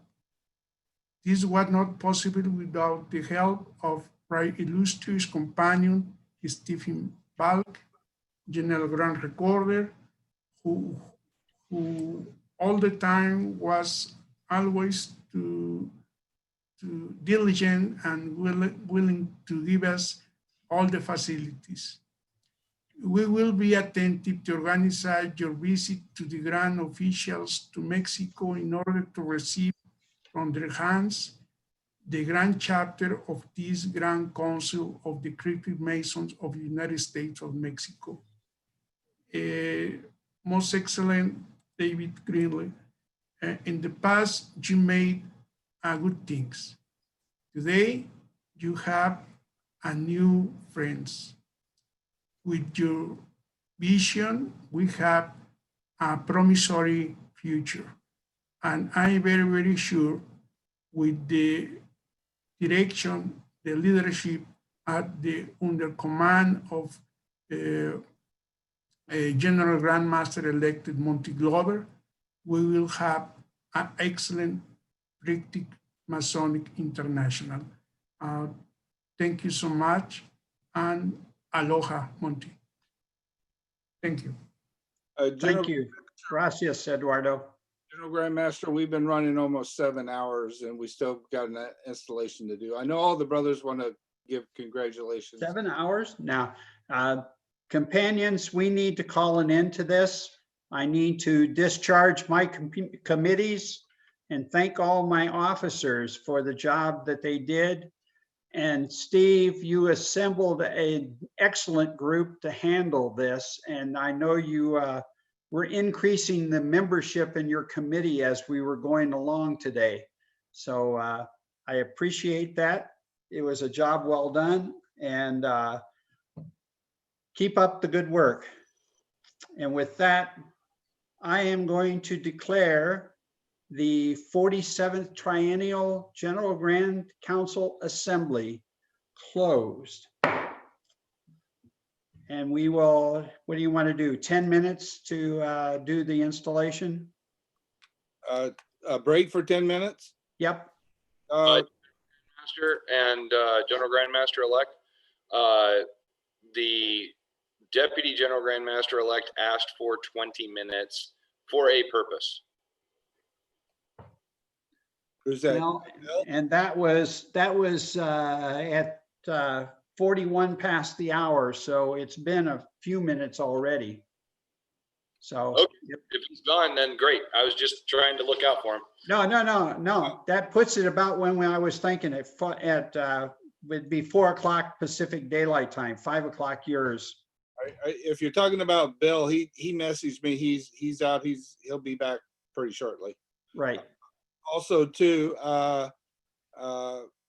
most illustrious companion Chuck Roberts, my installing chaplain had to leave, so you are my backup for my installation, sir. Hopefully, you're still here. Got it, sir. I'm still here. I just had to get the right button.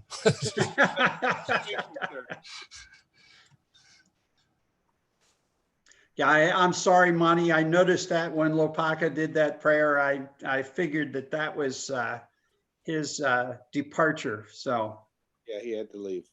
Yeah. Okay. Well, go ahead and bring us a break, and I'll talk story. Okay. Well, we're in a break until we call it back for installation at on the hour. You want to go ahead and close the triennium? I did. Oh, I missed it. I didn't Yeah, hear you it. did. You want a prayer? Oh yeah, I'm sorry. Right, Wes's companion Chuck, would you pray us out? I meant to have that. Let us pray. To our Jewish brothers, may I say to you all, Yom Tov, have a good holy day. Let us pray.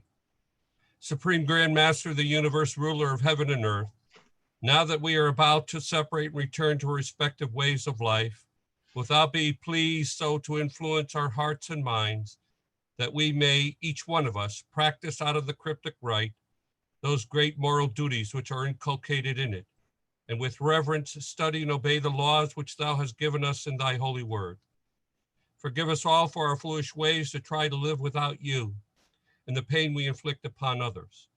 As the all-seeing and omnipotent designer of the universe, you who see and hear all, who have stretched forth your hand to lay designs on the trestle board of the unending universe, we thank you for this opportunity to meet and work as cryptic masons. And with your guidance, we pledge to carry forth from this triennial the secrets of our craft and the principles of the moral truths as set forth in your sacred writings. And by our Masonic teachings, we know that the man whose mind has been molded by your law and virtues presented one and great useful lesson, the knowledge of himself. So as we depart, may we ask that you now direct our ways to bring light, love, and charity into our daily lives, outside the tiled recesses of our assembly. Bless each and every one of our officers and cryptic masons throughout this world of ours, and grant us all your safety and protection. Grant by your will the finding of therapeutics and of vaccines to cure our world from the deadly effects of COVID-19 and other diseases. Grant health and peace to all first responders, medical personnel, and the men and women who serve to secure and provide our freedom and liberties. Eternal God, accept our repentance, forgive our sins, and seal our verdict for life, health, and happiness. For this we ask in your holy name. Baruch atah Adonai, Oseh HaShalom. Blessed are you, eternal God, the source of peace. Amen. So mote it be. So mote it be. So mote it be. Thank you, Right, Wes and companion Chuck. And now I'll close it again. So the 47th Triennial General Grand Assembly is closed. and we will take a break until on the hour to do installation. Thank you, most illustrious, almost past Grandmaster. Most puissant Manaya. You talking on behalf of my ancestry in Africa, also I would like to give you a name, Ananas. Thank you. Thank you. Merci beaucoup. Marcel, you be quiet. So be blessed, okay? Be blessed. You know, I wanted to share with everybody that's still around about Lopaka Kapanui. Lopaka and I have been friends for a very long time, and is a storyteller. He is almost what you would refer to as a second generation storyteller. He learned from one of the premier storytellers in Hawaii, and he does ghost tours and takes you all over the island of Oahu and shows you all of the interesting places where ghost sightings have been seen and have occurred, and also gives you a tremendous amount of Hawaii history. He also does a live Facebook live stream that for me here in Georgia, it usually occurs about 2 o'clock in the morning. But it's very interesting. So if you go to Hawaii, or if you have time to see, catch his YouTube stream on Facebook live stream, it's very entertaining and very interesting. So in Hawaii, we call that chicken skin. So check it out if you have time.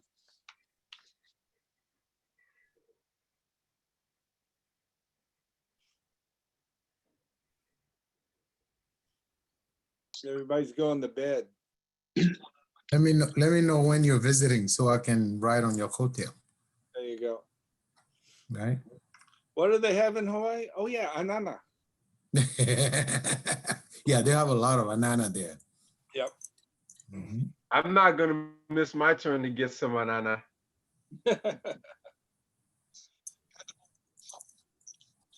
Hey Chuck, Palmer Martin here. How you doing?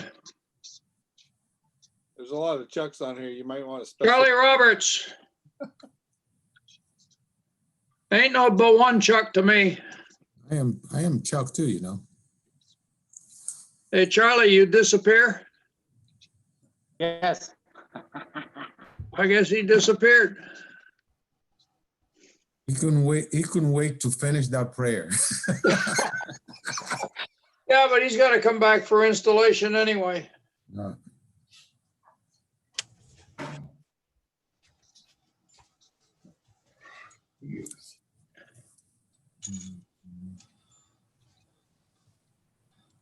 Nikolai, how are you, sir? Oh, congratulations, most person. Yeah, I am okay. Thank you. So, thank you for having me as appointed officer. Really appreciate that, and my congratulations to you. Thank you, sir. You know the position I wanted to assign you, but it doesn't exist, and I didn't think I could get away. No. I always Do- like your sense of humor. That opens up a lot of ideas. When I was Grand Master of Hawaii, I told Nikolai that he was my grand shrink. And well, in fairness, that's better than one of the Grand Lodge offices I was assigned. there you go. What was that? Well, are we still recording? Because I don't want to say in a recording. Still recording. You can text me later. You made us all curious now, Jeremy.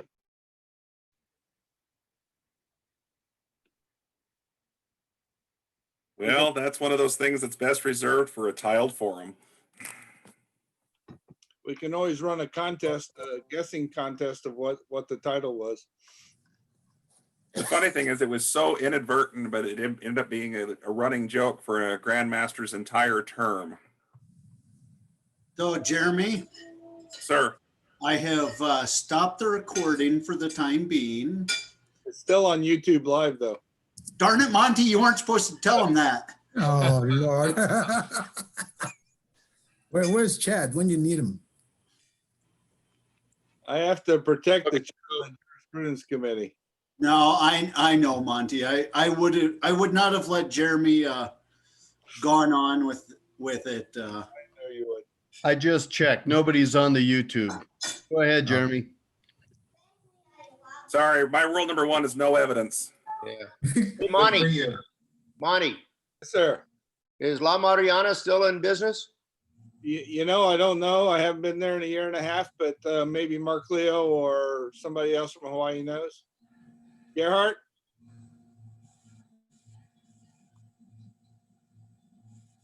Gerhard kind of lives there. Yeah, it's still in business. They had a lease that expired and it's been extended for 20 years. But right, I don't know if they're open now, but we were in a lockdown. No restaurants or bars were allowed to be open for the last month. They just received that order on Thursday. So I'll be checking it out shortly. All right, good to see you, JJ. There's a zombie I got to go check on. Good to see you, JJ. My pleasure. How are you, David?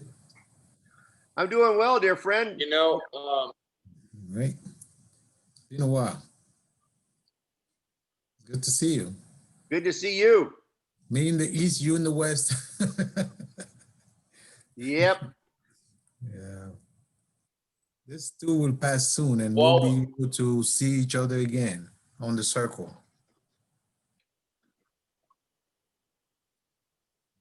Sorry, I was in. gents, we're down to 234 participants. So before we lose too many more, I'd really like to, you know, a couple of people have said nice things, and I appreciate it. But the heroes of the day are James McNeely out of Connecticut, John Miller out of Florida, Brian DeMatteo out of Minnesota, along with Sean Gardner out of Minnesota, along with Marv Shandell out of Minnesota, who also did prep work, Will Moore out of Georgia. God, I'm trying to remember. Go ahead. Will James. Highsmith. Will Highsmith, oh my God, out of North Carolina. Hasael Sotelo out of Alpha and Omega, out of Mexico. Alan Silvestri out of Brazil. We've got George, who is doing translation for us. This team has been over the top, interactive, Johnny on the spot, adapting. Kevin Sample. Yeah. Kevin Oh, Sample. yeah. Pico Foley. Oh, yes. The Kevin. wizard. The wizard. Oh, my goodness. Well, you said McNeely from where? From Minnesota? Or from? Well, you I only know, know one. South Dakota, Chicago, Indiana, Minnesota, Connecticut, Vermont. I think I you know, pick a flavor. Minnesota can have him. No, you've done Don't very forget well. about Indiana. Oh, thank you, Sean. You're welcome. Brad, If push comes to shove, Idaho will take him. Hey, Steve, don't forget about Bridegroom. Brad Bingham, John Bridegroom. Oh my goodness. You know, Rod Wagner too. Rod Wagner. You know, I mean, lots of folks, and I just wanted to do a quick shout out to everybody that made. I mean, wow, lots of work and lots of bobbing and weaving today. Well, Steve, I think enough can't be said that of the job that you did. I'm glad we finally got a good grand recorder in there. Ha ha. Thanks, Sample. Are you good? Never mind. I'm sorry. He's from Missouri. He just speaks the truth. Hey, good help is hard to find, all right? Steve actually did a really good job of herding the cats. And This is probably one of the largest, most complex meetings that I've seen put together. And yeah, we had some growing pains, but he's to be congratulated for all the work that he did. Kevin, Yes, sir. are you guys going to do a debrief, your committee on the IT part of this thing, to discuss the ups and downs, what we should Yeah, have done? there's some lessons learned. We probably, I've actually learned during this meeting that there's a side credentialing process that might have helped us a little bit. But yeah, we need to do an internal debrief. I would be internally in your debt if I could be invited to sit in on that, since we've got our triennial coming up in about 10 months or so. Here, I want to. I want in too. Well, I just need to get the list of names that Steve was congratulating and thanking for their efforts. I need that for the grand jury.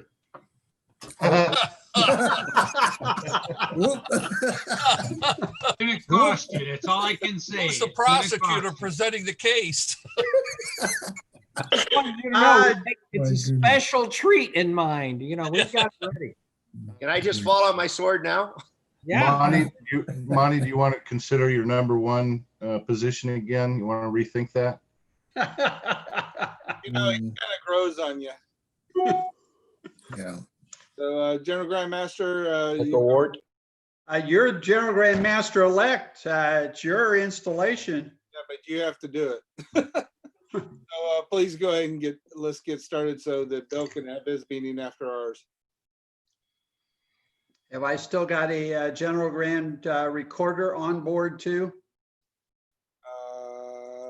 I'm right here, sir.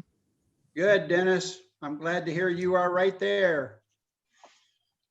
All right. Companions, we have joined together to install the ensuing officers for the General Grand Council for the 48th Triennium from 2020 to 2023. If I could call on, I'd like to open it with a prayer. Chuck Roberts. Right Puissant Companion Charles Roberts, would you give us an opening prayer for this installation and Let these us pray. officers? O divine sovereign of all creation, you have ordained order and purpose out of chaos and confusion. You rule from your sovereign throne with truth and certainty. Lord of life and fidelity, we pray for those who have been chosen and selected to serve and guide our General Grand Council Cryptic Masons International for the next 3 years. Before you they stand symbolically, and yet we know that you know each by individual name and purpose, for you have called them into being. Grace them now in their time, that as they take and assume the office of which they have been elected or appointed, they may feel the presence of the Almighty Eternal One upon their lives. For this we pray in thy holy name. Amen. Most illustrious companion, Dennis Sheridan, installing General Grand Recorder, would you read the names of the officers elected and appointed for this General Grand Council? Yes, sir. Companions, forgive my voice, it's still recovering. General Grand Master, Monty Jerome Glover. Deputy General Grand Master, William Gene Snyder. General Grand Principal Conductor of the Work, George Thomas Taylor. General Grand Treasurer, Charles A. McCollum. General Grand Recorder, Stephen A. Balke. Assistant General Grand Recorder, John R. Miller. General Grand Chaplain, E. Jeffrey Craig. Assistant General Grand Chaplain, Charles M. Roberts. Assistant General Grand Chaplain, James R. Harrington. General Grand Captain of the Guard, George Vilsenio. General Grand Conductor of the Council, Mark E. McGee. General Grand Steward, Lee Gordon. General Grand Marshal East, Paul E. Smith. General Grand Marshal West, Danny Dwight Smothers. General Grand Sentinel, Nikolai M. Kittier. General Grand Lecturer, Michael C. Sabatier. General Grand Lecturer, Anthony Johnson. General Grand Orator, Robert G. Davis. General Grand Musician, Stephen C. Monrodis. Regional Deputies, Africa, Mark K. Adote. Asia Pacific, Victorino A. Floro. Central America, Marcus Ostrander. East Central, Mike Smith. Europe, Norman R. Drain. North Central, Carl Lindstrom. Northeast North, William Sandy Carstens IV. Northeast South, James B. Walsh. Northwest, Wayne Long. South America, Raphael Soniga. South Central, John L. Logan. Southeast, Thomas Nesbitt. Southwest, Jason Farner. That concludes the reading of the names. Most illicit. Thank you, most illustrious. Would the officers present please place their right hand over their heart and repeat this obligation after me? I state your name. I, Nikolai M. Kitterer, Do solemnly promise do solemnly promise on my honor as a royal and select master On my honor my honor as a royal and select master, that I will support and maintain that I will support and maintain the Constitution, laws, and regulations the Constitution, laws, and regulations of the General Grand Council of Cryptic Masons International, of the General Grand Council of Cryptic Masons International, and all Masonic usages, and all Masonic usages, and that I will, and that I will, to the best of my knowledge and ability, to the best of my knowledge and ability, perform the duties of the office perform the duties of the office with which I am now to be invested. which I am now to be invested. So help me God. So help me God. In the interest of time, I will not go through all the charges for all the officers. The only one I will go through is the one for the General Grand Master. Most puissant, by the voice of your companions, you have been chosen to occupy the most honorable office in their power to bestow. And to me has been entrusted the pleasing duty of investing you with its insignia, which you will get at a future date. I do not doubt that you will watch with fidelity and judgment the conduct of the subordinate bodies within your jurisdiction. And while tempering justice with mercy will require from every member a due obedience to the rules and regulations of our institution, may he, who without whose approbation all our labors are in vain, give strength to your endeavors and support your exertions. Now, would all the officers show their Masonic education, their Masonic tuition, and proceed to their stations? Done. Done. most puissant. And I'm the first to address you as the most puissant. It becomes my last duty to transfer the gavel of authority from my hands to your hand and leave this august organization in your care. Thank you, most puissant Junior Past General Grand Master David Grindle. Thank you so much. Hey. One last thing that Yes, I have one last thing to do. I need my General Grand, my installing marshal. Most illustrious companion Mark, Yes. would By you lead authority. the proclamation? Sure. By authority of the General Grand Council of Cryptic Masons International, I proclaim that the General Grand officers have been installed in ample form. Now, Monty, it's yours. Thank you. If everybody could stay muted for a little while longer. I know it's been a really long day, and I do have a few words I want to say. And we have another meeting after this that I'm really sensitive to. Most worshipful sirs, most puissant sirs, right puissant, distinguished guests, companions all. Thank you all for being here and sharing with me this special day. Albeit unusual, this event celebrating the beginning of the 48th Triennium for the General Grand Council. It is truly humbling to be surrounded by dear friends and companions here on this Zoom platform and on our streaming YouTube channel.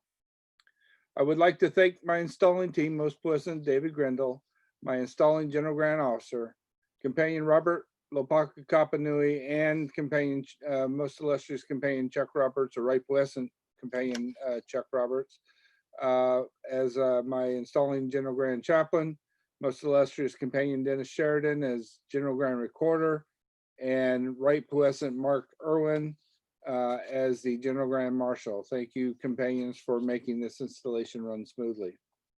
Being a resident of Hawaii for the vast majority of my adult life, Hawaii holds a special place in my heart.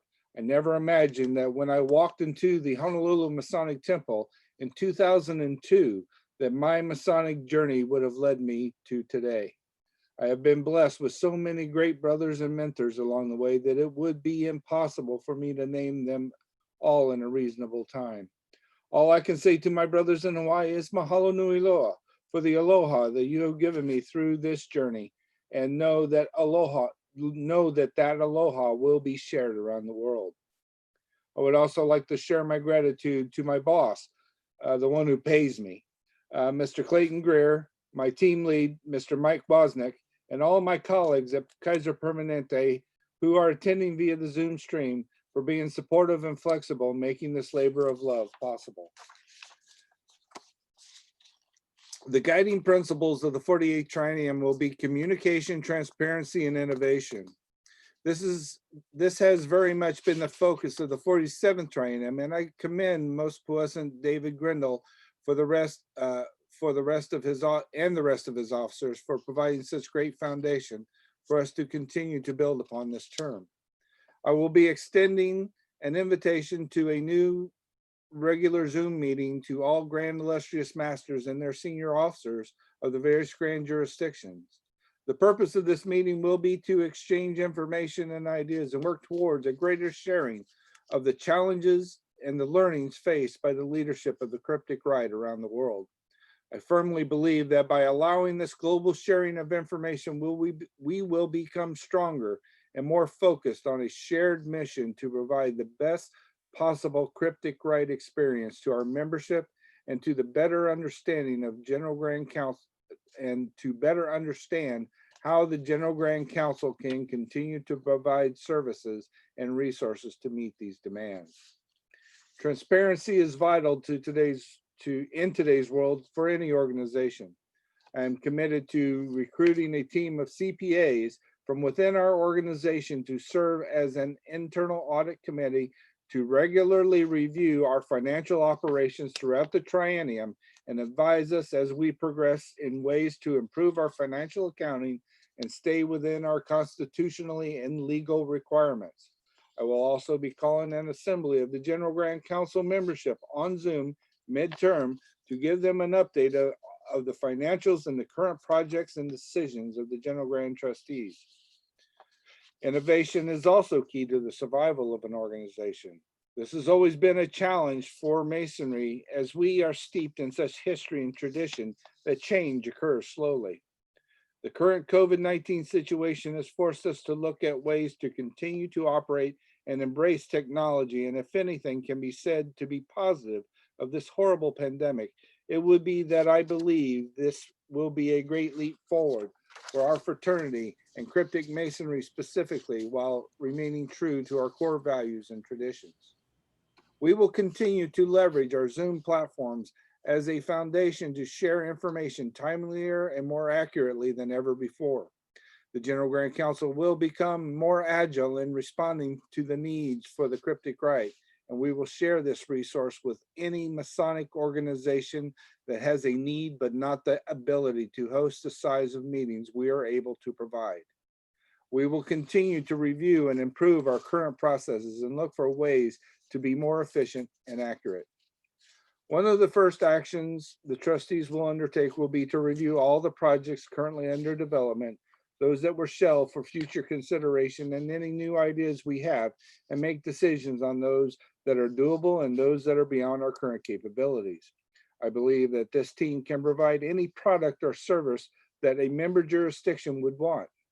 The only limiting factor is time and money.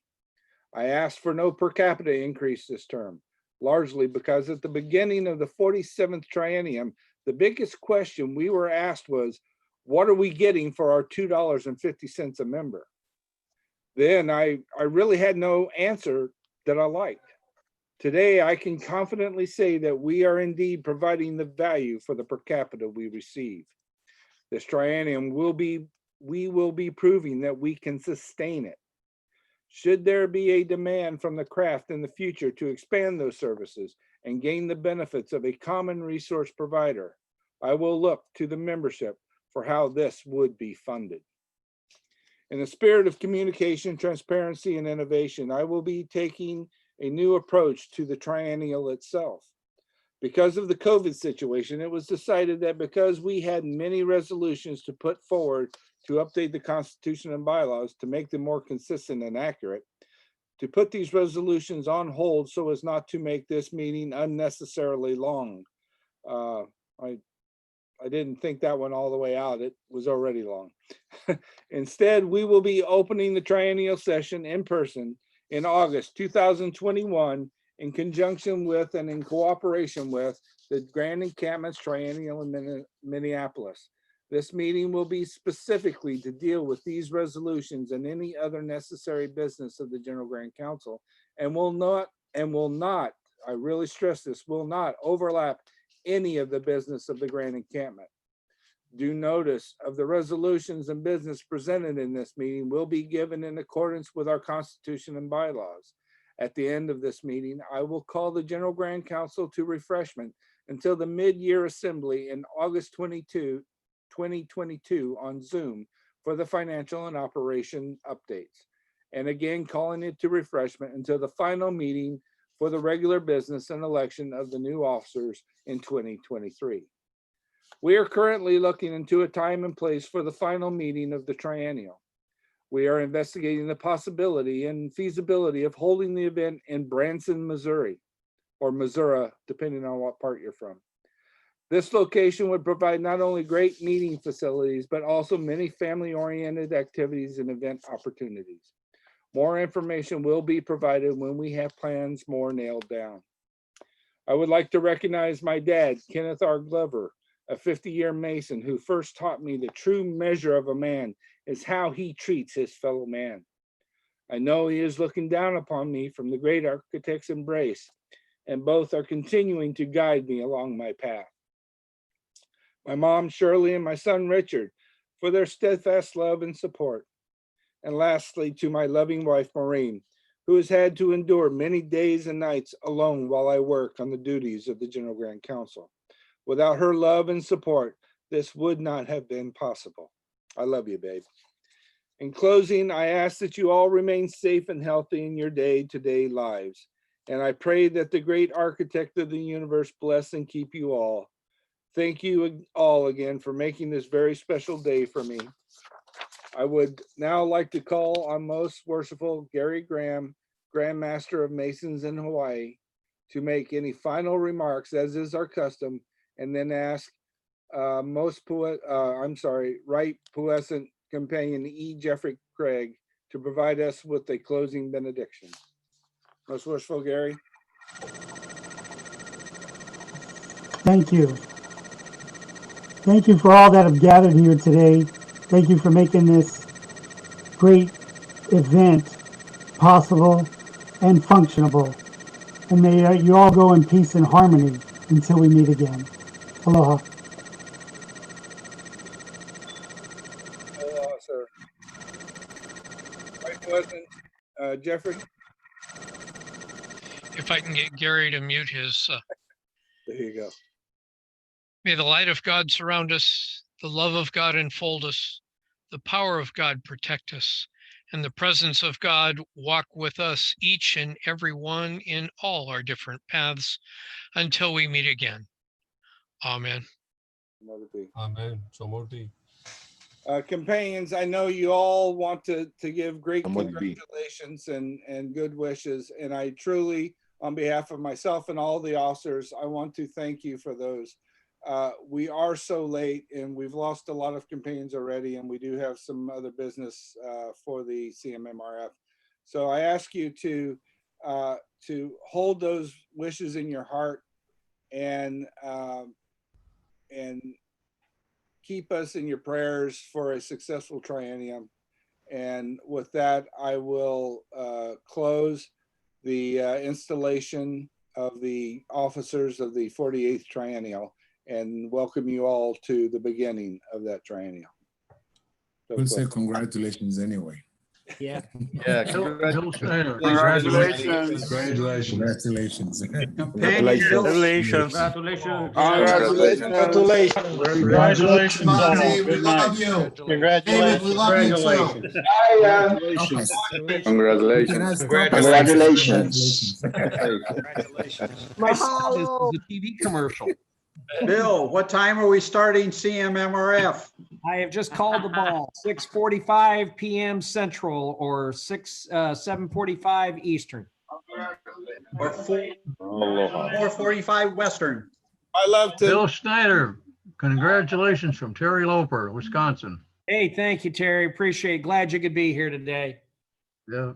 Looking forward to seeing you guys in your home state soon. Good. Looking forward to seeing you. All right. Thank you. My identical twin. Congratulations. Thank you, sir. And I look forward to seeing Congratulations from Venezuela, Douglas Diaz. Thank you all. Congratulations from Guatemala. Congratulations. Mexico. Congratulations from Ecuador. Congratulations from Venezuela. Be safe, companions. Felicitaciones desde Perú. Desde Panamá también. Un abrazo. Felicidades. Hasta la vista, amigo. Monty from the Congratulations from Mexico City. Georgia, congratulations. Thank you. Thank you.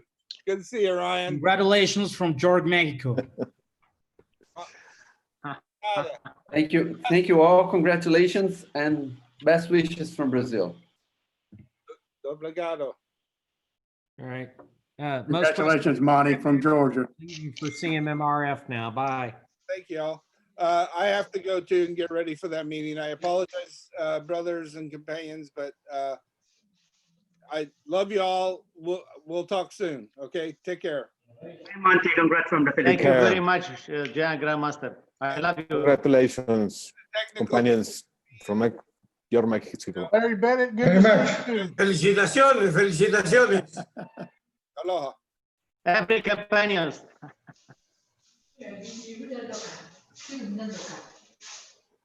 Congratulations, everyone. Congratulations. Being here. Mi hermano, hasta luego. Gracias por la compañía de hoy. Igualmente. Everybody, y'all have a good one. Hey, Larry.